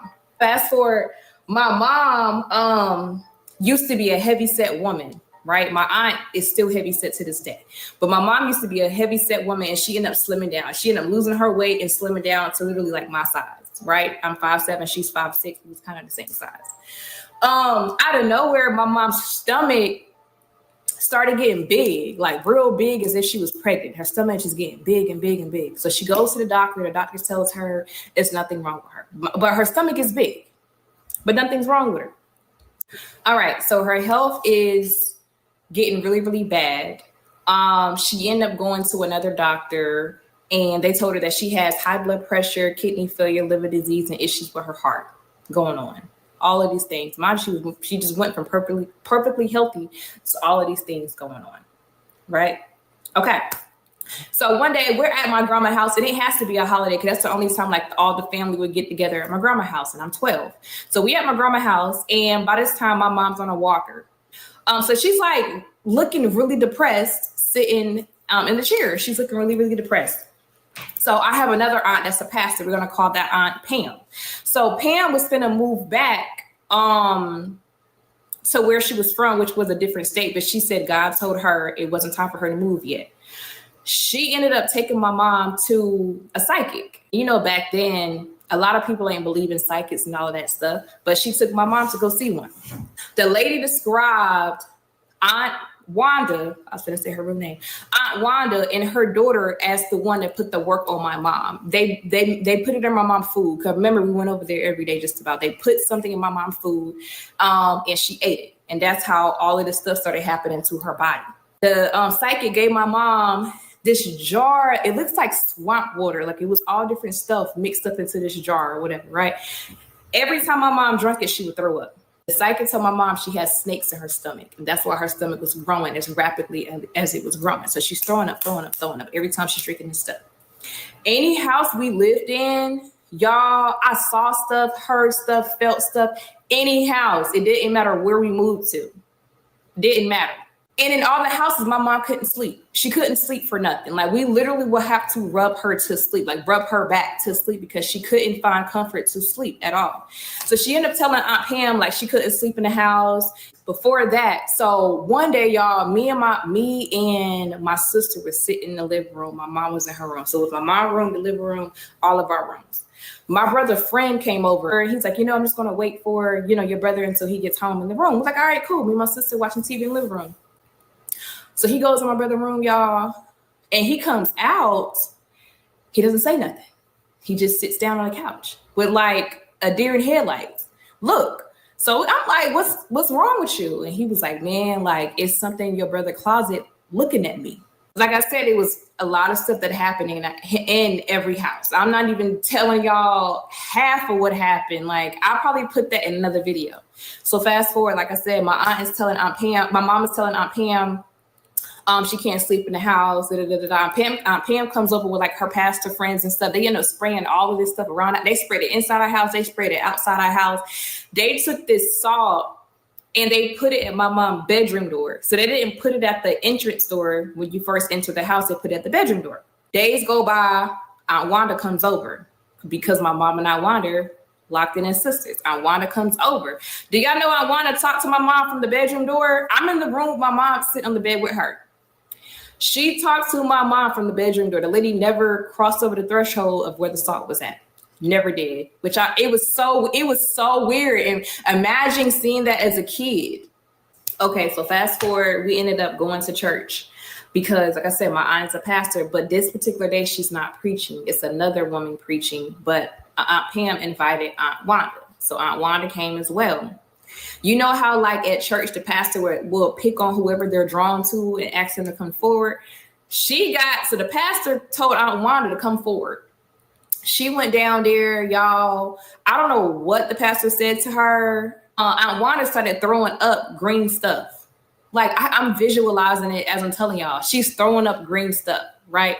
That was her first and last time ever coming back to our church. Okay, so days go by. And my mom ended up getting extremely sick, y'all. She's extremely sick. She ended up having to go to the hospital. She's in ICU. It's me, my Aunt Pam, my other aunt and her husband. So we're all in a room. My mom machine flatline. She dies. Aunt Pam is like, rushing all of us out the room. I don't know what she did, what she said. I don't know what happened because I wasn't in the room. But when we came back in the room, my mom was back alive. So when that incident happened, my Aunt Pam told my mom not to go back around Aunt Wanda. But it was, of course, it's going to be hard because my mom was like, that was her ace boon coon. Like Aunt Wanda, my mom was locked in. I'm running out of time. I'm not going to have time to finish this. I'm going to make a part 2 because I left out so much stuff, y'all. But I'm going to make a part 2 leading up to her death because I don't know why I thought I could cram this in 10 minutes. I can't. So y'all come back for part 2, man. Okay, y'all, this is part 2 on how my mom got alive from witchcraft. So the main question I keep getting asked is, why did Aunt Wanda do it to my mom if they were so close? So the main reason was jealousy and envy, being envious, y'all. So remember in the first video how I told y'all they both was plus size? Well, my mom ended up losing weight and slimming down. So she wasn't plus size anymore. So she's getting all this attention from men and everything else. And my Aunt Wanda did not like that. I have had conversations with my grandmother about Aunt Wanda passed and about my mom passing and everything. And my grandma, this is from my grandma's mouth, like she told me that Aunt Wanda always had a jealous, envious character, spirit. Like she was always that way. Even when they was kids, she cut off her sister ponytails because she had long hair. So while having these conversations with my grandmother told me that my Aunt Wanda daddy practiced all of that stuff. And my Aunt Wanda wanted her dad to teach her. And her dad told her no. So she went on her own and started like getting these different type of books that would teach her how to do it. And she started going to like graveyard sites, practicing within the graveyard, taking graveyard dirt from the graveyard site to complete her magic at home and just all type of stuff, y'all. Like me and my grandmother had so many conversations so I can get the backstory and everything. But originally it's because of jealousy. Okay, so to give y'all some more insight on some of the stuff that I saw as a kid, and to answer your question, yes, I still see stuff, hear stuff to this day. It's just not as frequent as it was back then. One time, I'm in our den, I'm on the computer. I'm always on the computer, huh? I know y'all remember them chat rooms. Yeah, I was one of them. I was in the chat rooms. Anyway, so I'm on the computer, and it's a knock at the door. At our back door, it's a knock. Everyone else is my mom, my brother, my sister upstairs sleep. It's a knock at the door. So I go look out the blind. No one's there. Mind you, it's like 7, 8 o'clock in the morning that I'm up. No one's there. So I get back on the computer, typing away. It's a knock again. I go look out the window. This time it scares me. That did scare me. So I just end up running up upstairs and getting in my bed. I never turned the computer off. I just ran away. Okay, so same house. So I'm getting home. I go into my mom's room and then I go into her bathroom. So when you come out of her bathroom and you look straight down, it's our bathroom. And it's pitch black because our bathroom didn't have no window or nothing like that. So I come out of my mom's bathroom. I look immediately down the hallway. Believe it or not, it's floating red eyes in my bathroom. So I immediately ran into my mom's closet. I'm a kid. I'm 5th grade. I immediately ran into my mom's closet. And I honestly don't even remember what happened after that, that particular day.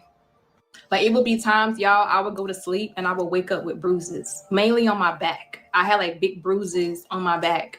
And when my mom saw them, she thought they was like dirt spots. I'm a kid. She thought it was dirt spots. And she took alcohol pads trying to like get it clean, but they would never go anywhere. So then it was a time my mom and another family member was in a car. They was going somewhere. So they was at an intersection. And they end up look to the left, they look to the right, nothing. As soon as they go out to drive, they got T-boned by a car.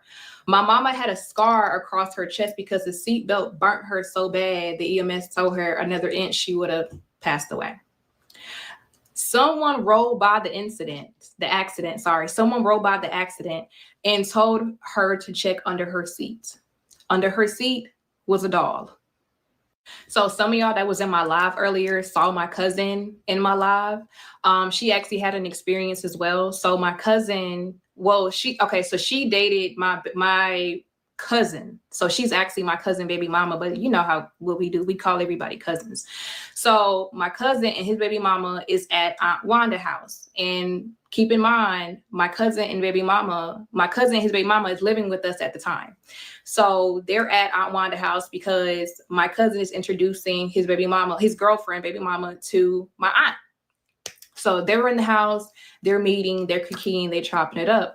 And you know how like older people have like a photo collage on their wall, like all the pictures is just like together closely on their wall. My mom picture fell off the wall in front of my cousin girlfriend. And it made her so uncomfortable that she didn't want anything else to do with Aunt Wanda or her house. She wanted to leave. And that's what they had left. Another thing I want to add in here, y'all, I don't know what my aunt was, I don't know everything she was practicing, but I seen this woman move stuff without touching it. Believe it, don't believe it. Like I said last video, I truly don't care. I've seen her move spoons and cups without touching it by looking at it off the table, you know? So I'm getting all these comments about like, why do your moms to go around her? You got to think about it, y'all. We talking about 2009, 10, 11, 12. People don't really believe in that stuff like that. And I'm a kid. There ain't nothing I can do. You know what I'm saying? So it's love when you love somebody and you don't believe what's going on or you don't understand what's going on. You can't say how you would react until you're in a situation. You know what I'm saying? Like it's 2025 now, this in your face. We're talking about back in the day. Like, so I don't know why she still would around her, y'all. I don't. Okay, so fast forward, my mom's kidneys are starting to fail. So now she has to get the surgery to get the vascular access to start her dialysis. So at first she got it in her arm, y'all. And it ended up getting infected so bad. Like my mom's arm was so swollen. Think of like a shark taking a bite out of your arm. That's literally how it looked. Like it was just open. Like it was so bad. It was so bad. She ended up having to get it done in her chest. So her arm was really jacked up. She ended up trying to sue the hospital for whatever reason that never was successful for her. Okay, my bad, y'all. Just bear with me. So my mom was on dialysis for years. She was on the list for a kidney transplant, but that just never happened. And then I remember one day she came home and her arm just kind of exploded. That's literally how I can describe it.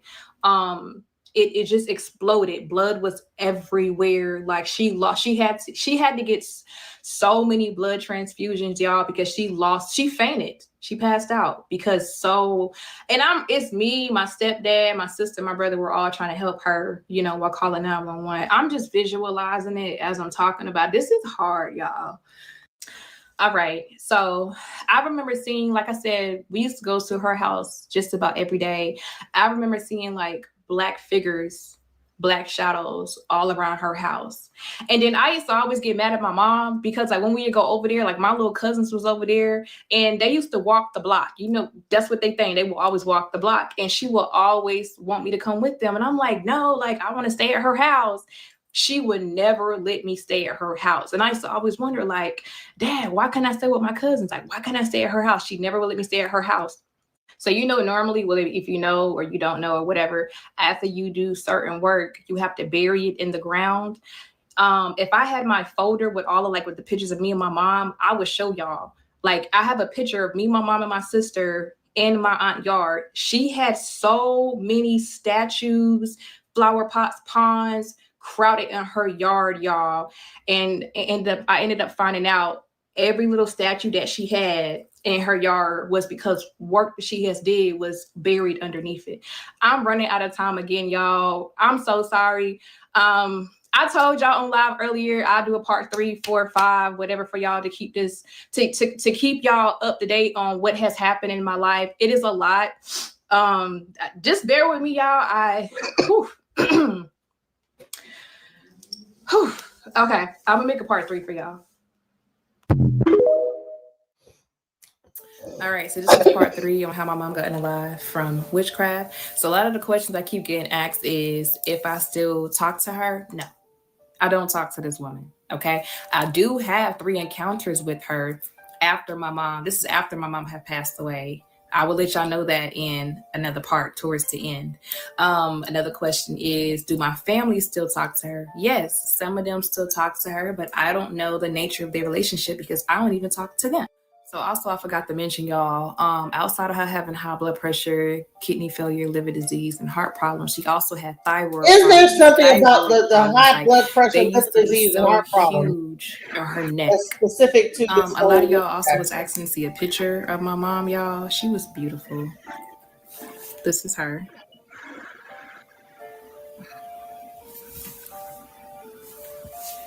Now, this is the thing where it's like, she's not overweight. So here's the thing. I'm trying to understand, why is it always attacking the liver, the kidneys, and the whatever the witchcraft is that these people are going through is always attacking their kidneys and lungs? Okay, so pretty much after her arm did all of that, we went to the hospital and she had to get 6 pints of blood. So when we went home that night or that morning, whenever we had got home, I remember I ended up it had to be that night because I woke up that morning. And I had my mom had brought me a lot of books. Like, I love reading books, but I had them stacked under my bed for some reason. I'm under my bed looking for books and everything, and I feel someone behind me. So I'm talking to them because in my mind I'm thinking it's my sister, because my sister's room was right beside mine. So I'm like, this is my sister behind me playing around, like, girl, what you want? Whatever I was saying at that time. End up turning around, no one's behind me. So then I went and peeked in my sister's room. She's asleep. So I'm just like, okay, that was a little weird. And also, and this is the same house, the last house that we had lived in, I used to be scared to sleep with my closet open. It was my bed, and in front of my bed was my closet. And I used to be scared to sleep with that closet door open. Okay, so at this point, I really feel like my mom didn't want to be on this earth anymore. So me and her was in the living room, and she ended up breaking down crying to me, telling me she feels like she's a burden to her kids. She doesn't want to be that way anymore. She hates, she can't take care of herself. And honestly, y'all,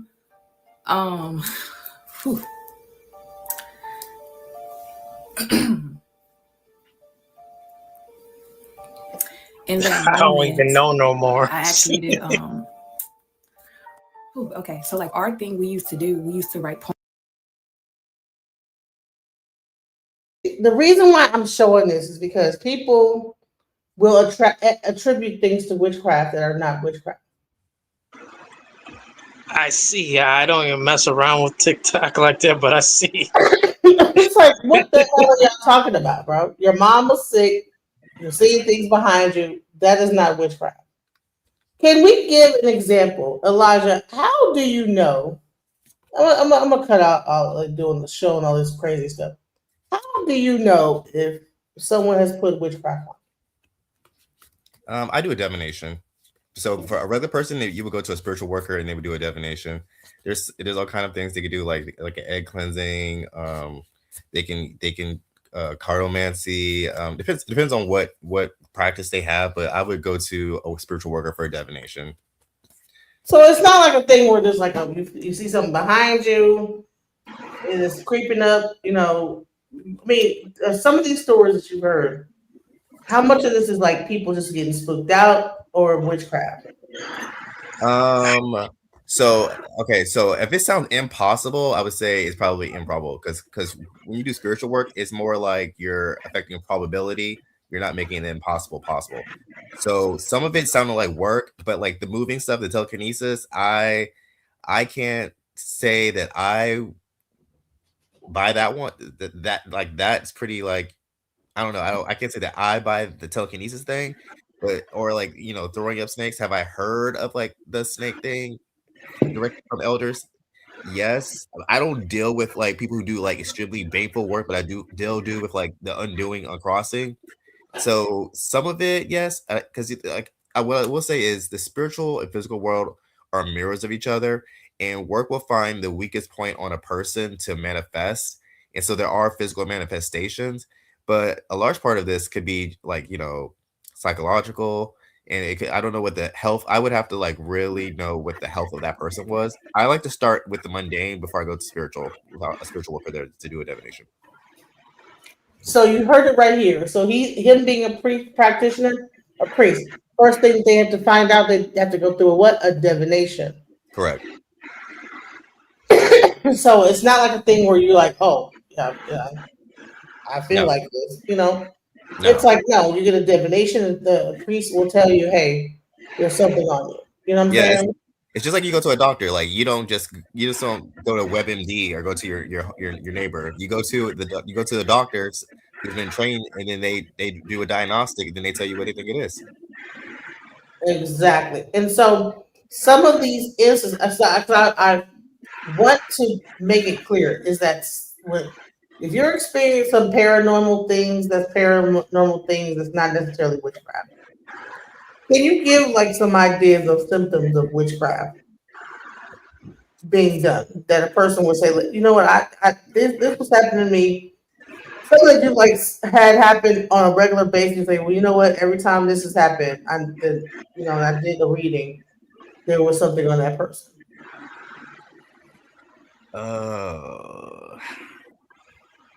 It gets spicy because it's like there's nuances. What I will say is mental health is important. So what I will say is always go to your traditional doctor if you're having blood pressure or liver issues or like anything of that nature first. If you're suffering like from paranoia or schizophrenia, definitely consult a therapist or a counselor. And if you feel like it's something spiritual, then I would definitely say consult your priest or a spiritual worker for that. One thing I would point out is when people get to this point of where they're ill like that and they call 911, what usually happens with the first responders is this vehicle called an ambulance arrives. Right? Yeah. And if you look at the symbol on the back of that ambulance, you'll see a logo with a staff with serpents around it. It's called Ecliphius. The Ecliphius. That particular one. Then you have the Caduceus. These doctors take a Hippocratic oath. And anybody knows about the Hippocratic oath, it still gets to the point of what? Snakes, serpents. No, the Hippocratic oath, I think it did do no harm. Right, but if you really know about who is the Hippocratic, if you go deeper. Hippocrates. Right, and this leads back to serpents. The further and further you go and look into the It is a snake cult or something like that happened that existed back in the day. But I think that at some point the serpent was meant a form of wisdom. And the actual Kaduki is with the snakes going up, it is like almost like a form of looking like DNA or whatever, something like that. But so yeah, the snake was meant wisdom, so also or higher knowledge. And it still is. Also the mortar, also what we would use in our faiths, such as hoodoo, Orisha, Ifa. We're familiar with the herb mallet and the mortar, stirring it up, crushing it up. What do doctors also use? The pharmacist. Well, a lot of these practices, like for like were the original doctors. Back in the early slave days, at least here, Black people couldn't just go to the doctor, so they went to like the neighborhood root worker, and some of the slave masters went to the root worker when they needed help too. And so, like that's a real thing. That's just a historical fact. Right. So this is not like a spooky thing. All right. So this probably we're in like a order of people, and that was their logo, whatever. It's not, I don't think it has anything to do with snakes. There's a link to all of it. Right, but I think that, I'm trying, people, like I said, when it comes down to these practices, people make it into spooky. But It shouldn't be. It shouldn't in be. all actuality, these are the doctors, these are the nurses, these are your healers in the community. Now you would have a Boko, who I showed a little bit of his video. Please go watch the rest of that video. Where he then that's a whole other thing. You know what I'm saying? If you feel certain, that when he's doing something, there might be some calamity, and you're like, I'm gonna fast forward it to the part where he discusses, okay, because I had a person get up there, and he was like, I don't believe this, whatever. So let me see. Get into religions for the right reason. You want to get into it because that's their calling. One thing I see it today with the trend of these religious practices is that a lot of people are getting into it for ego's sake, right? And I would definitely say that I see that a lot in. I rather not say that about speak on other traditions, but in some traditions, I see that a lot of people get into them so they can say, I'm this priest or I'm this priestess, right? And they do all types of things, and I would say that's for the wrong reason. In my world, where I come from, if you're just talking air, someone's going to show you. You know what I'm saying? Someone's going to show you what this stuff is really about. Mm-hmm. What about sex magic? Does that exist? I mean, sex magic, that's a very taboo topic. I mean, listen. It's taboo? All this stuff you talk about Haitian stuff, that's really taboo. If anyone else wants to join, I put the definitely can have an impact on some of the things I'm speaking about, because some of the things that are done are not necessarily magic. Some of those things are just knowing the knowledge of things that are lethal to the human health. All right, hold on. All right, so here we go. So, all right, let's go into this. Here we go. I'm gonna try to start right here. In my world, it's for a purpose. It's like we say bukante, right? It's like an exchange. You know what I'm saying? You want this to happen, and that right there. Mm-hmm. Mm-hmm. Hello? Scam Chan, sorry. Welcome to the chat, Scam Chan. He's been very active in in the chat room. So I wanted to allow him and whoever else, to come up and ask you questions. We're at we're into the first hour Marcus interview. After that, we allow the audience to join. So if anyone else wants to join, I put the link into your chat on Facebook, also on YouTube. So anyone that's on Facebook and YouTube on Bokor Elmira's thing has the opportunity to join as well. So go ahead, Scam Chan. Did you ask him a question now? Hello. Yes, I can hear you. So the things you're talking about, are they just limited to Haiti, or all the things you're talking about can happen anywhere? I would say the accessibility definitely can have an impact on some of the things I'm speaking about, because some of the things that are done are not necessarily magic. Some of those things are just knowing the knowledge of things that are lethal to the human health or human body. And if you're in a foreign country, you may have access to those things, where per se in America, you may not have access to those things. Well, it's not about such as certain herbs and things like that. So okay, let me just give you an example, Scam Chan. In Colombia, they have a specific herb called burundanga, right? So you might think that sounds crazy. You can't make a person into a zombie. But in Colombia, there's an actual tree that grows up it's called the devil's breath, right? It is called burundanga. And if you give it to a person and you blow it in their face, they'll do anything that you say, including walk into a tomb. And this particular herb was used for the kings in the Aztecs, that when a king died, they would blow it into the face of all his wives and they would just walk into the tomb and die with the king.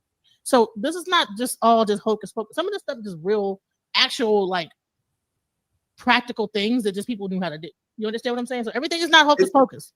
And it's like this. In slavery, when the slave masters, we have a guy named Macandal, Francois Macandal, right? He was burnt alive because of the rebellion he started in Haiti, right? Most people don't talk about Francois Macandal. But what did he do? He poisoned the water that the French were drinking. And he would lay certain things down in the bed of the slave masters' wives. And, basically they would start scratching their body until they ripped their flesh off. There's certain things, there are properties of certain plants, there's certain animals that can cause certain things. And the knowledge of this stuff can actually be dangerous in the hands of the wrong people. So this isn't necessarily magie. This is something we can look at as, let's just say, biological.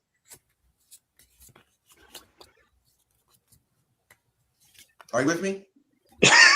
Okay.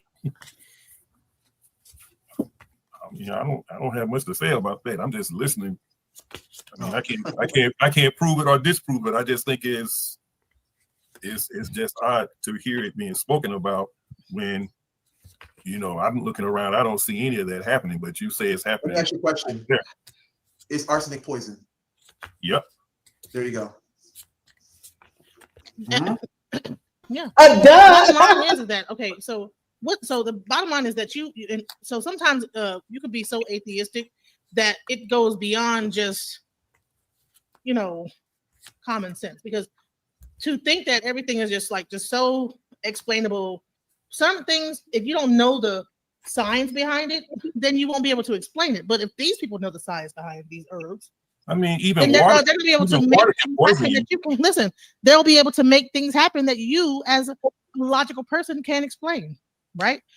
And that happens all the time, all over the place. You know what I'm saying? So it's like they say with the Native Americans, right? They say that the Europeans gave the natives of the natives, I think either that was in North America, but I definitely know that, they say that they gave them blankets with smallpox.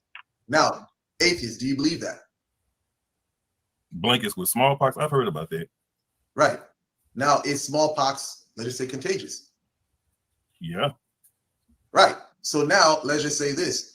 You have some cattle, you have their skin that has smallpox. Now, if someone places on the bed that you're sleeping in or put it on your clothes, do you think the chances of would you say that you can get smallpox like that?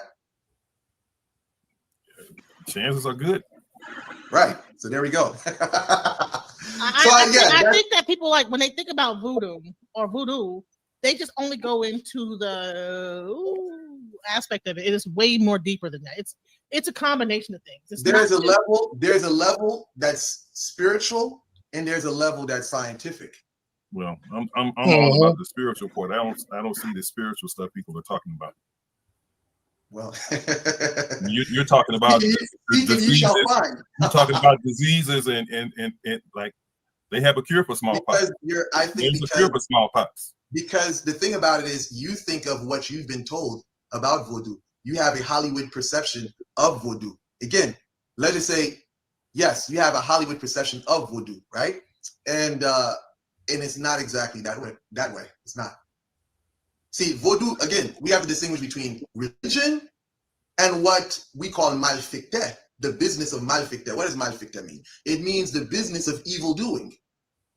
Now, the business of evil doing, that's some people have associated that with the religion of voodoo. That's why the title of this video is Haitian Voodoo and the Haitian Voodoo religion or sorcery, right?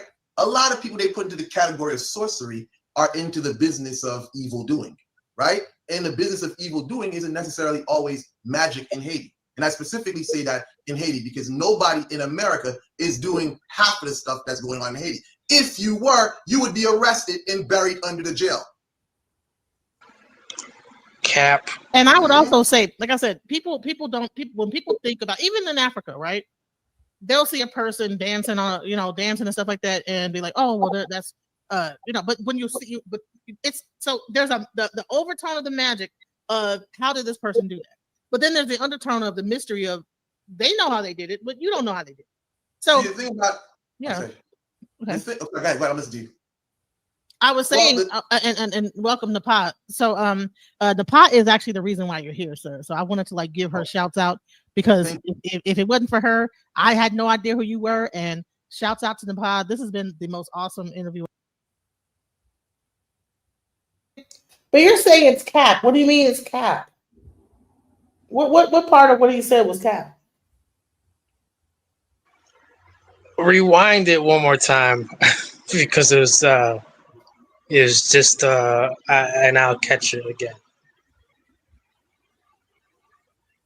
That some people have associated that with the religion of voodoo. That's why the title of this video is Haitian voodoo, and the Haitian voodoo religion or sorcery, right?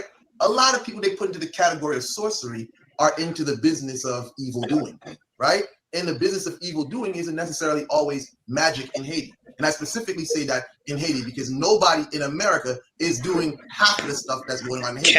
If you were, you would be arrested and buried under the jail. And I would also say, like I said, people when people think about even. So you're saying that what are you saying? People are doing it just even more than in Haiti. And they're getting away with it. And they're making more money off of it too. Mm-hmm. I don't know, bro, because what's going on with these nurses hurting these babies and refusing these women to deliver their babies? This has been going on all year. People getting away with it as well. These are just the ones we find out about. No, he's talking about people doing witchcraft on people. Right. A weirdo nurse doing stuff to a baby might not necessarily be witchcraft. It might. It's just man. It's just human being. Yeah, I think there's just a lot of that. I think we just have a lot of sick. We have a lot of sick people out there, and unfortunately, we're in a time that's high stress. We're in a time where it's highly unstable. We're in a time where people don't know if they're going to be able to pay their bills, and so people are. Unfortunately, there's a shadow over the country right now. That typically happens when the economy turns. So evil people. Yes, we have quite a few of them. Yeah, I mean. So you're saying there's less evil people in positions where we need to be cared for than there are in Haiti. That's not the same thing as a person practicing witchcraft. What he's talking about. Not everybody who practices witchcraft is going to let you know they practice witchcraft. He's talking about in Haiti, there's a lot more witchcraft prevalent. That if you knew what they were doing, they would be buried underneath the jail because it's like, dude, what are you doing? You're burying a person knowing that they're alive because you gave them some herb that makes them think that they're dead, and then they come crawling up out the ground 5 days later because they're not dead. Like shit like that. Like what the fuck is that about? Like you're talking about like a weirdo nurse that's giving people too much insulin or something like that. A lot more people doing it. They're drinking that quartal silver, all that stuff out here, man. They're trying to wake up the dead people that they dead, but they still thinking let's just try this herbal medicine stuff. No, they need to have professional help. There's a lot more witchcraft practitioners here in the United States than there is in Haiti, pound for pound. So I work way in healthcare. more. I work in healthcare, and they're in healthcare too. And the amount of first of all, like the amount of oversight and the amount of like cameras and the amount of like check-ins, I have not seen that. And I've worked in 2 major health systems. I come from a family of medical professionals, a nurse, and on ambulatory and hospital side. But what I will say is the United States is huge, and Haiti is small. So like, are you saying like numbers wise, is there probably more people that dabble in the United States by sheer landmass? Yes, but as far as like people like per square mile, you're probably going to get a more concentrated pool of people that are spiritually aware in Haiti than over the United States. I mean, the United States, like the concept of most Americans here in the United States, Mostly yes. Christian. So they like the spiritual world and the physical world are so separate here, which was part of the problem. I would be more apt that I could turn around, spin, and point in Haiti and hit someone with a stronger acknowledgement of the spiritual world than here in America. Now, I like most people here couldn't like do a spell out of like that a middle schooler can pull here, to be honest, or working. And the ones that are working the spells that are doing like turning into animals and all kind of whatever the hell they want to call them. Like in Haiti where people like will turn into something and go out wreak havoc and come back type of shit. Lugal woo, all that stuff. There's way more you hear it, but here in America, I don't think it's happening. It's prevalent. But let's finish. Let's hear what he's gonna break it down. He's gonna break it down. I remember she was she was dealing with this white man, and the white man was dealing with this black woman, right? And she wanted to separate them. The lady, in a year's time period, she caught cancer and she died. So this is what I say: when you start messing around with this stuff, you want to know what you're getting into, because the consequences can be great. You know what I'm saying? This is not no, dancing around chakra healing stuff. No. Mm-hmm. No, this shit can really be fucked up. Excuse my language. So you want to know before you do things, what are the outcomes? What are you doing? What are you getting yourself involved in? Because there's rules and regulations in this, and you got to respect the principles. Like we say, faut respecter les principes.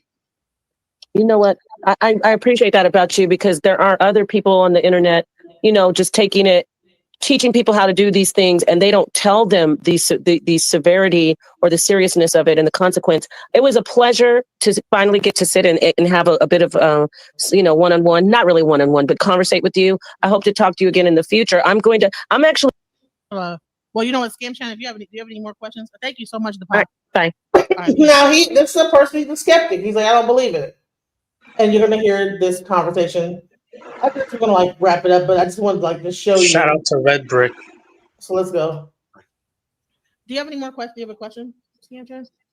The only question I had, I wasn't really bothered by the plants and chemical aspect of it. I'm all about the spiritual part that I don't see evidence for.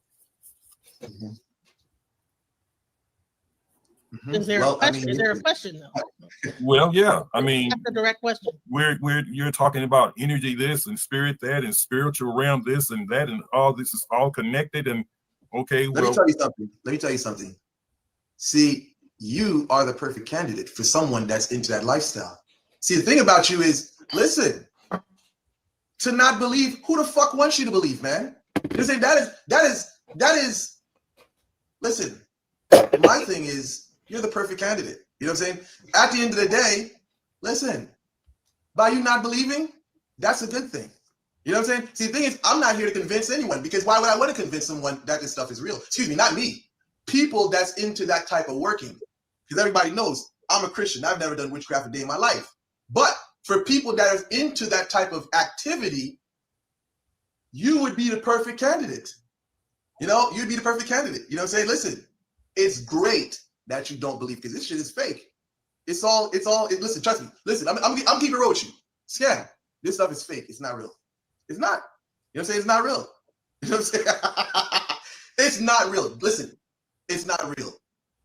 See, I would just say, in my world, listen, you're better off not believing. It's fake, brother. It's fake. Yeah, man. Yeah. Oh God, we need Man, so I want to show you something really quick, and I want you to give your opinion about this. So hold on. Mm-hmm.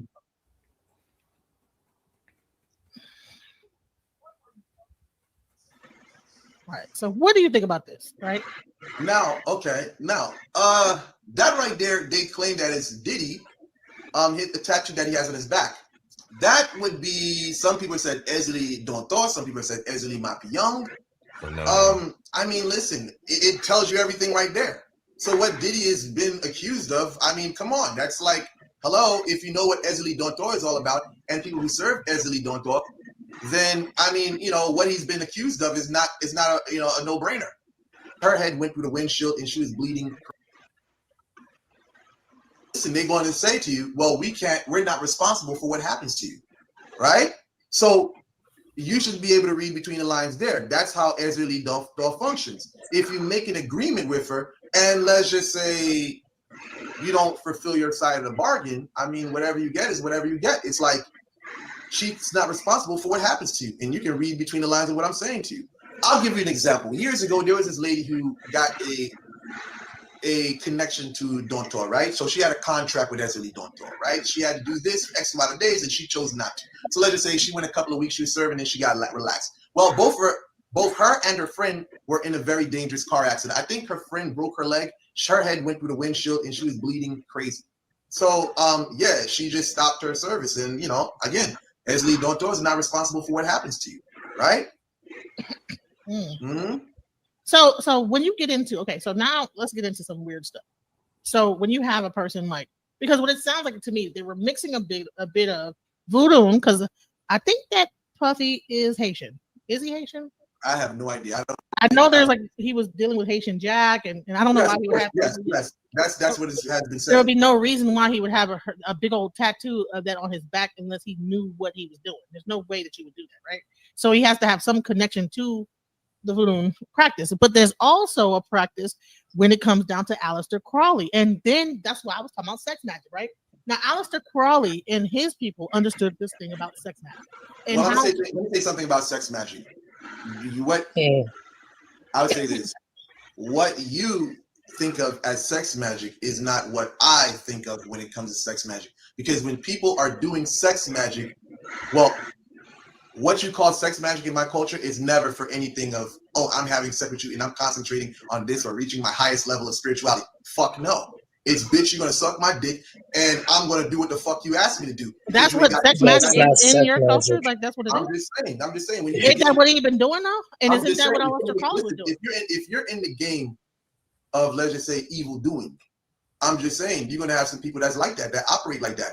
You know what I'm saying? It's like, you're going to give me this. If you ain't got this type of money for me, then, you know, just like a typical drug dealer, you know what I'm saying? Then it's like that and shit get done. I'm just saying, if you want me to keep it real, Port-au-Prince real with you, that's how it is. So when you speak of sex magic, I can only think of it in that terms of how we, in my culture, how we know it as. But it's never okay, so you're. So what it sounds like to me is that if you want me to do this work for you, you need to suck my D. And that's sex magic. It's not so much about let's reach the highest heights. It's like, well, if you want to get this off of you, then do X, Y, Z, and the sex gets you the magic. That's what it sounds like to me. I mean, am I wrong? Like, is that what he's saying? That's what he's saying, but that's not sex magic. That's not sex magic. That's prostitution. Right. that's just lust. That's just prostitution. Thinking about that, what he was doing, right? What he's doing is throwing these parties, and he's bringing in kids and bringing in like prostitutes. Yeah, that's not where I'm from. You know, I can't really even speak on his stuff, but again, maybe it worked for him. But you know, you're talking about spirits that are eternal. So whether you're utilizing urine or whether you're utilizing whatever, you're only bringing something into existence which has already been there. Kind of like Christopher Columbus, they're saying that he discovered Norfolk. No, he discovered America, the Americas. Right. So you know what? All right. So you know what? We're getting into the second hour, about to end pretty soon. So one last thing I wanted to ask is about the Hadron Collider. What do you think about that? Huh? Can you repeat that, please? All right. So basically, I wanted to show that part where, you know, Scam Chan was kind of giving pushback. Like, I don't believe any of this. He said, well, you know what? It's good that you don't believe. Why do you think he said that? It's good that you don't believe. It's even better. What do you think about that? Like that? I could start. I don't really know this person, but again, there's a certain level where we're propping up these people, and it's only a matter of time in 2026 where a real civilian test these people to see, are they really about that life of magic and witchcraft and voodoo, or they are some bandulo stuff. They just a charlatan. They're capping, And 90% of these people that are showing their face, they're capping. They're not about that life. They're just not. Well, I'm gonna say this. And we're going to expose them Oh, more and more. We're going I to didn't say expose that. them more and more in 2026. I didn't say it. Okay. I I said it. don't want him doing no shit I against me. promise you. I'm not. We're going Listen, to expose y'all them. keep me out of it too, because I know. Yeah, I know Lenny's work, and I don't need that. Hell no. Like I don't. You can say that if you want, but I said it.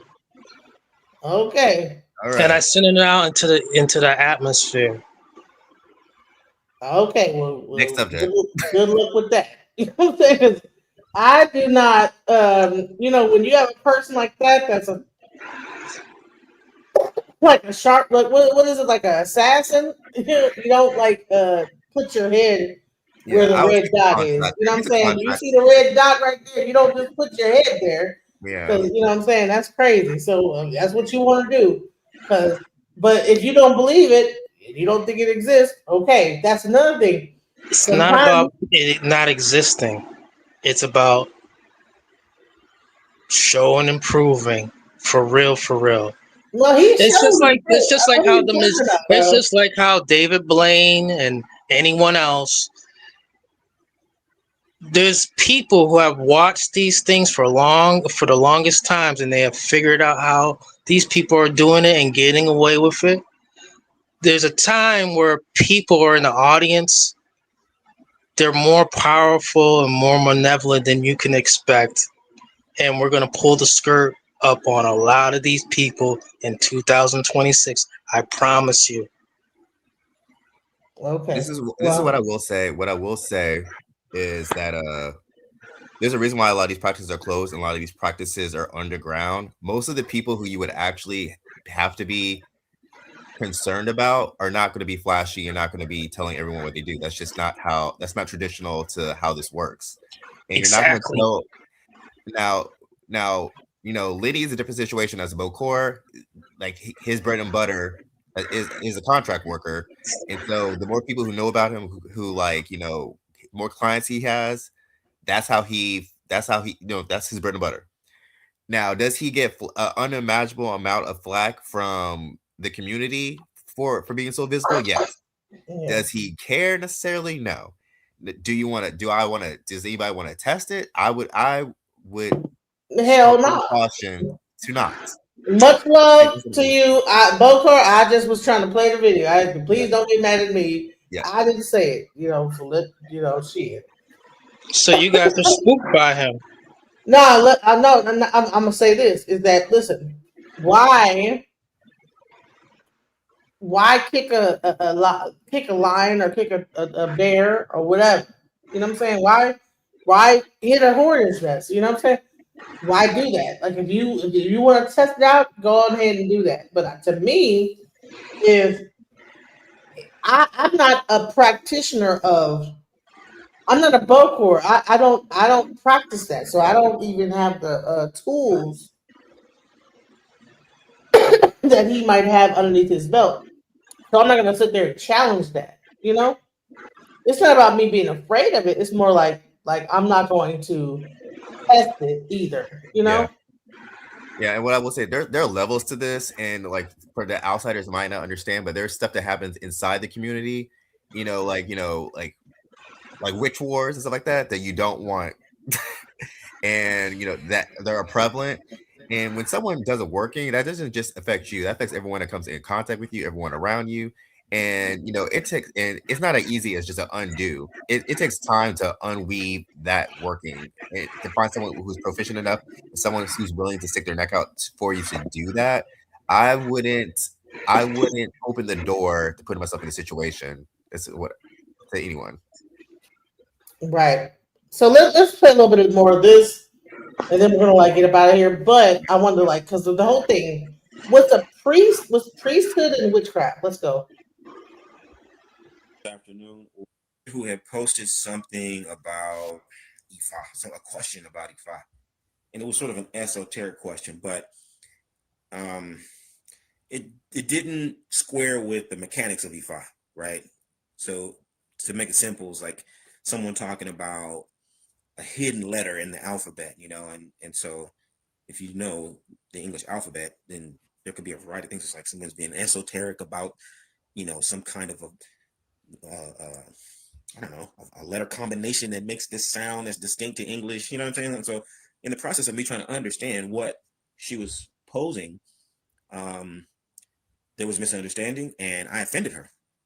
Now it wasn't intentional, but the nature of social media is you can't really get the tone of someone's voice or the intention behind it so clearly all the time, and so it's easy to be misunderstood. And so that was what happened. But the real standout thing was that the way she responded, which was by saying to me something to the effect that the witches love to eat the bones of young Babalawo, so I should proceed with extreme caution, and a host of other little things, insults and innuendo about, the witches and Ifa, right? And so I took it as, with a grain of salt, like, okay, whatever. But there were a couple of things that stood out for me with that particular exchange. The first thing was that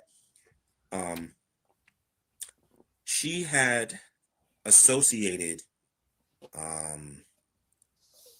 witchcraft with anger, right?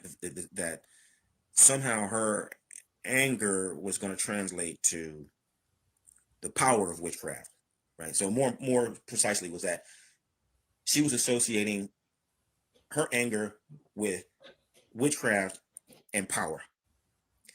And I never really forgot that moment.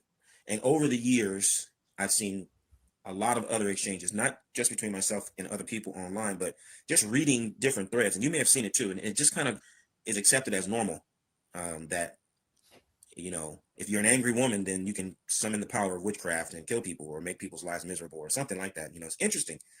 And what I want to say to that specifically is anger is a poor substitute for power. Anger is a very poor substitute for power. And this is so important for us as African Americans to understand and internalize, because we inherited this magnificent civil rights legacy, right? We are in the immediate wave of civil rights movement where it looks like, through protest and outrage, we were able to disrupt the white supremacist order of the day. And the only thing we came out of it, is that we're disruptive, right? We can protest, and we think that protest is what moved the needle. But it wasn't just protest. It wasn't just outrage. It wasn't anger. It was organization, right? The civil rights movement was extremely well organized. And so that's why I say anger is a really poor substitute for power. Power is only captured, expressed, and sustained through systems. Power is only captured, expressed, and sustained through systems. If you have no system, you have no power. This is crucial, all right? It's essential for us to understand this conversation that we're about to have, actually. So what I want you to do? I want you to post something on your Facebook, on your Twitter, or anywhere on social media. Anger is a poor substitute for power. Share that right now. Just go on your social media accounts and share that. Anger is a poor substitute for power, all right? So that being said, let's get into this little chat we're going to have today. But before we do, let's make sure we know who we are and where we are in space and time. This is the Orisha Lifestyle Academy, and I'm your instructor, Obafemi Origuma. Today, we're going to have a chat about the difference between priesthood and witchcraft. All right, priesthood and witchcraft. Now, in order for us to appreciate the differences between priesthood and witchcraft, and what I'm saying about what I mean about this the difference between that power and anger, we got to take a glimpse at the landscape of Yoruba spiritual institutions. The landscape of Yoruba spiritual institutions. All right, because there's a lot. Okay, this is a really, like, you're not gonna get it if you don't have this concept, this framework really clear in your mind. Okay, within our tradition, we're familiar with Orisha, and we just say Orisha, right? And we don't give enough thought to the variations and the layers of kinds of Orisha and ways we engage with Orisha. So real quick, you've got Orisha who are the most popular, Shanko, Batala, Okun, Oshun, etc. Okay, these are Orisha that have initiatory rites, That is, you can be initiated to those Orisha. You can be fully initiated. You can be a priest or a priestess of certain Orisha, Shango, Go, Batala, etc. Right? These Orisha have sacred groves. That is, if you go to any kingdom in Yoruba land, they're going to have a sacred grove, a forest, traditionally anyway. Some kingdoms are not as well off as others, and their groves have been totally decimated. But traditionally, there is a grove for Shango. There's a grove for Oshun. There's a grove for Obatala. And in certain kingdoms, each of those deities govern certain kingdoms. Oya governs a kingdom, Ira. Ogun governs Ire. Oshun governs Oshogo, etc., etc. Okay? So these are like the really prominent, super institutionalized Orisha. They're part of the fabric of the kingdom itself. Within that spectrum, that part of the spectrum of Orisha, then you have some that are specialized. You got some like Eshu, you got Oromila, you got Osain, for example. These are Orisha that are totally ubiquitous. They are everywhere. They occupy a very special space. They play a special role in everybody. All Orisha make use of herbs, for example. All. So Osain has a special role, right? He's not limited to the same kind of function as say Shango.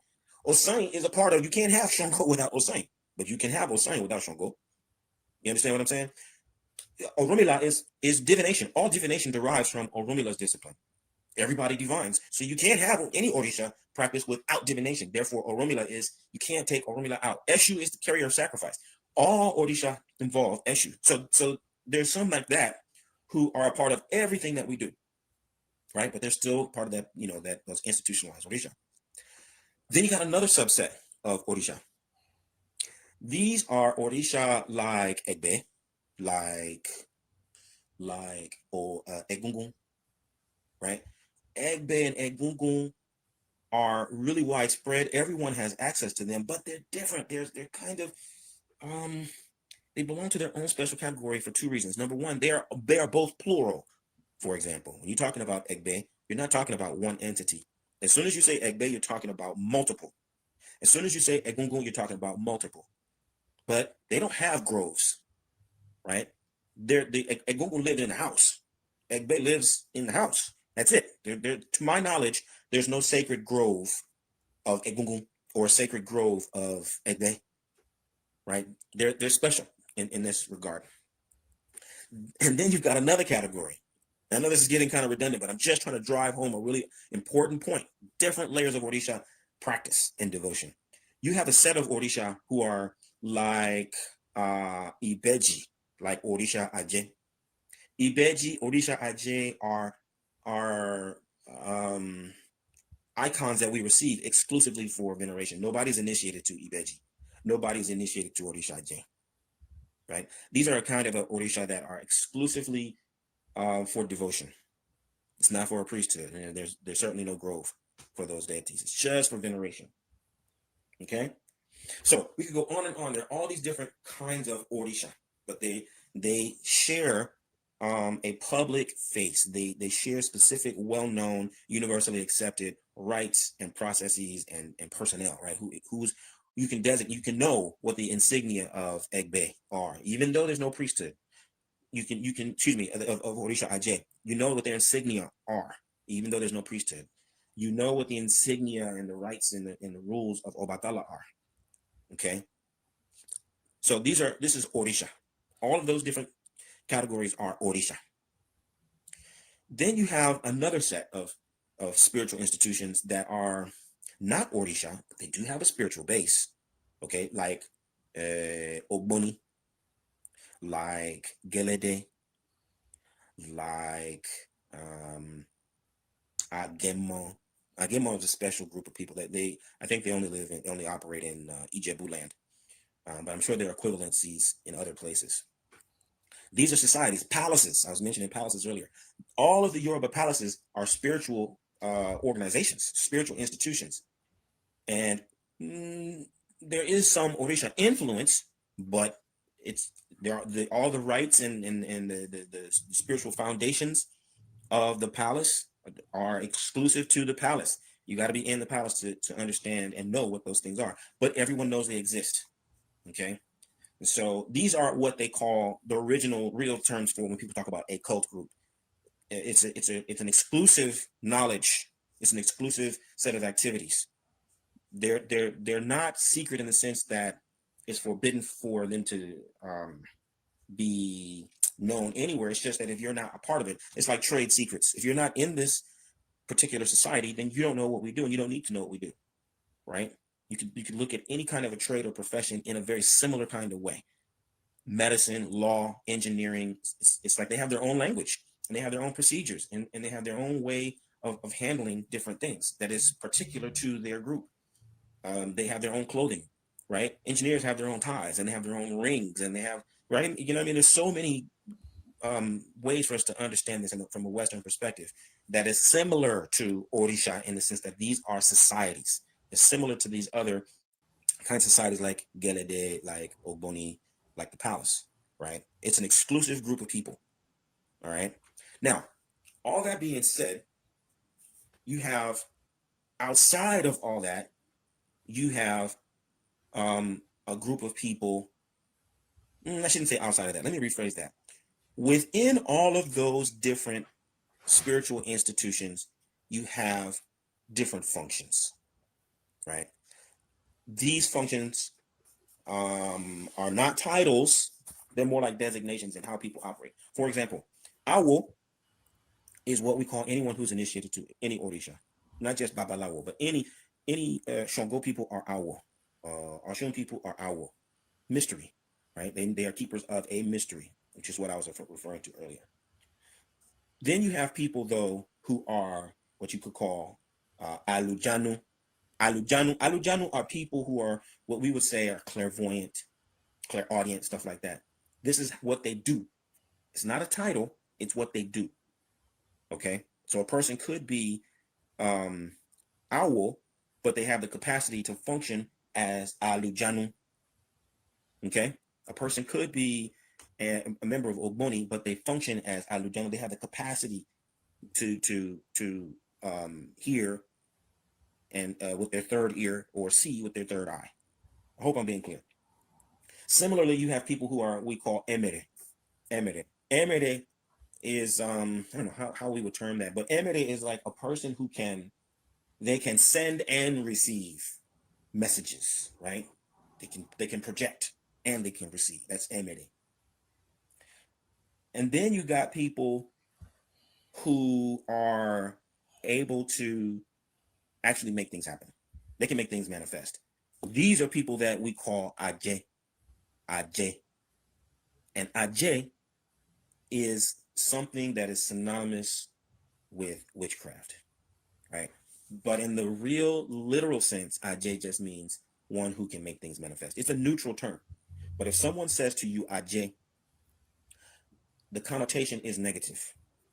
Okay? Just like if we say Iwa. Iwa means character. But when people say Iwa, the connotation is we're talking about Iwa, good character, Iwarere or Iwakwele, gentle character, right? But if you just say character, it's implicit that we're talking about good character, right? And on the flip side, when someone says Aje, the connotation is negative, right? That's just how the colloquial understanding of the language has been, developed over years. Now, the reason why I'm saying this is because Aje is synonymous with witchcraft, and that prompts us to use a euphemism because What do you think so far? What are you saying, Elijah? Are you agreeing? Pulling I up don't stats. We pulling up the stats in 2006.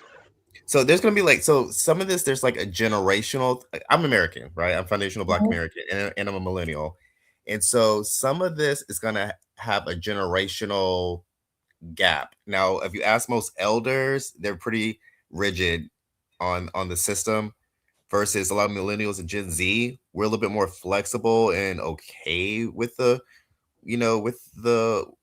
witch word, but like that's a generational thing. I kind of just feel like I like for a long time, voodoo and hoodoo, in the ways that we spell them here in America, were pejorative terms from their original West African roots, right? And so people used to say that our spiritual practices were witchcraft. And so for me, it's crazy to then do the same thing to European styles in reverse and say, well, no, we're of God, but you guys are witches. You know what I mean? For me, it's just like I try to be consistent across the board. And so I don't even use, and a lot of people use witchcraft as like a synonym for baneful. That's why I don't even use, that's why I try to promote people saying baneful work, even when I've talked to elders, especially elders of color. I try to say, please use baneful instead of when you mean negative or negative work or a negative witchcraft. You know what I mean? So he broke down Iwapale, then he brought into Ajay. Yes. And he's saying that Ajay. Let me see where he goes with the Ajay. Let's go because I heard Ajay is not necessarily that bad. Let's go. People who are most known to have this capacity to make things happen. Now, when I say make things happen, I mean they can make things happen. They don't need medicine. They don't need charms. They don't need tools. They don't need implements. They just can think it or say it, and pow, it happens. That is Ajay. And women are most well known for having this capacity. Not all women, but there's a particular category of women who have inherited this particular capacity. All right. We call those women iyami as a euphemism. What's a euphemism? A euphemism is social grace. A euphemism is etiquette. It's poise.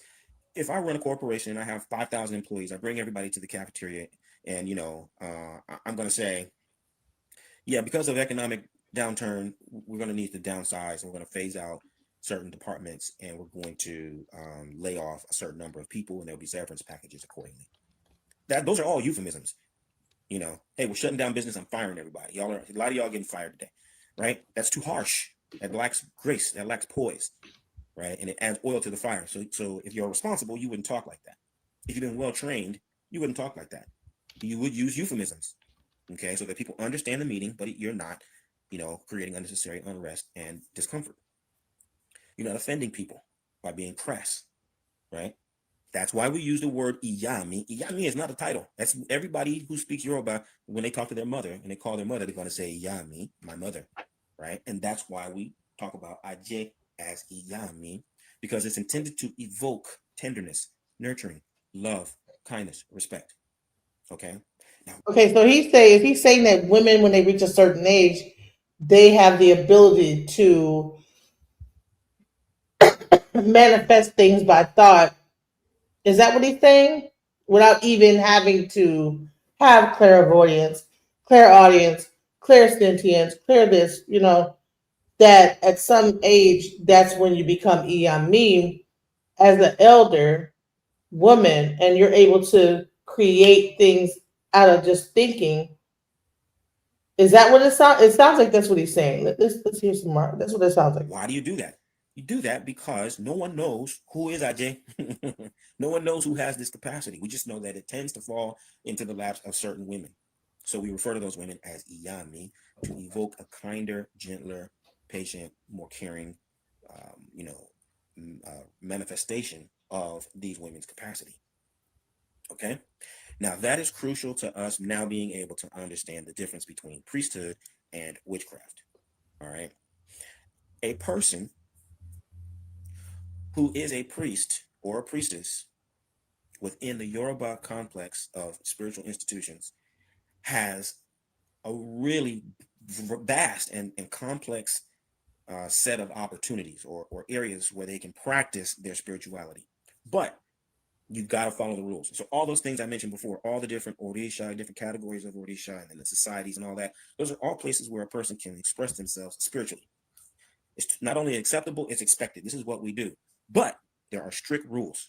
Those rules are going to be imposed by the deity. Those rules are going to be imposed by the other practitioners, right? We all know who we are. We're all publicly identified. If there's any problem between, the general public and the Shango people, the general public can go to the king, or they can go to the Shango people themselves, and they can say, hey, this is what's happening. This Shango person is using fire to burn down my farm, or, wage war against me because, my farm is doing better than his. My son is more handsome than his son. It can run faster than his, right?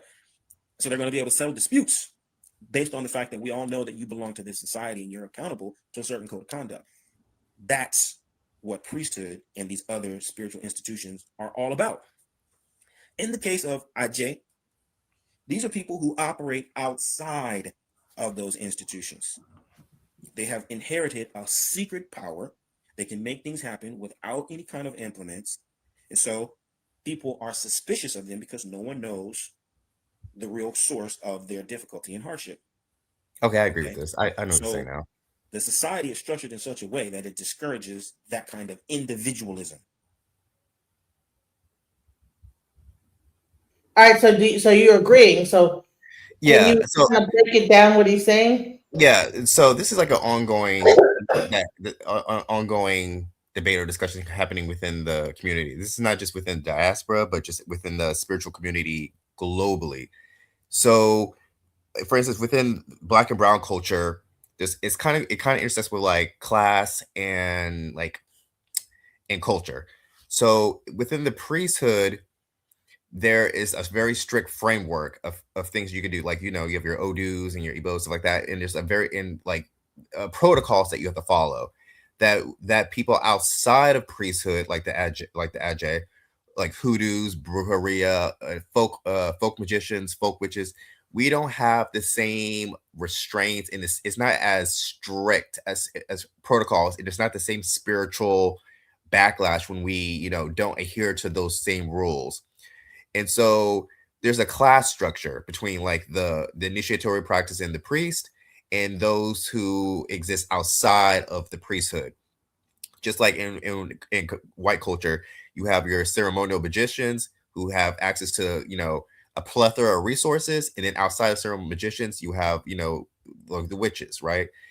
On the diaspora side, we have, you know, or the lower economic scale too, with the folk witches of their various cultures, with hoodoos, with brujeria. I can practice pretty freely, and I have a relational uh aspect with spirit. Does that make sense? Versus if I was a priest, I would have to do this at this time and be here at this place, make this offering at this time. It's way more restricted, is the best way I want to put it. Mm. And because there's that framework there's more of that trust from the priest class for each other. They're less trusting of people outside of the priesthood because they can't, I don't want to say police, but basically they can't like there's not that oversight there from that structure. Does that make sense? Yeah. So would you say like Bokor would be considered an IJ, even though he's a Yes. male? Yeah, so like anyone, so that's the dynamic between Bokors and in their delicate relationship with like Hugans and Mambos and, or, you know, American side voodoo priests and voodoo priestess, right? Bokors, hoodoos, conjure women, root workers, brujos, I think Caradismo, folk witches, we exist outside of that priest structure, outside of that caste system. And so that's what it is. For me, it feels like it's more of a caste system, but like the priesthood is the priesthood, and that's they're one class, and there's those of us who are outside. We have two separate lanes. Mm. Does that make sense? Yeah, it does. Okay. That's what I was trying to understand. All right, so let's hear the rest of it. But yeah, that makes sense. Let's go. Right? It discourages that kind of individualism. And a single person should not be wielding that kind of power and not be accountable to anyone else. That is the reason why we have this tension between people and between people, because Ajay are people. It's not like they're superhuman or something like that. They are people. Okay, but you got different categories of people. You got good people and you got bad people. Eniyan Rere and Eniyan Buruku. Just like you have, and Eniyan is a fourfold being. You have Eniyan is a human being. Okay, Eniyan is a human being. Eniyan consists of Ara, the body, Oka, the heart, Emi, the breath, Uri, the head. Most importantly, in that equation, what makes somebody good or bad is their Uri and their Emi. A person who's chosen a wicked head, Uriburuku, is going to have a wicked spirit, right? They're going to have a wicked head, and a wicked spirit will issue forth from that. Those are the ones who become wicked people. And those wicked people who also are endowed with the capacity of Ajay, they will become what we term witches or wizards, right? And more specifically, they will be termed malevolent witches, malevolent wizards. Okay? And that really is the fundamental difference. Okay, it really boils down to, is a person good or is a person wicked? You understand? Wait, so all right, here's the thing. So a person that is a wicked person, that would be considered a witch, and a person that is more following like the lighter path is considered a priest. That's what it sounds like he's saying. That's very old school, and that's how the priests see it.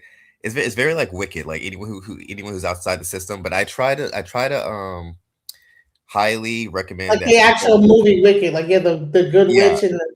Yes, it's So who was the wicked witch? Was it like Elphaba or? Yes, it was Elphaba. Because she was out. It was when they used the term witch is before they use it now. It's a political. Elphaba was considered IJ. She would be considered the IJ. And who was stronger? It's not about. Just answer that question. Who was stronger? Elphaba was. And she was the outsider, right? Yeah. She was, yeah. So what I'm about to say next is this, and I want y'all to continue. In 2026, it's just going to be just like how Billy Carson got exposed in 2024 by an outsider named Wesley. We're going to be doing this to all y'all old ones who really be thinking that you're some high-level people. I mean this with love. Please stop doing that because I don't want to catch a stray. Yeah, I don't know why you're doing that. You need to cut that out. It's just a given. It's just a given. It's what's Yeah, happening. yeah. You do that on your own channel because I'm not. What happened to Billy Carson?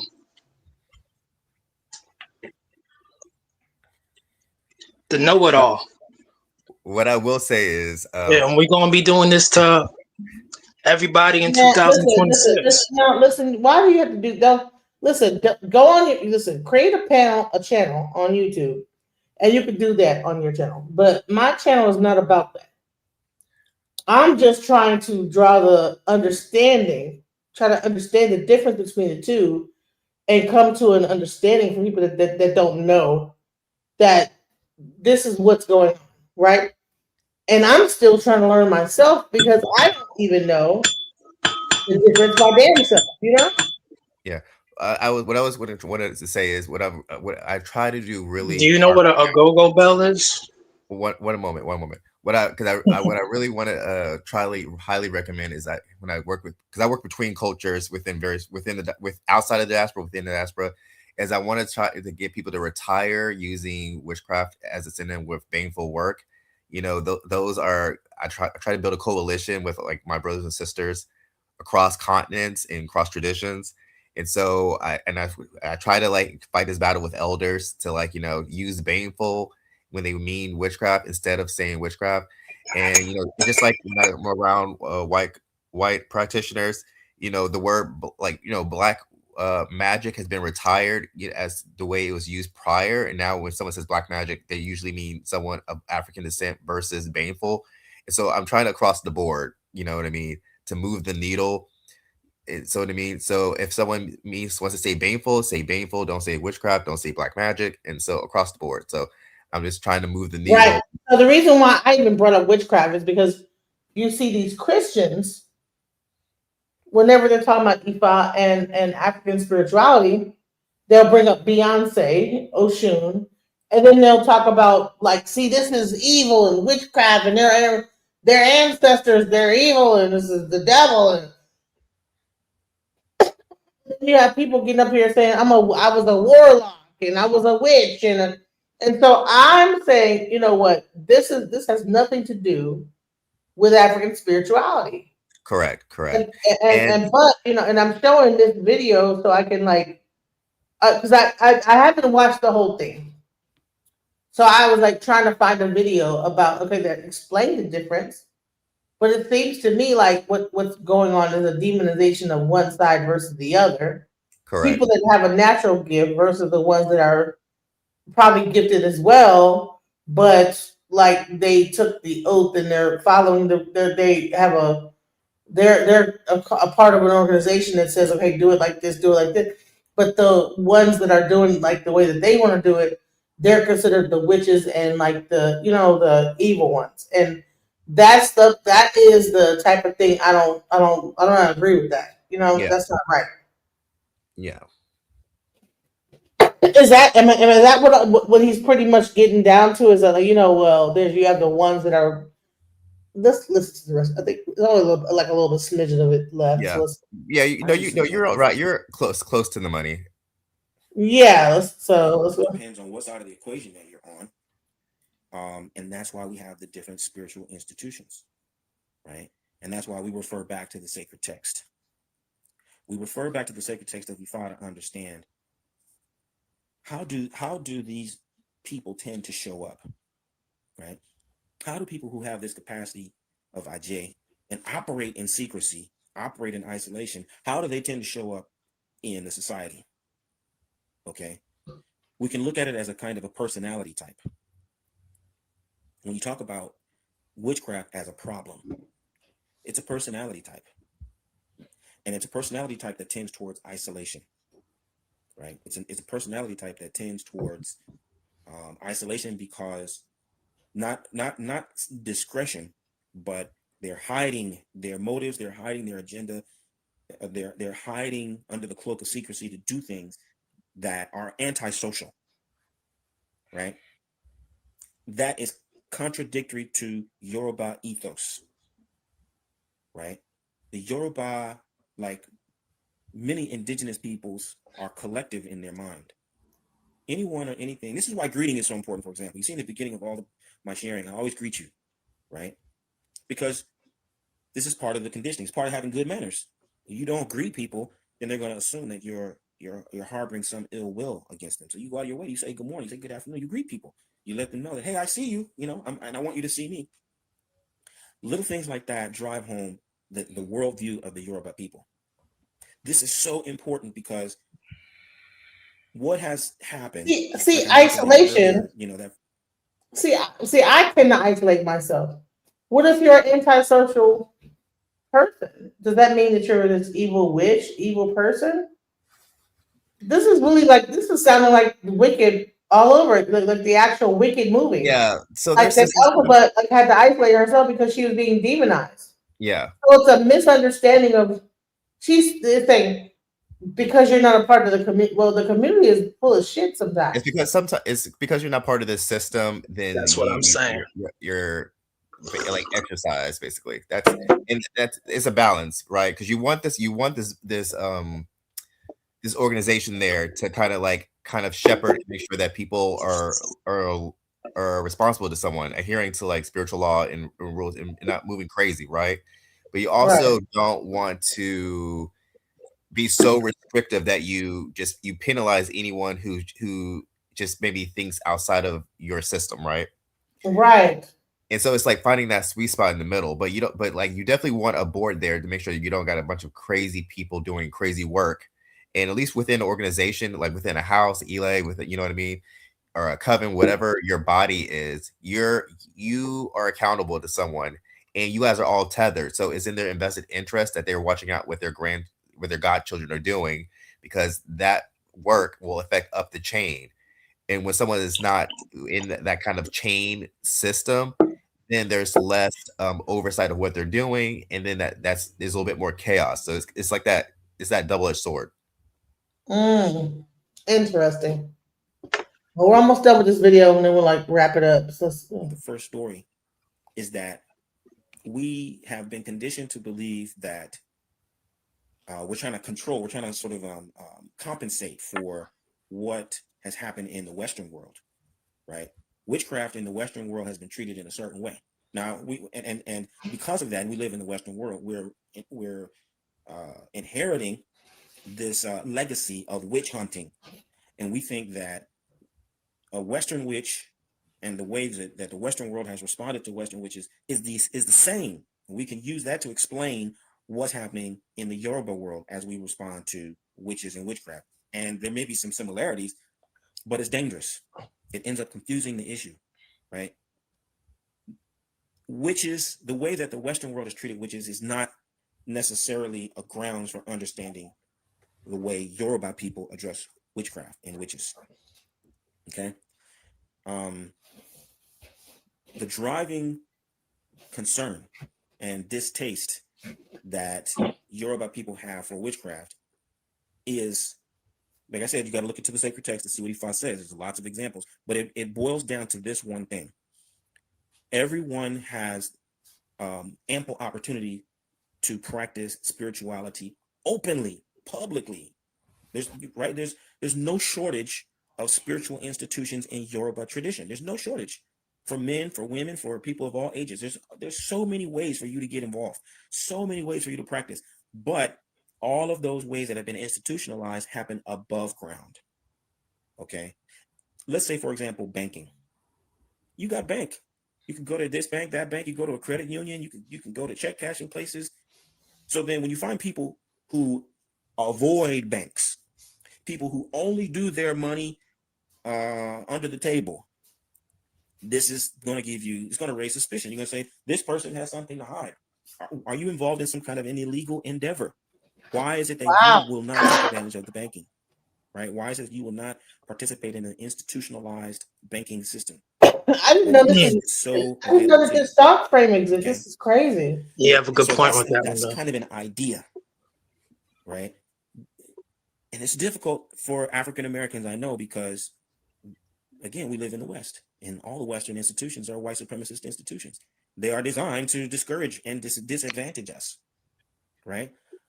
But that is not the case in Yoruba civilization. If you think like a Yoruba person, the palace favors the Yoruba people. All of the Orisha pantheon, they all favor the people. The Shango is not an arm of imperialism, like the church is an arm of imperialism. The Ogboni is not an arm of white supremacist domination in the same way that the court system is an arm of white supremacism. You understand? So our attitude toward the institutions have to shift. We have to think like people who are accepted and actually a part of the systems. These systems have been designed by us and for us. And so when we find people who want to practice our tradition, but they want to do it under the cloak of secrecy, and they want to operate outside of all of the parameters that have been established, that's a personality type that you want to understand. What is driving you to behave in such a way? Why would you want to be healing people, but you don't want anybody to know it? Why do you want to be, reinforcing or enforcing laws and rules, but you don't want to go through the proper channels that have been established for that purpose? These are good As questions. a personality type, right? That raises suspicion. Think about it in your family. We have a house, and in our house, there are family rules. And this is how we all do things, because this is what maintains a certain kind of decorum and love and health and harmony between us. Why do we have someone who's coming into the family and doesn't want to follow the rules, wants to duck and dodge and hide from all the rules? What is motivating you to want to hide yourself that way? Right? That is the difference between priesthood and witchcraft. It is not exclusively based on gender. It's not exclusively based on what you do. It's based on how you do it and what's motivating you to behave in a certain way that is deliberately hidden. Okay? So there's a lot more that I could say about the subject, but this should be enough to get us started off on a really good, rich conversation. So I look forward to your feedback and your insights on the subject. I hope you found it insightful. If you want to know more about Orisha lifestyle and the priesthood and what we do and how we do it, I invite you to visit me at obafemio.com or orishalifestyle.com, and we can start working together to see how what we do in the Orisha Lifestyle Academy can take your work and your life to the next level, so you can live the medicine that will heal your life and heal the lives of those who you're destined to serve. I'll talk. Wow. That was interesting. I didn't even know that. So a person that's really isolated any five would be considered a witch? I try to be as moderate as I possibly as I can on this thing, and like I respect closed practices, but you know what I mean. But anyone who knows me knows how I feel about Glinda and Glinda types, and so I I would caution if we're gonna respect the bounds of initiatory practices, one, then you gotta stay within your house, right? If I'm China, then I shouldn't step foot on what Japan's doing, or what Philippines is doing, or what Taipei is doing. You know what I mean? And so if I'm gonna respect the bounds of your nation, right, your country, then you can't say what these other outer rims are doing. You know what I mean? So that would be my thing. It's actually the control factor, and I try to be as nice as possible on that. But like, I just don't like that. You know what I mean? I think we could respect the open practices and the closed practices. But for someone to say, okay, we're gonna have closed practices, and we want to shut down and say there should be no open practice options, to me, that's crazy. We're coming. Yeah, that's interesting. We're coming. Well, let's give like some final words. This was a great show. Men in the High Castle, go ahead. Yeah, thank you for tonight's show. Everybody hit the like button, subscribe, and share. From what I get at it is that there's a discussion where people are nervous, and a lot of the old school stuff is crumbling before their eyes. There's a paradigm shift, and I see it almost like how it is with like sports, where you have these people who have been legends for the longest, but now you have these newcomers who are shooting more baskets. They're learning mixed martial arts more quicker. It's supposed to be like that. And when it comes down to the spirituality and sciences, people want to know like where are your credentials from and everything like that. Listen, we're getting rid of the old scientist in 2026. It's just like how Cat Williams said in 2024. You're going to see something in 2025, and I assure you, this is what's happening with 2026. We're sweeping you all back up, packing you up. Thank you. Ashe. All right, Ashe. Shout out to Papa Hossein, the keeper of Ashe. And that's how I be. Like, so I could show and prove what I'm on, but I'm not gonna talk that talk with people who I really don't believe they on it. A lot of people are on it for just show and tell. Me, I'm really on it offline. Okay. All right. Next person. Elijah. This has been a great show. What I would say to anyone who's interested in spirituality of any tradition is to be wary of trying to learn spirituality from TikTok and from books. I would always advocate trying to find your nearest elder, or find elder who you can respect through a peer or whatnot. And if you read books, make sure they're books that are written by people who are from within the culture, within the practice, and try to be as respectful as possible. And spirit will bring the right elder to you in time, and to just be careful, and just move through grace. That's what I would say. Papa Hossein in the building. Shit. All right. Thank you so much. Thank you so much. This has been a great show. I appreciate everything that you guys have done. This is really awesome. Shouts out to the panel members that have come. Fundi Fee. Who else was here? Fundi Fee. Really? Tim, Todd, something? Yeah. Man. I forget who was here.